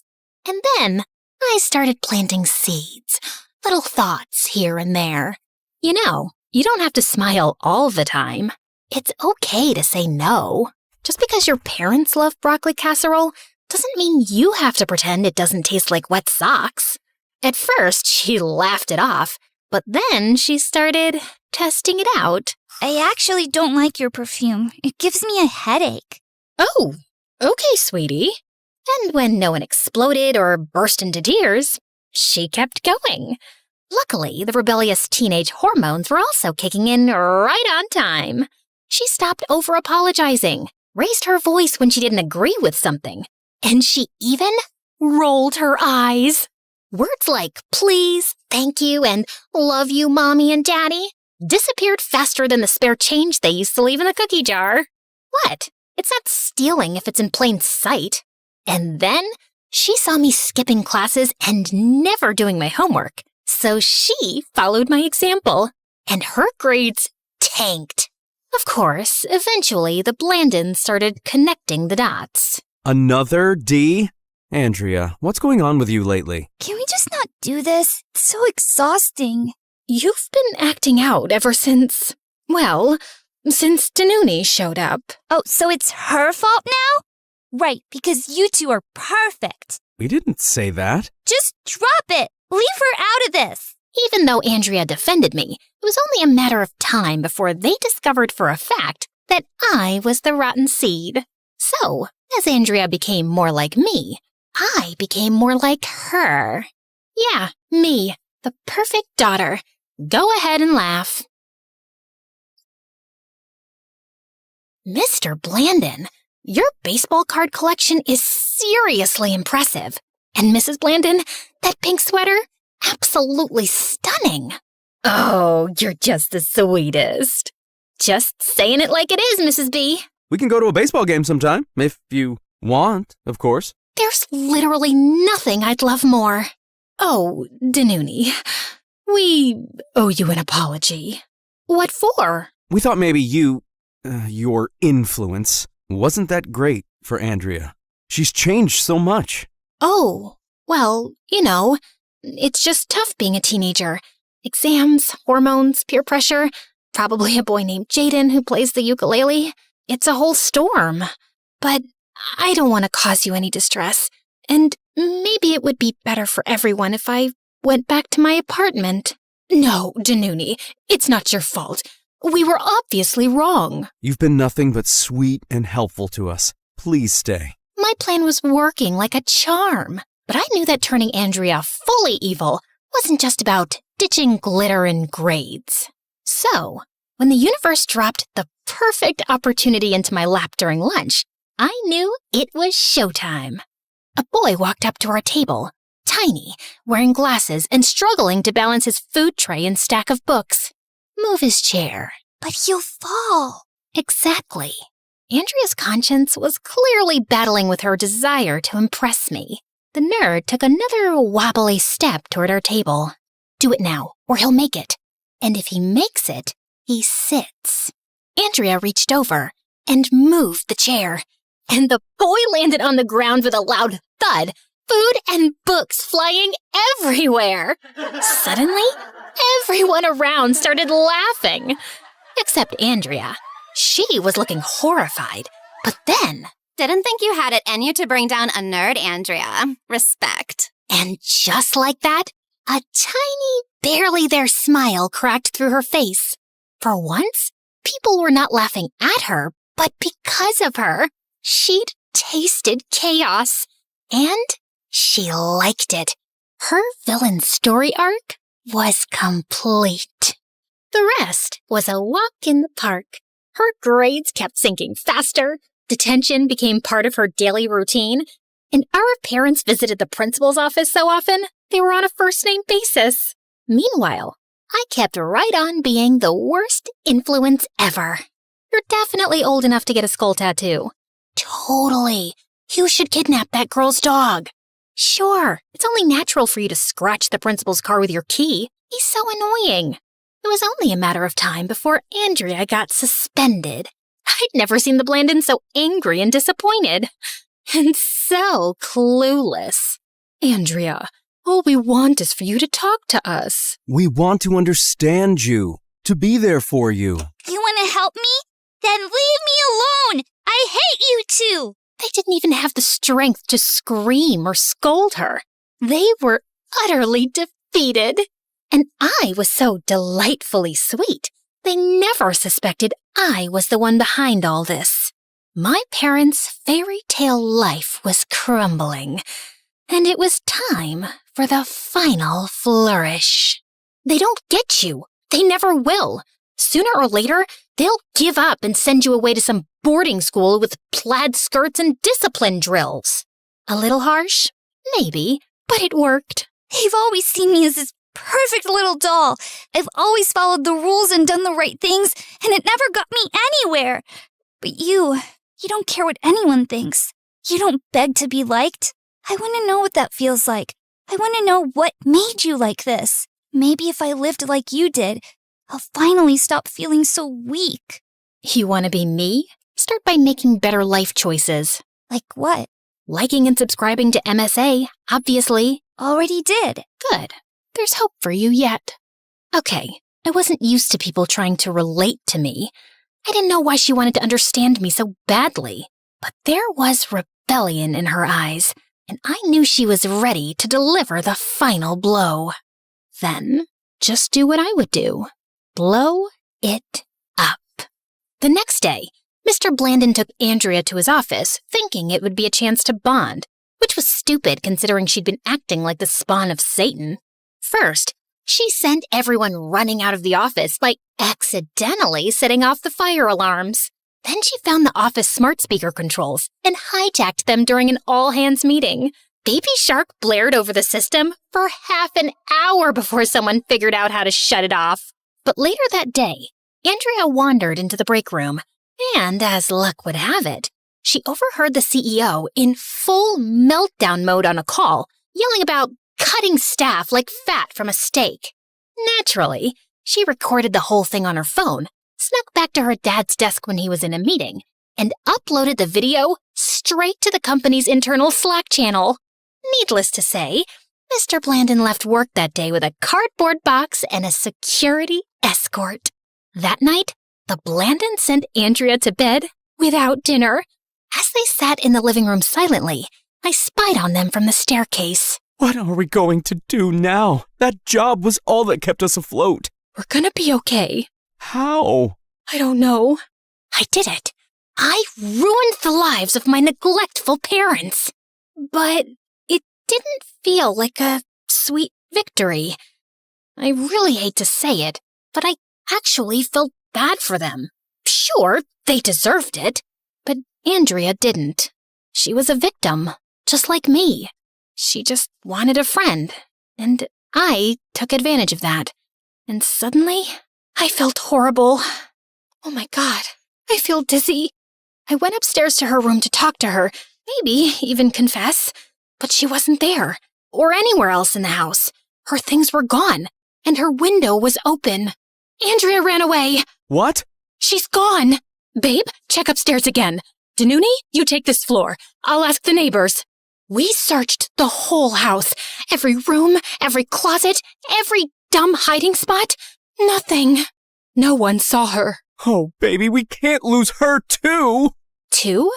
They looked at each other for a moment and took a deep breath. Andrea is not an only child.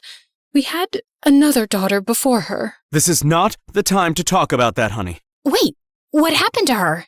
They froze, a heavy silence hanging between us. When we found out we were having her, we were so happy. But we were so young. We were still kids. Our families didn't take the news well. They didn't want us to keep her. Said we were throwing our lives away.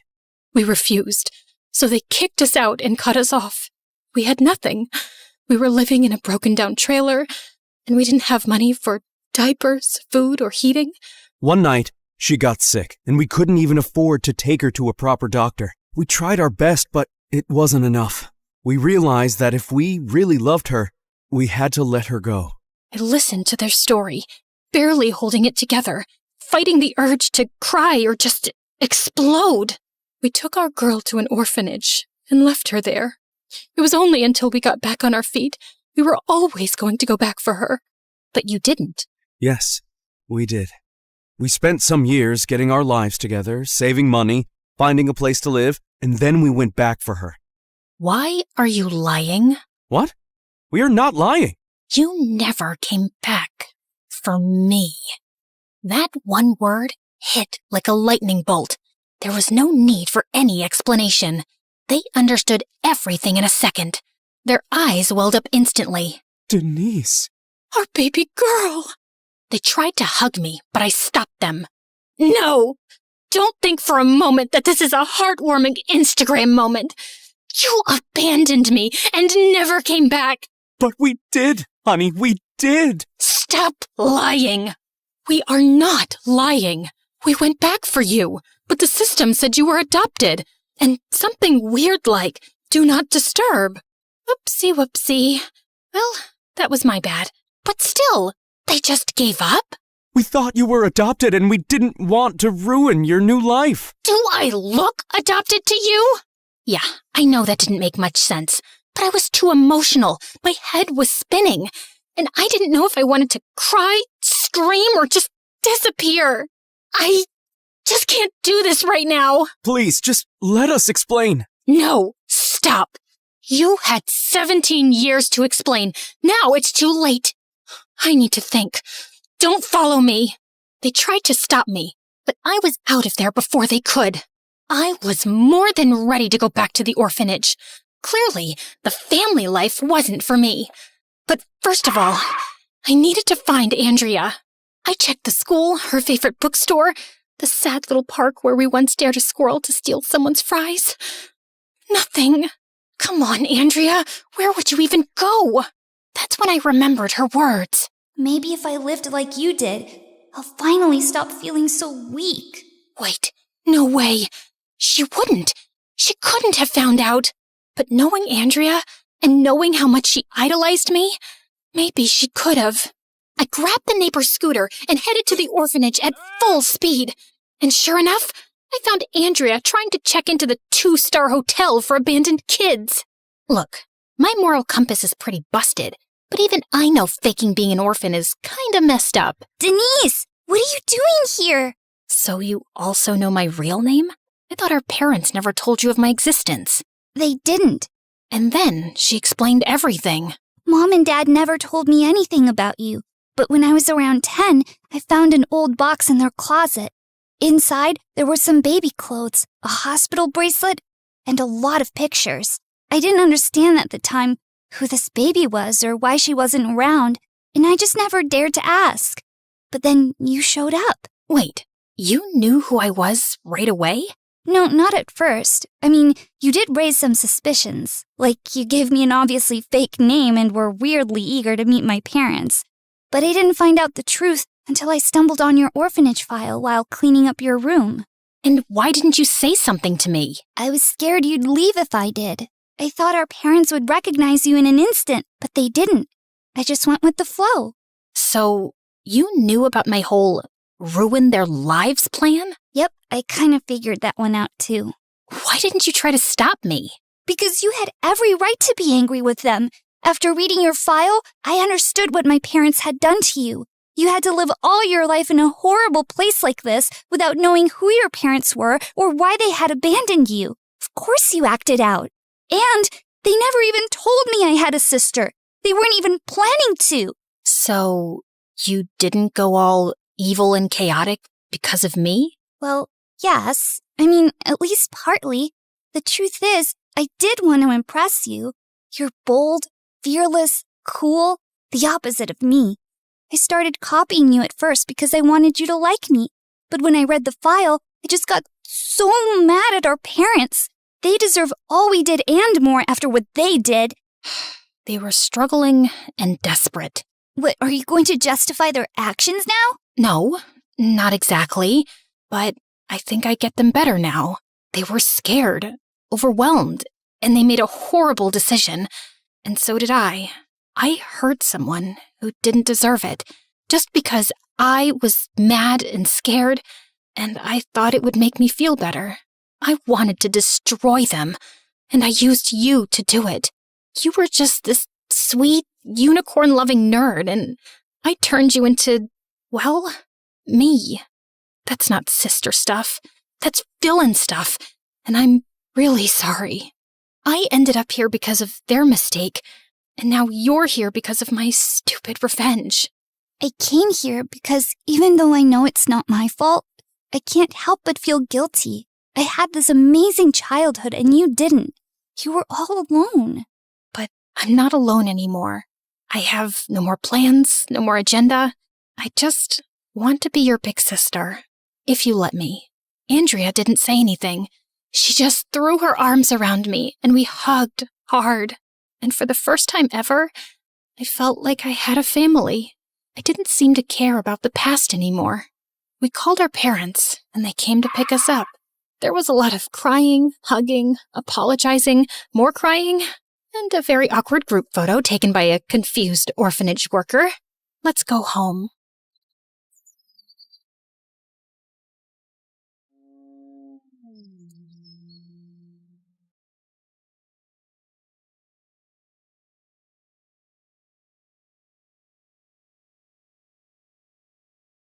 I fought back my tears as I desperately tried to stop the love of my life from walking away. My love, please, don't go.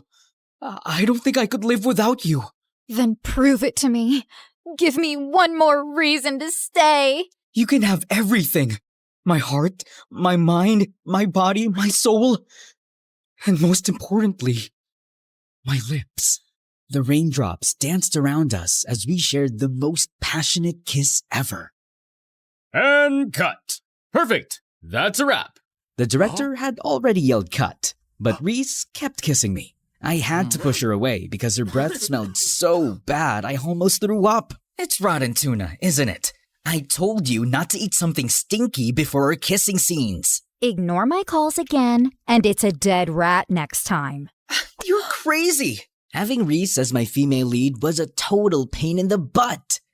Our agencies told us to act like lovers to promote our romance film, but she was too clingy to be a fake girlfriend. She was even worse than my obsessed fangirls who had no concept of privacy. After filming, I escaped to my private gym to work out, but just as I stepped out of the shower, a creepy girl suddenly descended from the ceiling. Who are you, and how did you get in here? I was just destined to be here. Finally, I got to see you up close. I couldn't believe you're real. You're just too handsome. It hurts. I immediately alerted my bodyguards, and they caught her in midair as she tried to pounce on me like the hungriest tigress alive. Leon, please. Just one chance. Jeez, can I ever catch a freaking break? Hey, what's up? My name is Leon, and I'm a famous teen actor with a super gorgeous girlfriend and the most passionate fangirls ever. It might sound like every teenage guy's dream, but to me, it was the worst nightmare. Before I continue, please like and subscribe. The gym incident quickly made the news, and instead of addressing it, my psycho mom/manager was thrilled. The more obsessed fans you have, the better. It just means you're getting even more popular. I'm expecting more movie offers and brand deals after this. But we should file a harassment case against that girl. And we also need to do something about Reese. We don't have to do anything, sweetheart. Just be grateful for your fame and enjoy it. Then could you at least let me enjoy an ice cream today? You know sweets are strictly out of your diet plan. Your next role is an expert martial artist who hunts robot sharks on land, so you have to bulk up. Girls love abs. I thought we were rejecting that offer. You know I can't do action. I'm a clumsy, scaredy bunny, Mom. That's what stunt doubles are for. Having my controlling mom as my boss and manager was the worst. I just wanted some peace and quiet, but it was impossible with her. Later that day, while we were filming in a park, Reese kept clinging on to me like a leech, even during film breaks. Reese, for the love of God, get off me! But you told me that I can have everything, including your body. That was just a line from our movie. And to make matters worse, a group of jealous fans managed to pass through the barricades and sent our filming set into chaos. Get off him, you ugly, clingy witch! As I escaped to my car, I noticed a guy around my age peacefully playing with a claw machine on the side of the street. It was nothing special, but it was all I ever wanted. To be in my own world, without others minding my business. It was just a brief moment, but it finally drove me to confront my mom. I told her about wanting to take a break from my career, and she thought I had lost my mind. I just want to live my life as me. No more fake girlfriends, fake personalities, and crazy women around me 24/7. I'm tired of it. So please, just give me this. Oh, stop being dramatic. What if you do something stupid and ruin the image that we've built over all these years? As a celebrity, we have this specific image that we project to the public, and mine was the mysterious prince persona that drove the ladies wild. But in reality, I was the complete opposite. It would be cool for Leon to disappear for a while and just be normal.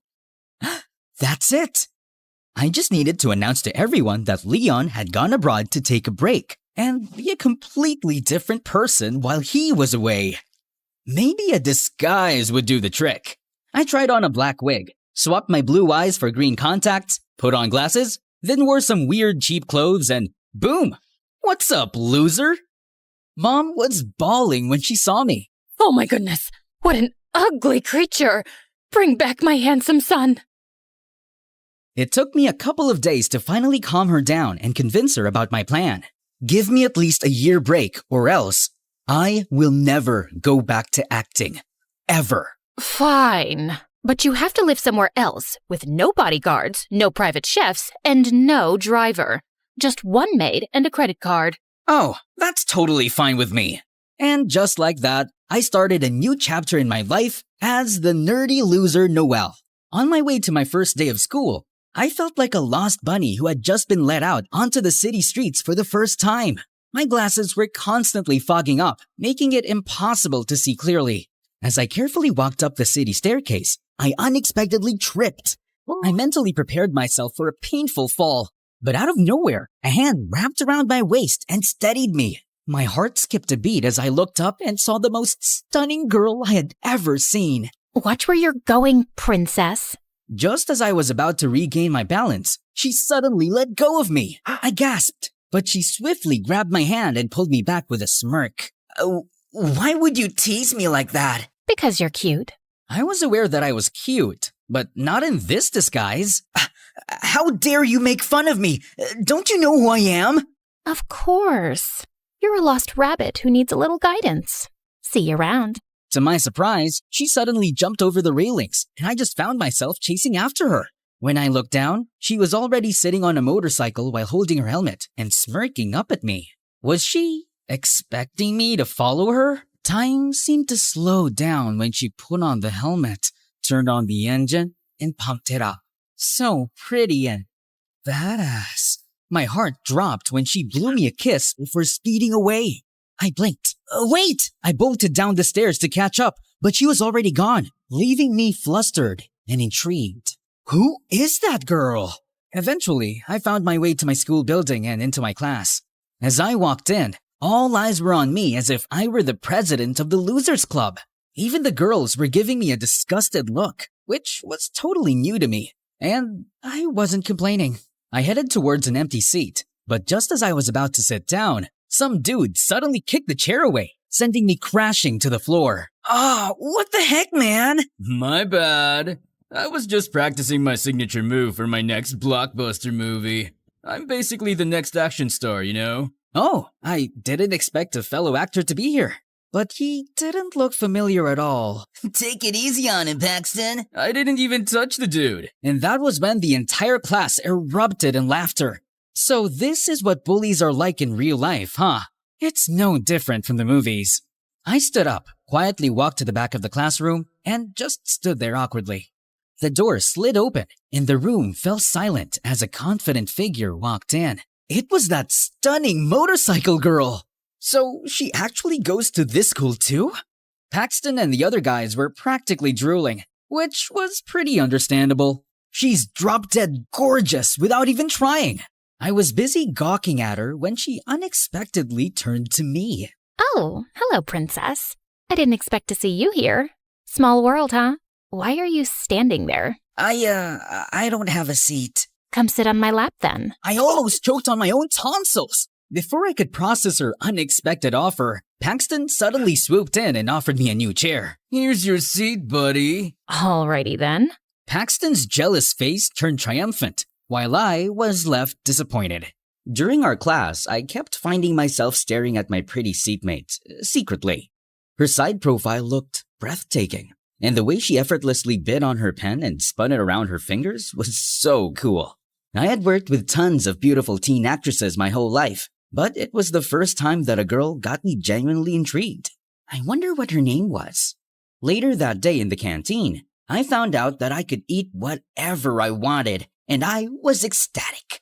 All my life, it had always been my mom, our private chefs, and my assistants who decided what I should eat. And it was such a bummer. Dude, are you gonna eat the whole canteen or what? He's gonna eat everything and nothing will be left to us. We're doomed! Oh, don't worry. I'm gonna pay for everything. I handed the lunch lady my credit card, and everyone was looking at me like I just farted. That's not how it works here, young man. Is this your first time going to an actual school? Just then, the pretty girl suddenly appeared. He took a lot of food because it's actually for 2 people, right? What is she talking about? Right? Yes. We're gonna share. Come on, I'm starving. Paxton and the others were looking at us with raised eyebrows as she dragged me to an empty table. To my surprise, she sat beside me and started eating with me on the same plate. Seriously? On the same plate? You're kind of freaking me out, to be honest, but in a good kind of way. So, you're repaying me with an insult after I saved your clueless butt? Sorry, it's just weird. Why a pretty girl like you would be super nice to a new kid like me on my first day. Hello? Do you realize that angels like me actually exist? But I'm not doing this for free, though. Of course, there had to be a catch. There was no way she was actually flirting with an ugly nerd. I later realized what her favor was. She asked me to cover for her as she snuck out in the middle of class. And it was nerve-wracking. Through the window, I saw her riding her motorcycle and leaving. what on earth was she up to? Soon, I learned that her name was Kiara, and it was her habit to sneak out of class in the afternoon. She was also very famous among the boys, especially with Paxton. But she just kept turning it down. One time, Paxton gave her a bouquet of roses and chocolates, but what she did next earned some gasps around. Ah, perfect. The trash has been starving. Another time, he showed off his brand new car and offered her a ride home, but she headed straight to her motorcycle and started it right in front of his car. But it just made me even more curious about her, and Paxton even more determined. One day, while he and his gang were talking in the hallway, I heard something that caught me off guard. One day, she's gonna crawl to me and beg for my attention once my upcoming film becomes successful. Of course it will, bro. I'm pretty sure you will be more popular than Leon. Wait, what? Leon? Were they talking about me? The next day, Paxton showed off his pictures from the filming set to Kiara, and it was the movie that Reese and I were currently filming. This movie's gonna be out soon, and I'm gonna bless your eyes with immaculate visuals and acting. So your role is a dead person? Yeah, and it's not easy to hold your breath for 2 minutes. Oh, wow. That's amazing. This is Leon's upcoming movie, right? How did you know that? You're stalking me, aren't you? I'm stalking that actor because I hate him. I hope his movie flops. Oh, you bet. Sharing the film set with him was traumatizing. He was a total jerk to everyone. He's dating his co-star Reese, and he was so horrible to her. That's not surprising at all. I heard he's allergic to girls. Maybe he's actually gay. Hearing Kiara talking bad about me made my sight dim. I don't think it's okay to judge someone you don't know. Oh, look, we have a fan here. Kiara just raised an eyebrow at me and walked out. Oh no, was she unfriending me for that? Since then, Paxton kept telling fake news about me on set just to get Kiara's attention. And he was succeeding. One time, he asked for iced coffee and complained that it was cold. Oh, so he's a moron, I see. And I also remember when Reese almost threw up during their kissing scene because his breath smelled like rotten tuna. A disgusting, dumb jerk. What a lethal combination. Seeing Kiara believing all his lies made me furious, so I started ignoring and avoiding her since then. But one day, she cornered me. Hey, princess, are you ignoring me on purpose? Stop calling me princess. I'm a freaking guy. You're cuter when you're jealous. What?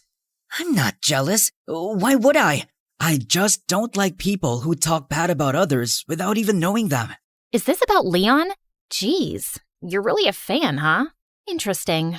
I told you I'm not. Realizing how close her face was to mine, my eyes automatically went down to her lips. I had kissed tons of women on screen before, and expertly on that. But why do I feel like farting at the thought of kissing Kiara? Just then, someone called her and she immediately left, leaving me flustered all over. As I walked out of the room, Paxton suddenly blocked my way. Kiara will never be yours, so stop dreaming, loser. Or else. Is that a threat? The jerk just answered me with a smirk and left. The next day, I found a letter in my locker, and it was from Kiara. Hey, princess. Come to the last room on the 3rd floor before our class. I have a surprise for you. XOXO. What was she planning this time? Driven by curiosity, I made my way to the room. But the moment I stepped inside, the door abruptly locked. Hey! What's happening? Open the door! In that instant, a hissing sound reached my ears. And when I turned around, I found myself face to face with a menacing snake. My face turned a shade paler than snow, and I let out a shrill scream. Just as it was about to strike, someone swiftly grabbed it by the neck, as if it were nothing, and flung it out of the window. She looked so cool. My heart skipped a beat. But I snapped back to reality when I realized what just happened. Did you plan all of this just to tease me again? Because it's not funny. What do you mean? Never mind. Frustrated, I dashed out of the room, only to see Paxton and his friends in the hallway, laughing. He was screaming like a freaking girl! Everyone was making fun of me all day, so I decided to skip my remaining classes and head straight home. To make myself feel better after a disastrous day, I decided to treat myself to a nearby restaurant. But as I reached into my pocket to pay the bill, panic washed over me. I left my wallet in my locker. I explained the situation to the manager, but they seemed skeptical of my story. So I ended up washing some stacks of dirty dishes. As a clueless billionaire who had never washed a dish before, the scene turned into a complete disaster. Just as the manager was about to flip over me, a familiar face appeared in the chaos. Kiara, what are you doing here? I'm about to rescue my princess for the nth time. As we watched, she revealed that she actually worked part-time in the restaurant. Her sick mom had a massive debt with the owner, and Kiara was working it off. So, this is where you go whenever you sneak out of class. Yep. Oh, by the way, we need to do something about Paxton. What he did to you earlier is totally not cool. What do you mean? I saw him putting that letter in your locker.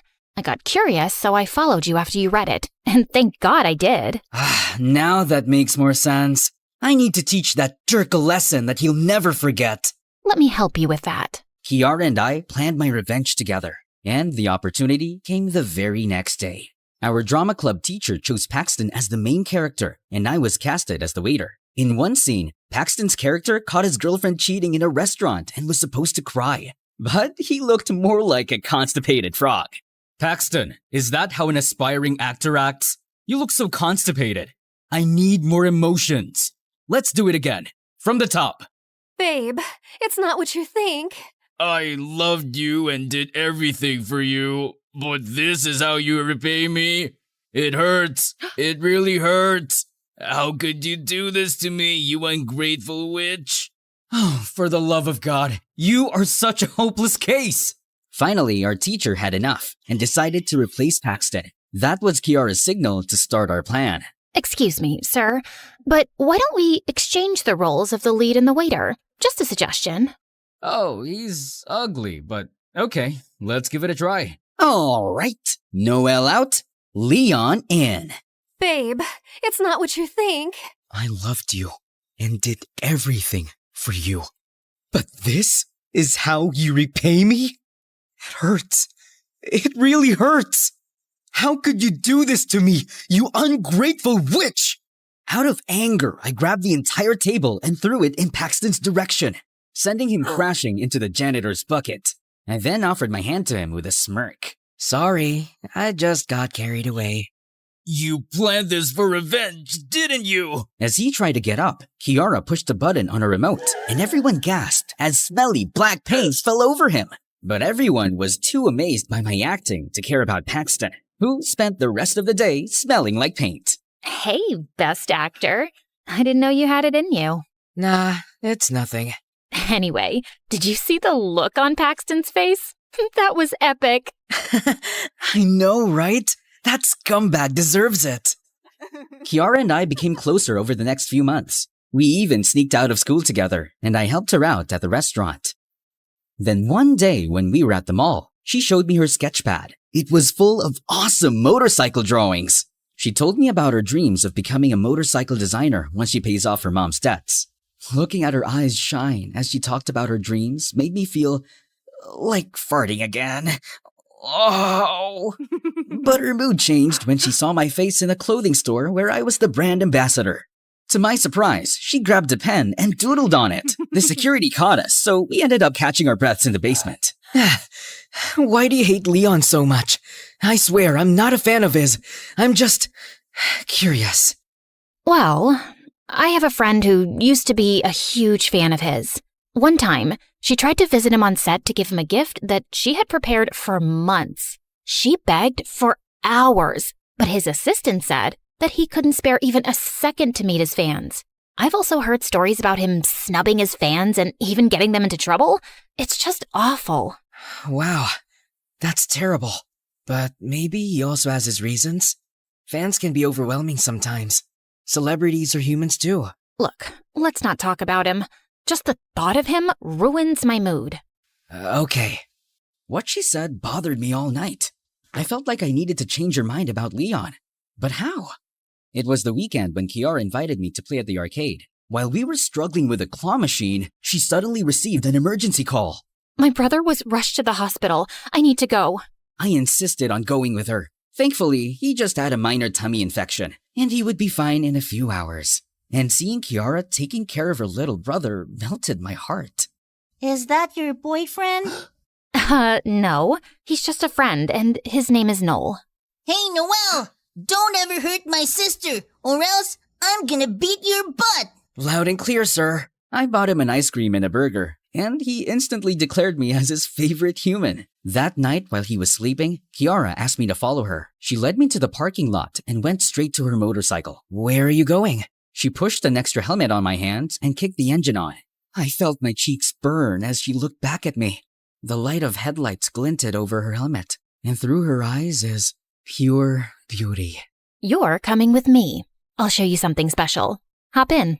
I snapped out of my daze and quickly put the helmet on.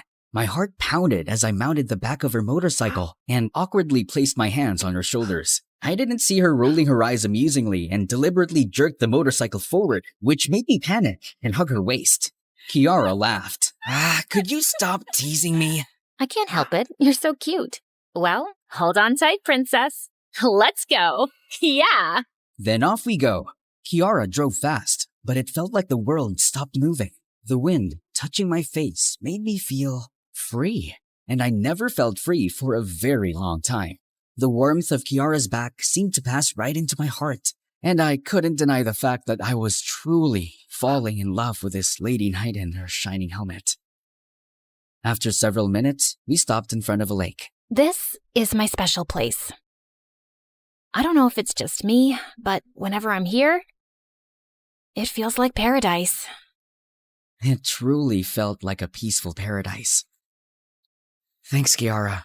I really mean it. For what? For always coming to my rescue and for being a good friend. Thanks to you, I'm just really happy these days. It's my first time living without my mom, and I was worried at first. What's your mom like? She used to be really nice, but ever since Dad left us, she transformed into this evil witch who controlled me like a puppet, and it was suffocating. That sucks. So, you ran away from home? Kinda. I'm glad that you did. You deserve to breathe, you know? And I'm always here for you. I looked away as I noticed her staring at me. Am I making you nervous?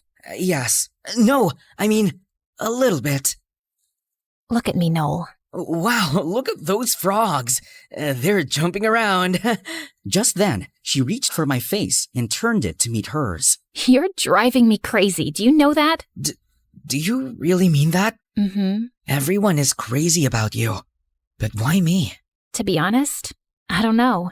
You're just something else. Something special. I closed my eyes as she leaned in, and when our lips finally touched, it felt so magical that I felt butterflies, and I had this unbearable urge to fart. I couldn't risk becoming a walking embarrassment in front of her. I had to save my dignity. I need to go. What? Why? I'm sorry. I was super ashamed about it, and the fact that I wasn't being truthful about who I really was made me feel bad. A few days later, I finally decided to come clean and confess. As I was looking for Kiara, I saw some guys drooling over a girl in the hallway, and blood drained from my face when I realized who it was. Reese! Holy crap! What was she doing here? Have you seen my Leon around? I swear my heart tells me he's just here, hiding. Panicking, I immediately ran to the back of the school and called Mom, and she begged me to come back because Reese had been out of control lately. Just give me more time, Mom. Please. Just do something about Reese. I'm not ready to come back as Leon. After talking to Mom, I made sure Reese was gone before I came out of hiding. But Kiara saw me. What were you doing here? I was just... Look, if you don't like me, then just be clear with it and reject me instead of making me look like a fool. How could I reject a goddess like you? Look, there's something that you need to know, and I need to... Just then, my phone rang, and I excused myself to answer it. It was Mom, and she informed me that we needed an emergency meeting about Reese ASAP because she was throwing a tantrum right now, and she might tell the press that I was in hiding. What is it you were going to tell me? I'll tell you next time. I need to go. After an emergency meeting, we tried looking for Reese, but she was nowhere to be found. The next day in class, I got the biggest shock of my life when Paxton arrived with her, and there were a lot of reporters with them. Everyone, eyes on ear! Reese and I got a little movie to show you. He suddenly played a video of me talking to Mom about Reese yesterday, and everyone was so confused. Just give me more time, Mom. Please. Just do something about Reese. I'm not ready to come back as Leon. I was about to escape when suddenly Paxton grabbed me by my hair. Let's welcome the best actor in our class. No other than the superstar Leon, who got bored with his life, so he ghosted his girlfriend and decided to deceive us all. Paxton then snatched my glasses and took off my wig. Oh, Leon, my Pookie Pie, it is indeed you. As Reese jumped on me, I met Kiara's eyes across the room, and she looked horrified. No, this couldn't be happening. Just then, the ladies went wild. Before they could devour me alive, I ran out of the school and hailed a cab to go straight home to Mom. We then found out that Reese had arranged a press conference immediately and started spilling everything. Mom and I decided to do a counterattack. It's true that I had enough of the celebrity life, and that is the reason why I decided to take a break. I wanted to be with people who aren't crazy about me. Don't get me wrong, I love my fans, and I'm always grateful. But we celebrities are human too. We also need some peace and privacy. I truly love acting, and I won't quit. But I don't want to live a fake life anymore. I just wanted to be me. Also, Reese and I aren't dating. It's just for the show. I don't like crazy, obsessive girls.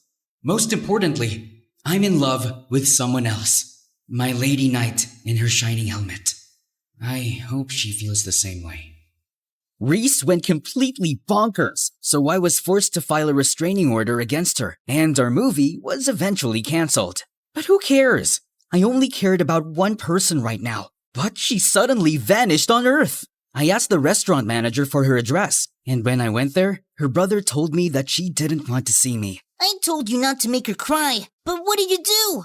Now go away! Please, just let me talk to her. Fine. Consider this as my payment for the ice cream and burger. He then led me to where she was hiding.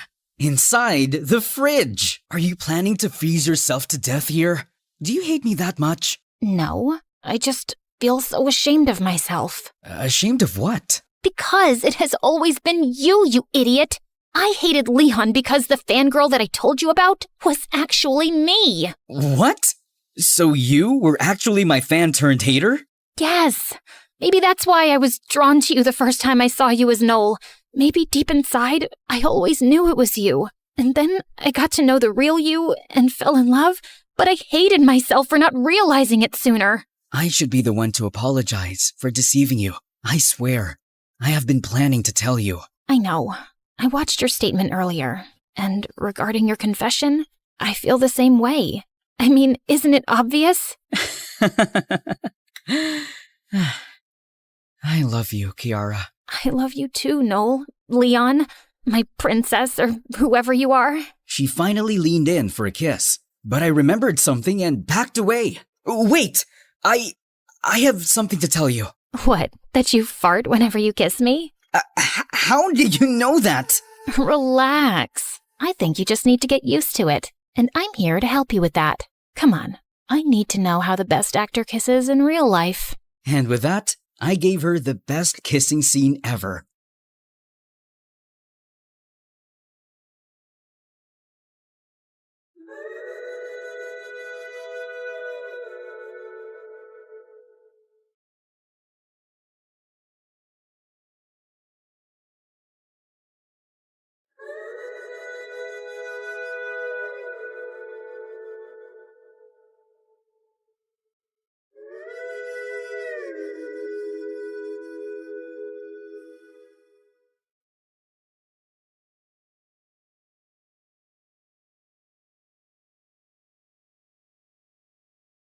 But when we finally pulled away, I screamed when she suddenly turned into a guy.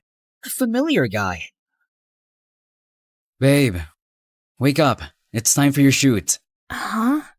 Marcus? Are you okay? And then it clicked. Everything was just a dream. I dreamed about a handsome man. Oh, so you're cheating on me in your dreams. No, he was the male version of me, and he was actually— Too late. I'm already mad. And only a kiss could make me feel better. Okay. Now let me tell you about my dream. It was crazy. Fine.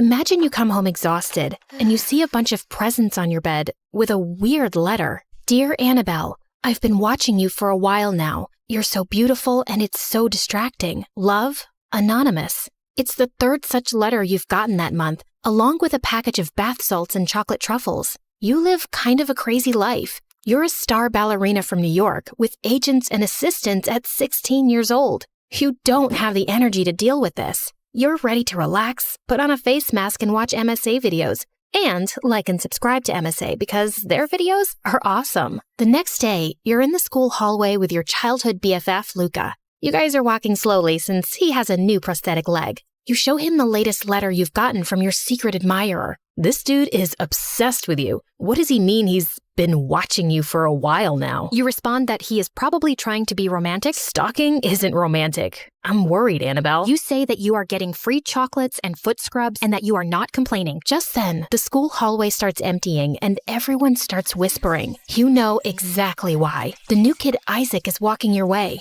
Everyone thinks he's bad news, but you think he's cute. You say that underneath his tattoos and cold, hard shell, he is probably a great kisser. Okay.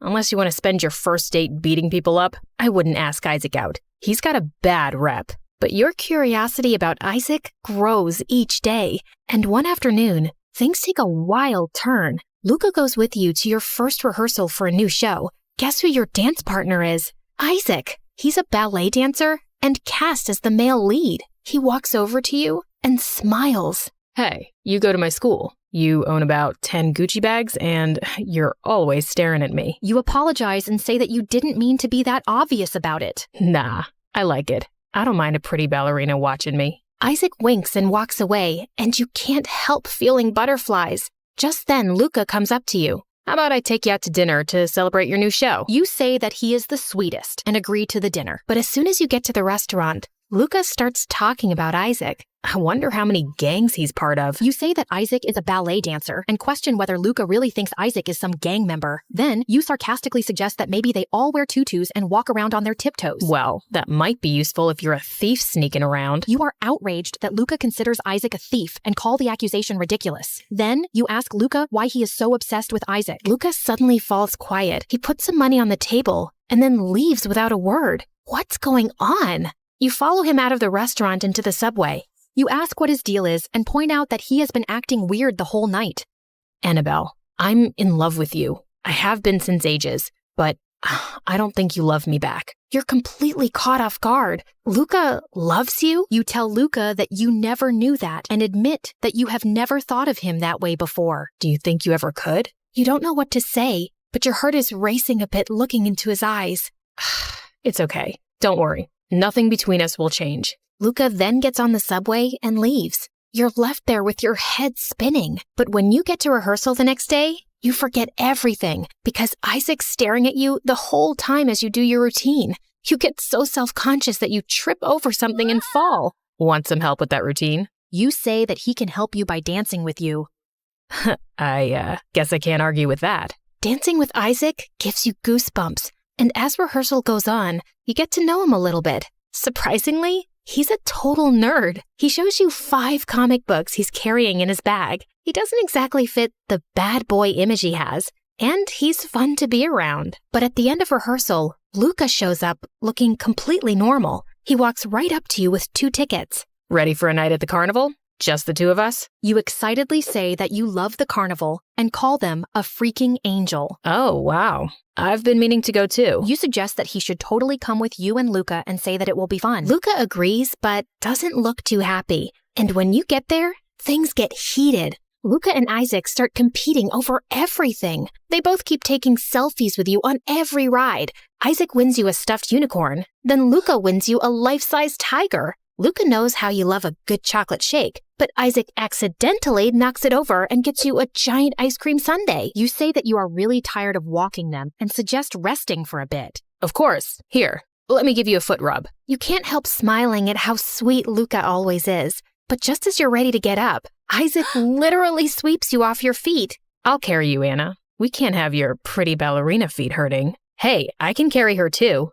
Dude, with your leg? Probably not. Just chill out. I got her. Finally, you tell the boys you want to ride the Ferris wheel. You state that it will be a quiet ride with no selfies and ask them if that is understood. Whatever you say, madame. Yeah, as you wish. But when you get to the Ferris wheel, you see it's only a 2-person ride, so you have to take turns riding with both. You go with Isaac first, and then you guys get stuck at the top. Can I tell you a secret? I've never gone out with a girl before. I've always been too shy to talk to girls. You express surprise, saying that you never would have guessed that he would be shy.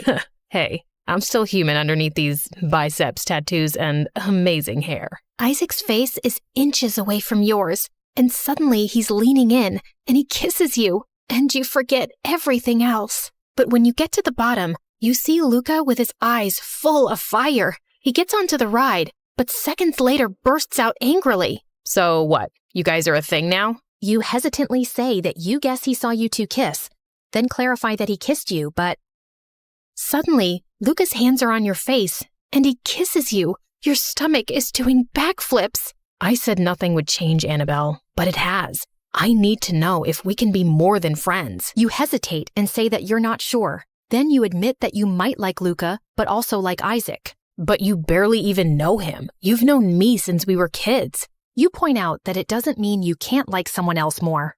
Oh, so you do like him better. You clarify that that's not what you said. Annabelle, I'm going home. I guess I need some space from you right now. Luca walks away, and things change after that. You start spending more time with Isaac since you rehearse together every day, and you can feel the chemistry growing. But you hardly see Luca over the next few weeks, and you really miss him. Then one night, you're walking to the subway after rehearsal when you see someone with a black mask coming towards you. You freeze for a second, and then swing your purse to smack him with it. He drops what he's holding and runs away. It's a package with your name on it. He's the guy that's been sending you all that anonymous mail. This time, when you open the package, there's no present. Just a single note that reads, "Why don't you love me?" And suddenly, you get a shocking thought. What if the stalker is Luca? He's been in love with you for ages, and he knows where you live. The next day at school, you see Luca in the courtyard. You walk up to him and push him. You call Luca a creep and accuse him of being your stalker. What? Are you crazy? You accuse him of following you to the subway last night and running away after leaving the note. Annabelle, I can't even run properly. Don't you think you would have noticed my limp? Of course. He was right. You feel so stupid. Suddenly you start crying, and Luca puts his arms around you. You say that you weren't freaked out before by the letters and presents, but now that Isaac is following you, you feel scared. Hey, I'm here. I won't let anything happen to you. You feel so safe in Luca's arms, and you look up into his eyes. He's leaning closer, and you pull away. You tell Luca to stop and say that you can't kiss because you have a boyfriend now. You confirm that you do have a boyfriend now. And I'm just your friend. It's because of my leg, isn't it? You exclaim in shock and ask how he could even think that. Luca doesn't answer and storms off. You go looking for Isaac, but he's not at school because he's sick. You spend the next few days alone, and riding home, you're terrified of running into your stalker again. Finally, the night of the show comes, and Isaac comes into your dressing room to wish you good luck. He's leaning in to kiss you, but just then, Luca comes in. Sorry, didn't mean to interrupt your makeout. Just wanted to wish you good luck, but I'm guessing Isaac already did that. Then all of a sudden, Isaac turns to him angrily. Dude, just let it go already. Annabelle doesn't want to be your girlfriend. It's time you stop acting like a jerk and be happy for her. And yeah, she and I were in the middle of a kiss. At that second, Isaac pulls you close to kiss you, but you can see the hurt in Luca's eyes, and you just can't do it. You tell Isaac to stop and say that Luca already gets the point. He has to get over himself. It's not fair to us. You look over at Luca, but he's already left. You take some time alone after that to do warm-ups. Then suddenly, you feel someone watching you. It's the masked guy from the other night. He runs out of your dressing room and you go after him, but he's disappeared. That's when you see the basement door is open. You go inside, and it's pitch black. Suddenly, the stalker comes up from behind and pushes you to the ground, and you hear the door close and lock. You bang on the door like crazy, calling for help, but no one hears you. You stay locked inside all that night. Finally, the next morning, the door opens and a bunch of cops come in. Your parents are crying and asking if you're okay. Just then, You see a policeman with a boy who looks around 14 years old. This is the young man who's been stalking you, sending you letters and presents for the past month. I've just had a crush on you ever since I saw you perform, so I saved up my allowance to buy you presents. I know I kinda got carried away, but I didn't mean to freak you out. You ask him if he is kidding, then you accuse him of locking you in a dark basement all night. No, it wasn't him who locked you in the basement. To your horror, you notice Isaac is in handcuffs with another cop. We did a background check and your friend here has a restraining order from his ex-girlfriend. He's a criminal. You ask in confusion what he is talking about. Annabelle, I locked you in that basement because I was angry. You didn't kiss me in front of Luca, and that made me think you had feelings for him. I hated you at that moment. And yeah, I lied. I did have a girlfriend, and she pushed me away, just like you did. You feel like you're gonna throw up as the cops take Isaac away. The next day, you sit at your favorite spot in the park to collect your thoughts. When someone sits beside you, want some company? You tell Luca that he was right about Isaac and admit that everyone was right about Isaac being bad news. You acknowledge that you were the only one who didn't see it. I also didn't do a great job looking out for you. I acted like a jealous jerk. Annabelle, I am so sorry about everything. I just want to be friends again. And when you do find a boyfriend who treats you right, I'll be by your side. You tell Luca that maybe he was right about this too. You admit that maybe everything has changed and that you can't go back to being just friends. Not after you've kissed. Oh, are you saying you liked it when I kissed you? You pull him closer to you and you can feel his warm breath on your lips. You say you want to try it again so you can be sure.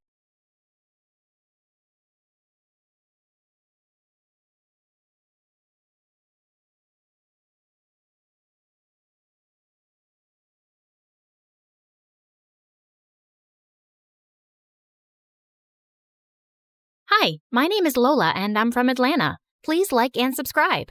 When I was a kid, my parents and I had adventures all the time.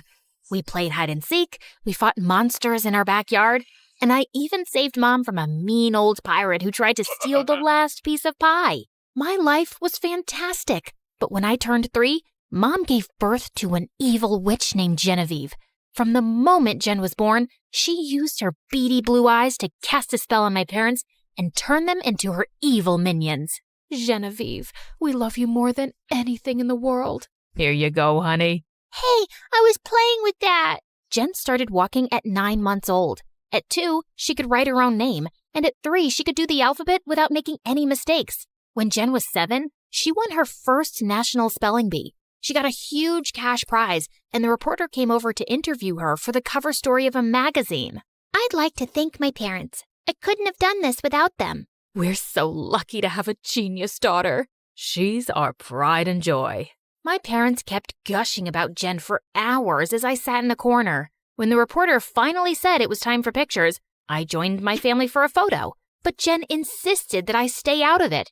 My parents tried reasoning with her, but she was beyond reason. It's my moment, and she'll ruin my image with her stupidity vibe. Like, my brain sees pictures with this special lens, and I'll be able to feel her dumbness every time I look at the pictures. I can't explain how my brain works. Just make her go. So Mom gave me some money for ice cream and told me to wait outside while the photo shoot happened. A couple of months later, I came home from school and found Jen sitting on my bed, and all my stuff was gone. Mom and Dad said I could switch. This room's bigger and has more space for my trophies. But this is my room. Mom, Dad, make Jen give me my room back. Lola, stop being ridiculous. You don't need a room this size. You don't have any trophies. Jeannie, do you need anything? Should I put up some more shelves? A new bookcase? I was so mad I threw myself on the ground and started screaming. This sucks. I'm leaving, and I'm never coming back. I'll show you. I'll get a new family that will appreciate me. I stormed out of the house. I got to the driveway and realized I had nowhere to go. So I decided to hide out in my treehouse. But then something crazy happened. My stomach started rumbling, and I searched through my pockets to find a candy bar. Then out of nowhere, this girl appeared and snatched it out of my hand. Hey, that's mine. This is my treehouse. Get out. I don't see your name on it. It's written right there. Oh. Then the strange girl wrote the word Madison on the wall. I guess we're roommates now. We'll just have to share. Then she tossed me half the candy bar. Madison and I spent the rest of the day together, and she was pretty wild. She told me about all the adventures she'd had in the neighborhood. I found a skeleton in the neighbor's backyard. No way! The old lady across the street is an alien. I saw a spaceship in her garage. Madison made up fun games for us to play. We had a spitball fight and threw water balloons at the neighbors as they walked by. Then my mean old parents told me to come inside for dinner. They didn't even miss me or remember that I'd been upset. After that, when I wasn't at school or watching Janet's spelling bees, I'd run out to the treehouse and spend time with Madison. One time, we were pretending to have a sword fight in the backyard. It's over for you, Madison. Give up now. You'll never take me alive. Suddenly, Jen appeared out of nowhere. Lola, who are you talking to? Madison, duh. Who's that? I turned around to introduce Madison, but she seemed to have vanished into thin air. She was just here. Must have scared her off with your mean vibes. I thought Jen would say something, but she just gave me a weird look. I think you're old enough to not have an imaginary friend. And went back inside, and Madison instantly reappeared beside me. Where did you go? I didn't want to meet your stupid sister. And there, I got you. You're dead. When I was 12, I started junior high school, and it was the worst. All the girls were more interested in boys and makeup than building pillow forts or searching for hidden treasures. I had nothing in common with any of them, and most of them thought I was weird. I was pretty lonely. Then Madison started sneaking into my school. She'd make funny faces and tell the best jokes. Madison, you're hilarious. Stop, please. I'm gonna pee my pants. Who's Madison? Is she talking to the wall? Madison told me cool stories, and she was such a gossip. She knew everything about everyone, and she always had my back whenever a bully tried to mess with me. Having her around made me stronger and braver. Hey, ugly, get out of my way. Who are you calling ugly? You look like a rat, and your breath smells like poo. Once I was cast in a school play, and I had to do this huge monologue. My parents didn't even bother to come because Jen had a spelling competition the same day. I was so nervous I could barely speak, but then Madison showed up to cheer me on. I shook off my nerves and gave the best performance ever. I told my parents all about it, but they didn't care. The next day, they dragged me to another one of Jen's boring competitions. Madison brought a bag of ants, and we let them loose on stage. Jen and all the other kids freaked out and ran around screaming. It was hilarious. Then one day, things took a turn. For my 15th birthday, me and my family went on vacation. But when we got back home, I realized that Madison was gone. I searched for her everywhere. The treehouse, at school, and all over the house. She didn't show up. Madison, where are you? What the heck are you screaming about? I can't even hear myself think. I can't find Madison. What are you, 4? Look, I'm really busy, but do you want to talk? I know you're lonely and have trouble making friends, but this isn't healthy. I'm totally fine. Just leave me alone and go back to your books. If it wasn't bad enough that Madison had just left me, Jen soon got moved up to my class because she was so smart, and all the other kids instantly loved her. Is it true? You can spell every word in the dictionary? Yeah, almost. I am an international spelling champion. Ugh, please. What was so impressive about spelling anyway? When was being able to spell the word crustaceology useful? Then one morning, the most popular girl in our class, Emily, handed out invitations to her birthday party. Hey, you forgot to give me my invitation. Sorry, no freaks allowed. Then she whispered to Jen just loud enough for me to hear. I can't believe you're related to her. I hope you can come. It's going to be the best party ever. I don't think I have any contests that weekend, so I should be able to make it. I watched as all the other kids waved their invites around. After school, I walked home and stopped at the candy store to cheer myself up. Just then, I caught this boy staring at me. Then he started following me around the store. I led him down an aisle, hid behind a display case, and when he wasn't looking, I tackled him and put him in a headlock. Ouch, that hurts. What's your problem? Why are you following me? He reached behind me and pulled off a huge piece of paper that was taped to my back with the word loser written in bold black letters. I was so embarrassed. Then all of a sudden, I started to cry like a big baby. What's wrong? My life stinks. My best friend abandoned me. My family doesn't like me. And all the kids at school think I'm a freak and a loser. You're not a loser. You don't even know me. I just have a feeling you're pretty cool and someone I'd like to know better. His name was Hunter, and he was really cute, and we had a ton of things in common. We loved the same books and movies, and he made me laugh a lot. We quickly became friends, and having him around made me feel a lot less lonely. The more time I spent with Hunter, the more I started to like him. He never once compared me to Jen, and he always listened to me. Even when I went on a full-on rant about how my parents gave Jen a brand new laptop on my birthday, and I just got some cheap shoes. Then one day, my parents called me into the kitchen for a family meeting. Guess what, Lola? I got into St. Florence's Academy. Isn't that incredible? Jen, we're so proud of you. We can't wait to start our new life in Chicago. Chicago? What? No way! I'm not moving there. I'm not leaving Hunter. Lola, don't be selfish. You'll find plenty of new friends in Chicago. I don't need to make new friends. I already have a friend here. I'm not moving.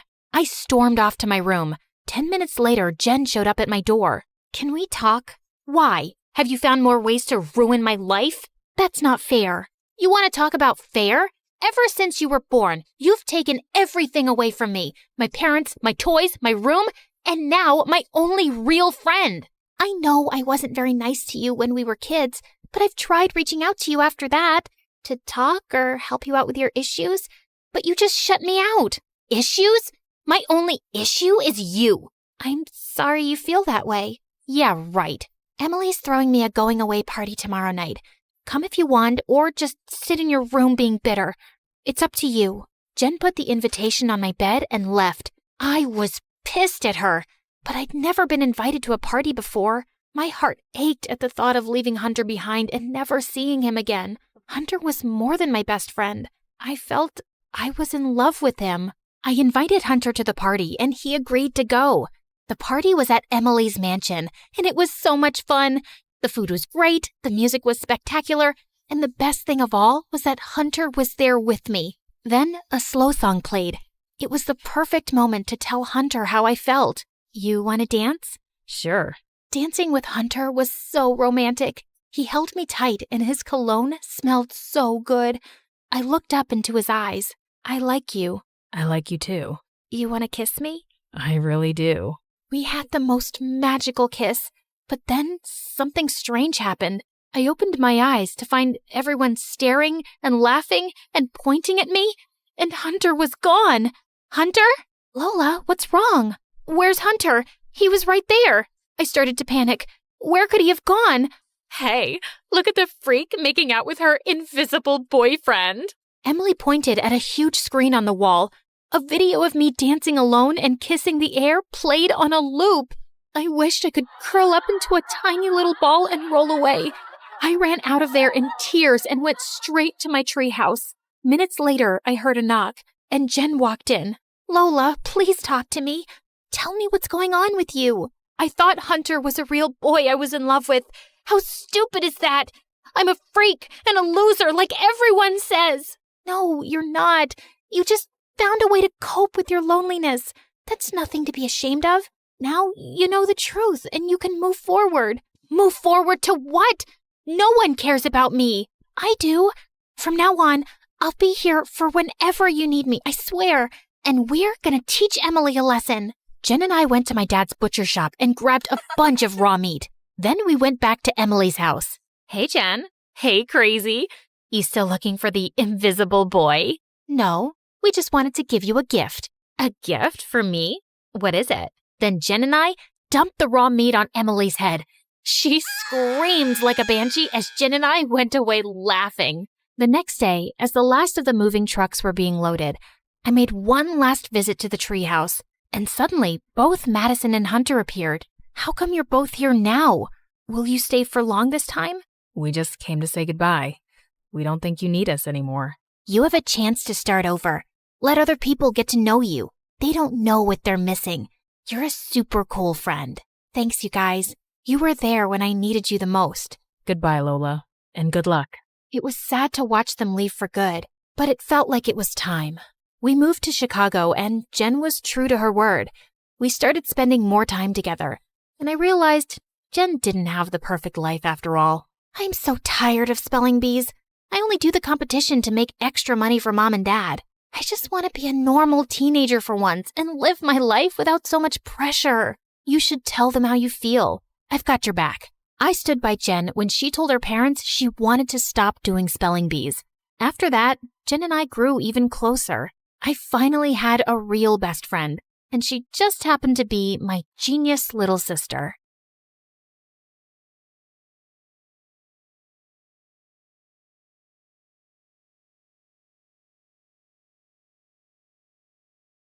Hello, my name is Simona, and I'm from Spain. Please like and subscribe. Growing up, what I hated most was when my parents argued and yelled at each other, and it happened a lot.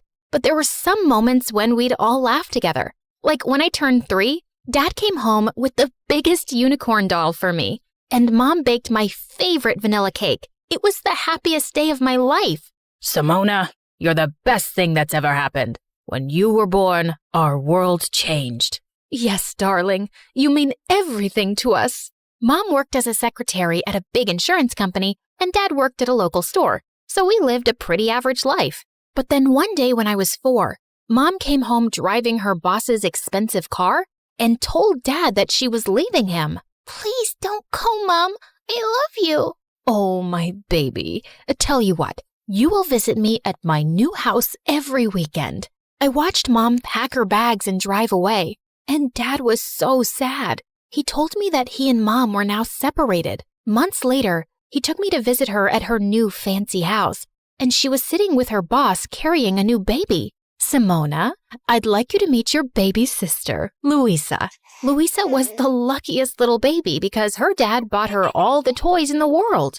I liked going to their mansion, and Mom would be so happy every time I visited. But soon Luisa started crying so hard for Mom's attention that it became difficult for us to spend any time together. Once when I was 5 and Luisa was a toddler, Mom took us to the zoo and bought us both candy. But Luisa threw hers into the baboon cage, and then she started crying hysterically for more. She even started pulling Mom's hair, and I gave her my candy so she'd calm down and give Mom a break. Oh, Simona, thank you so much.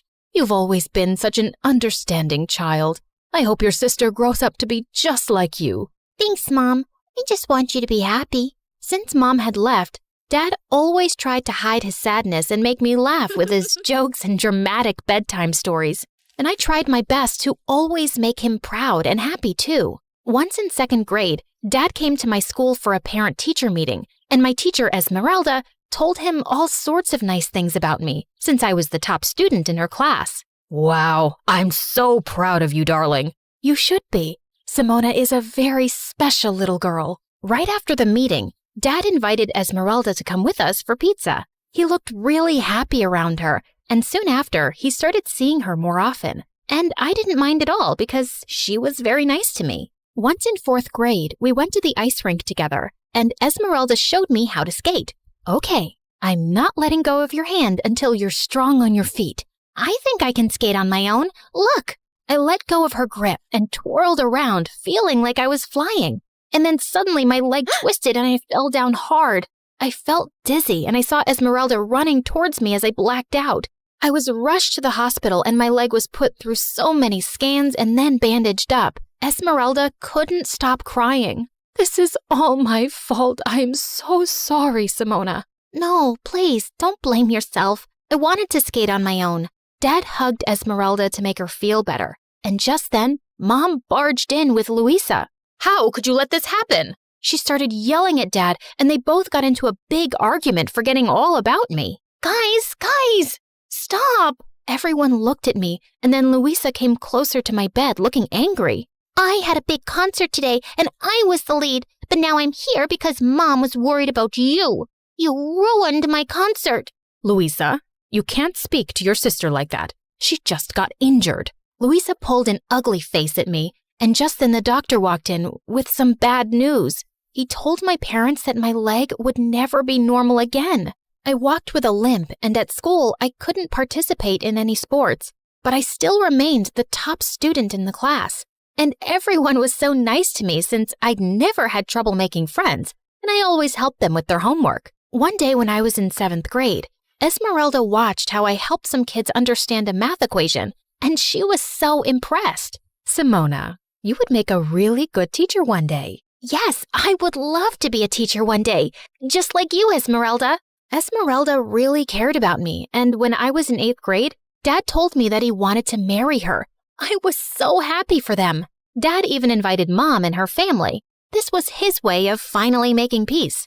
Just before the event started, I found Louisa standing and glaring at the big wedding cake. What are you doing here, alone? Whatever I want. This cake looks so delicious. Yes, it is, but don't stand too close.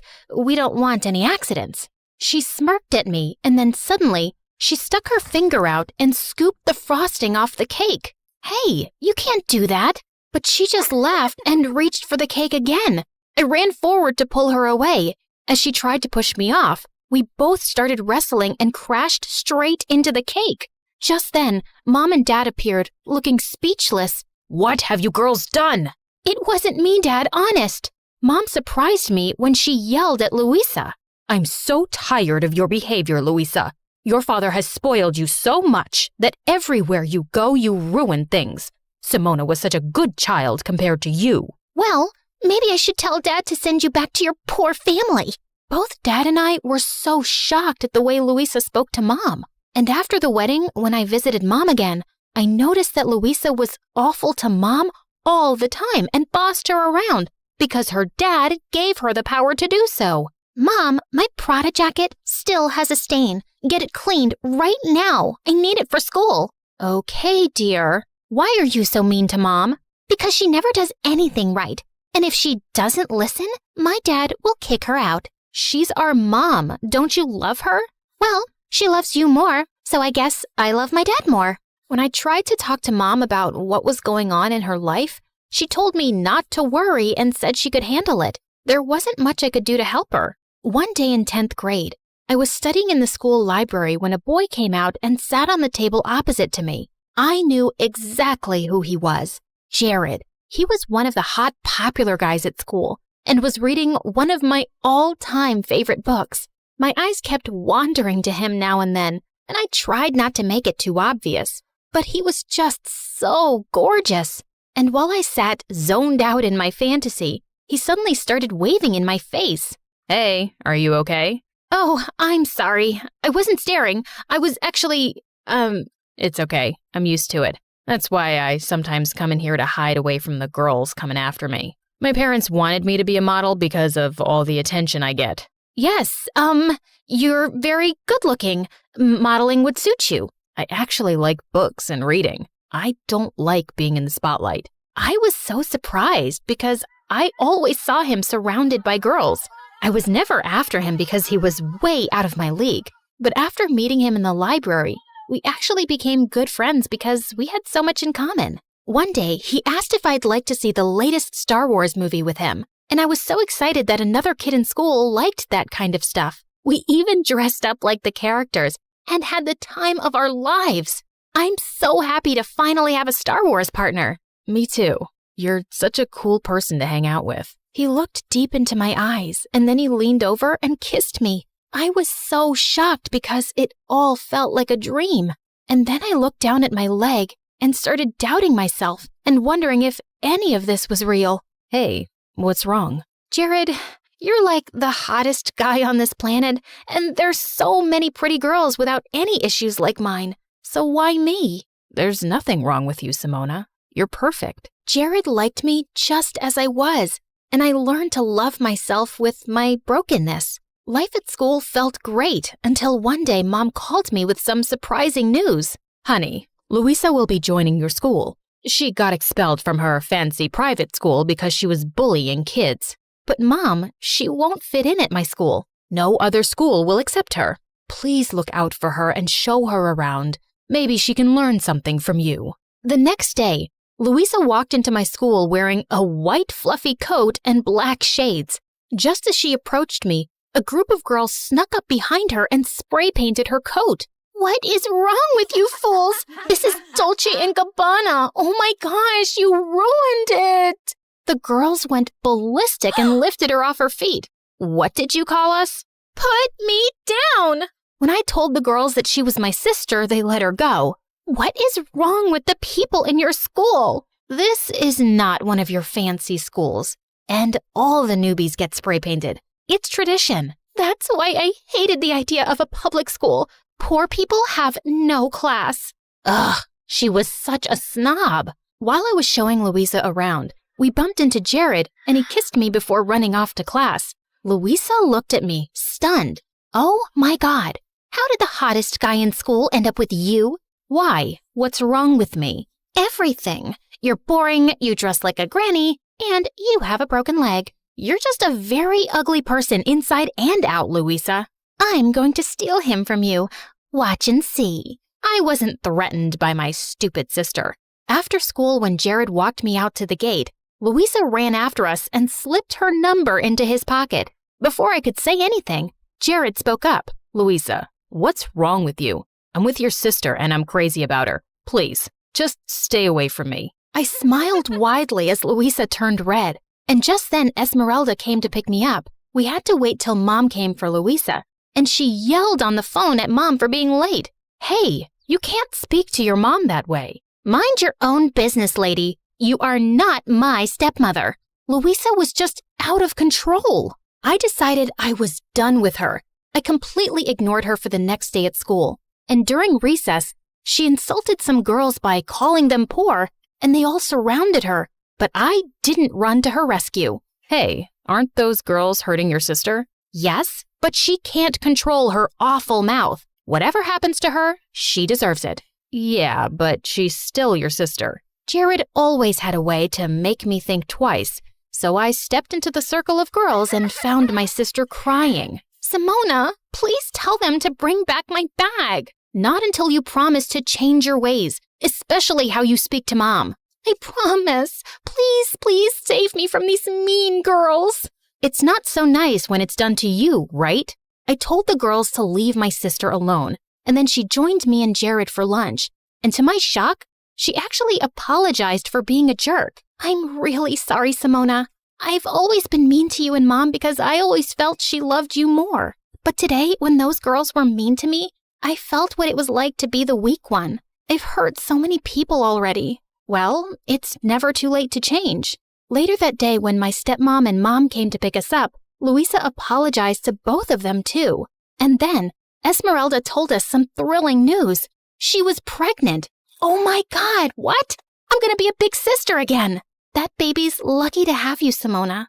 And you, Louisa, will be the best big sisters ever.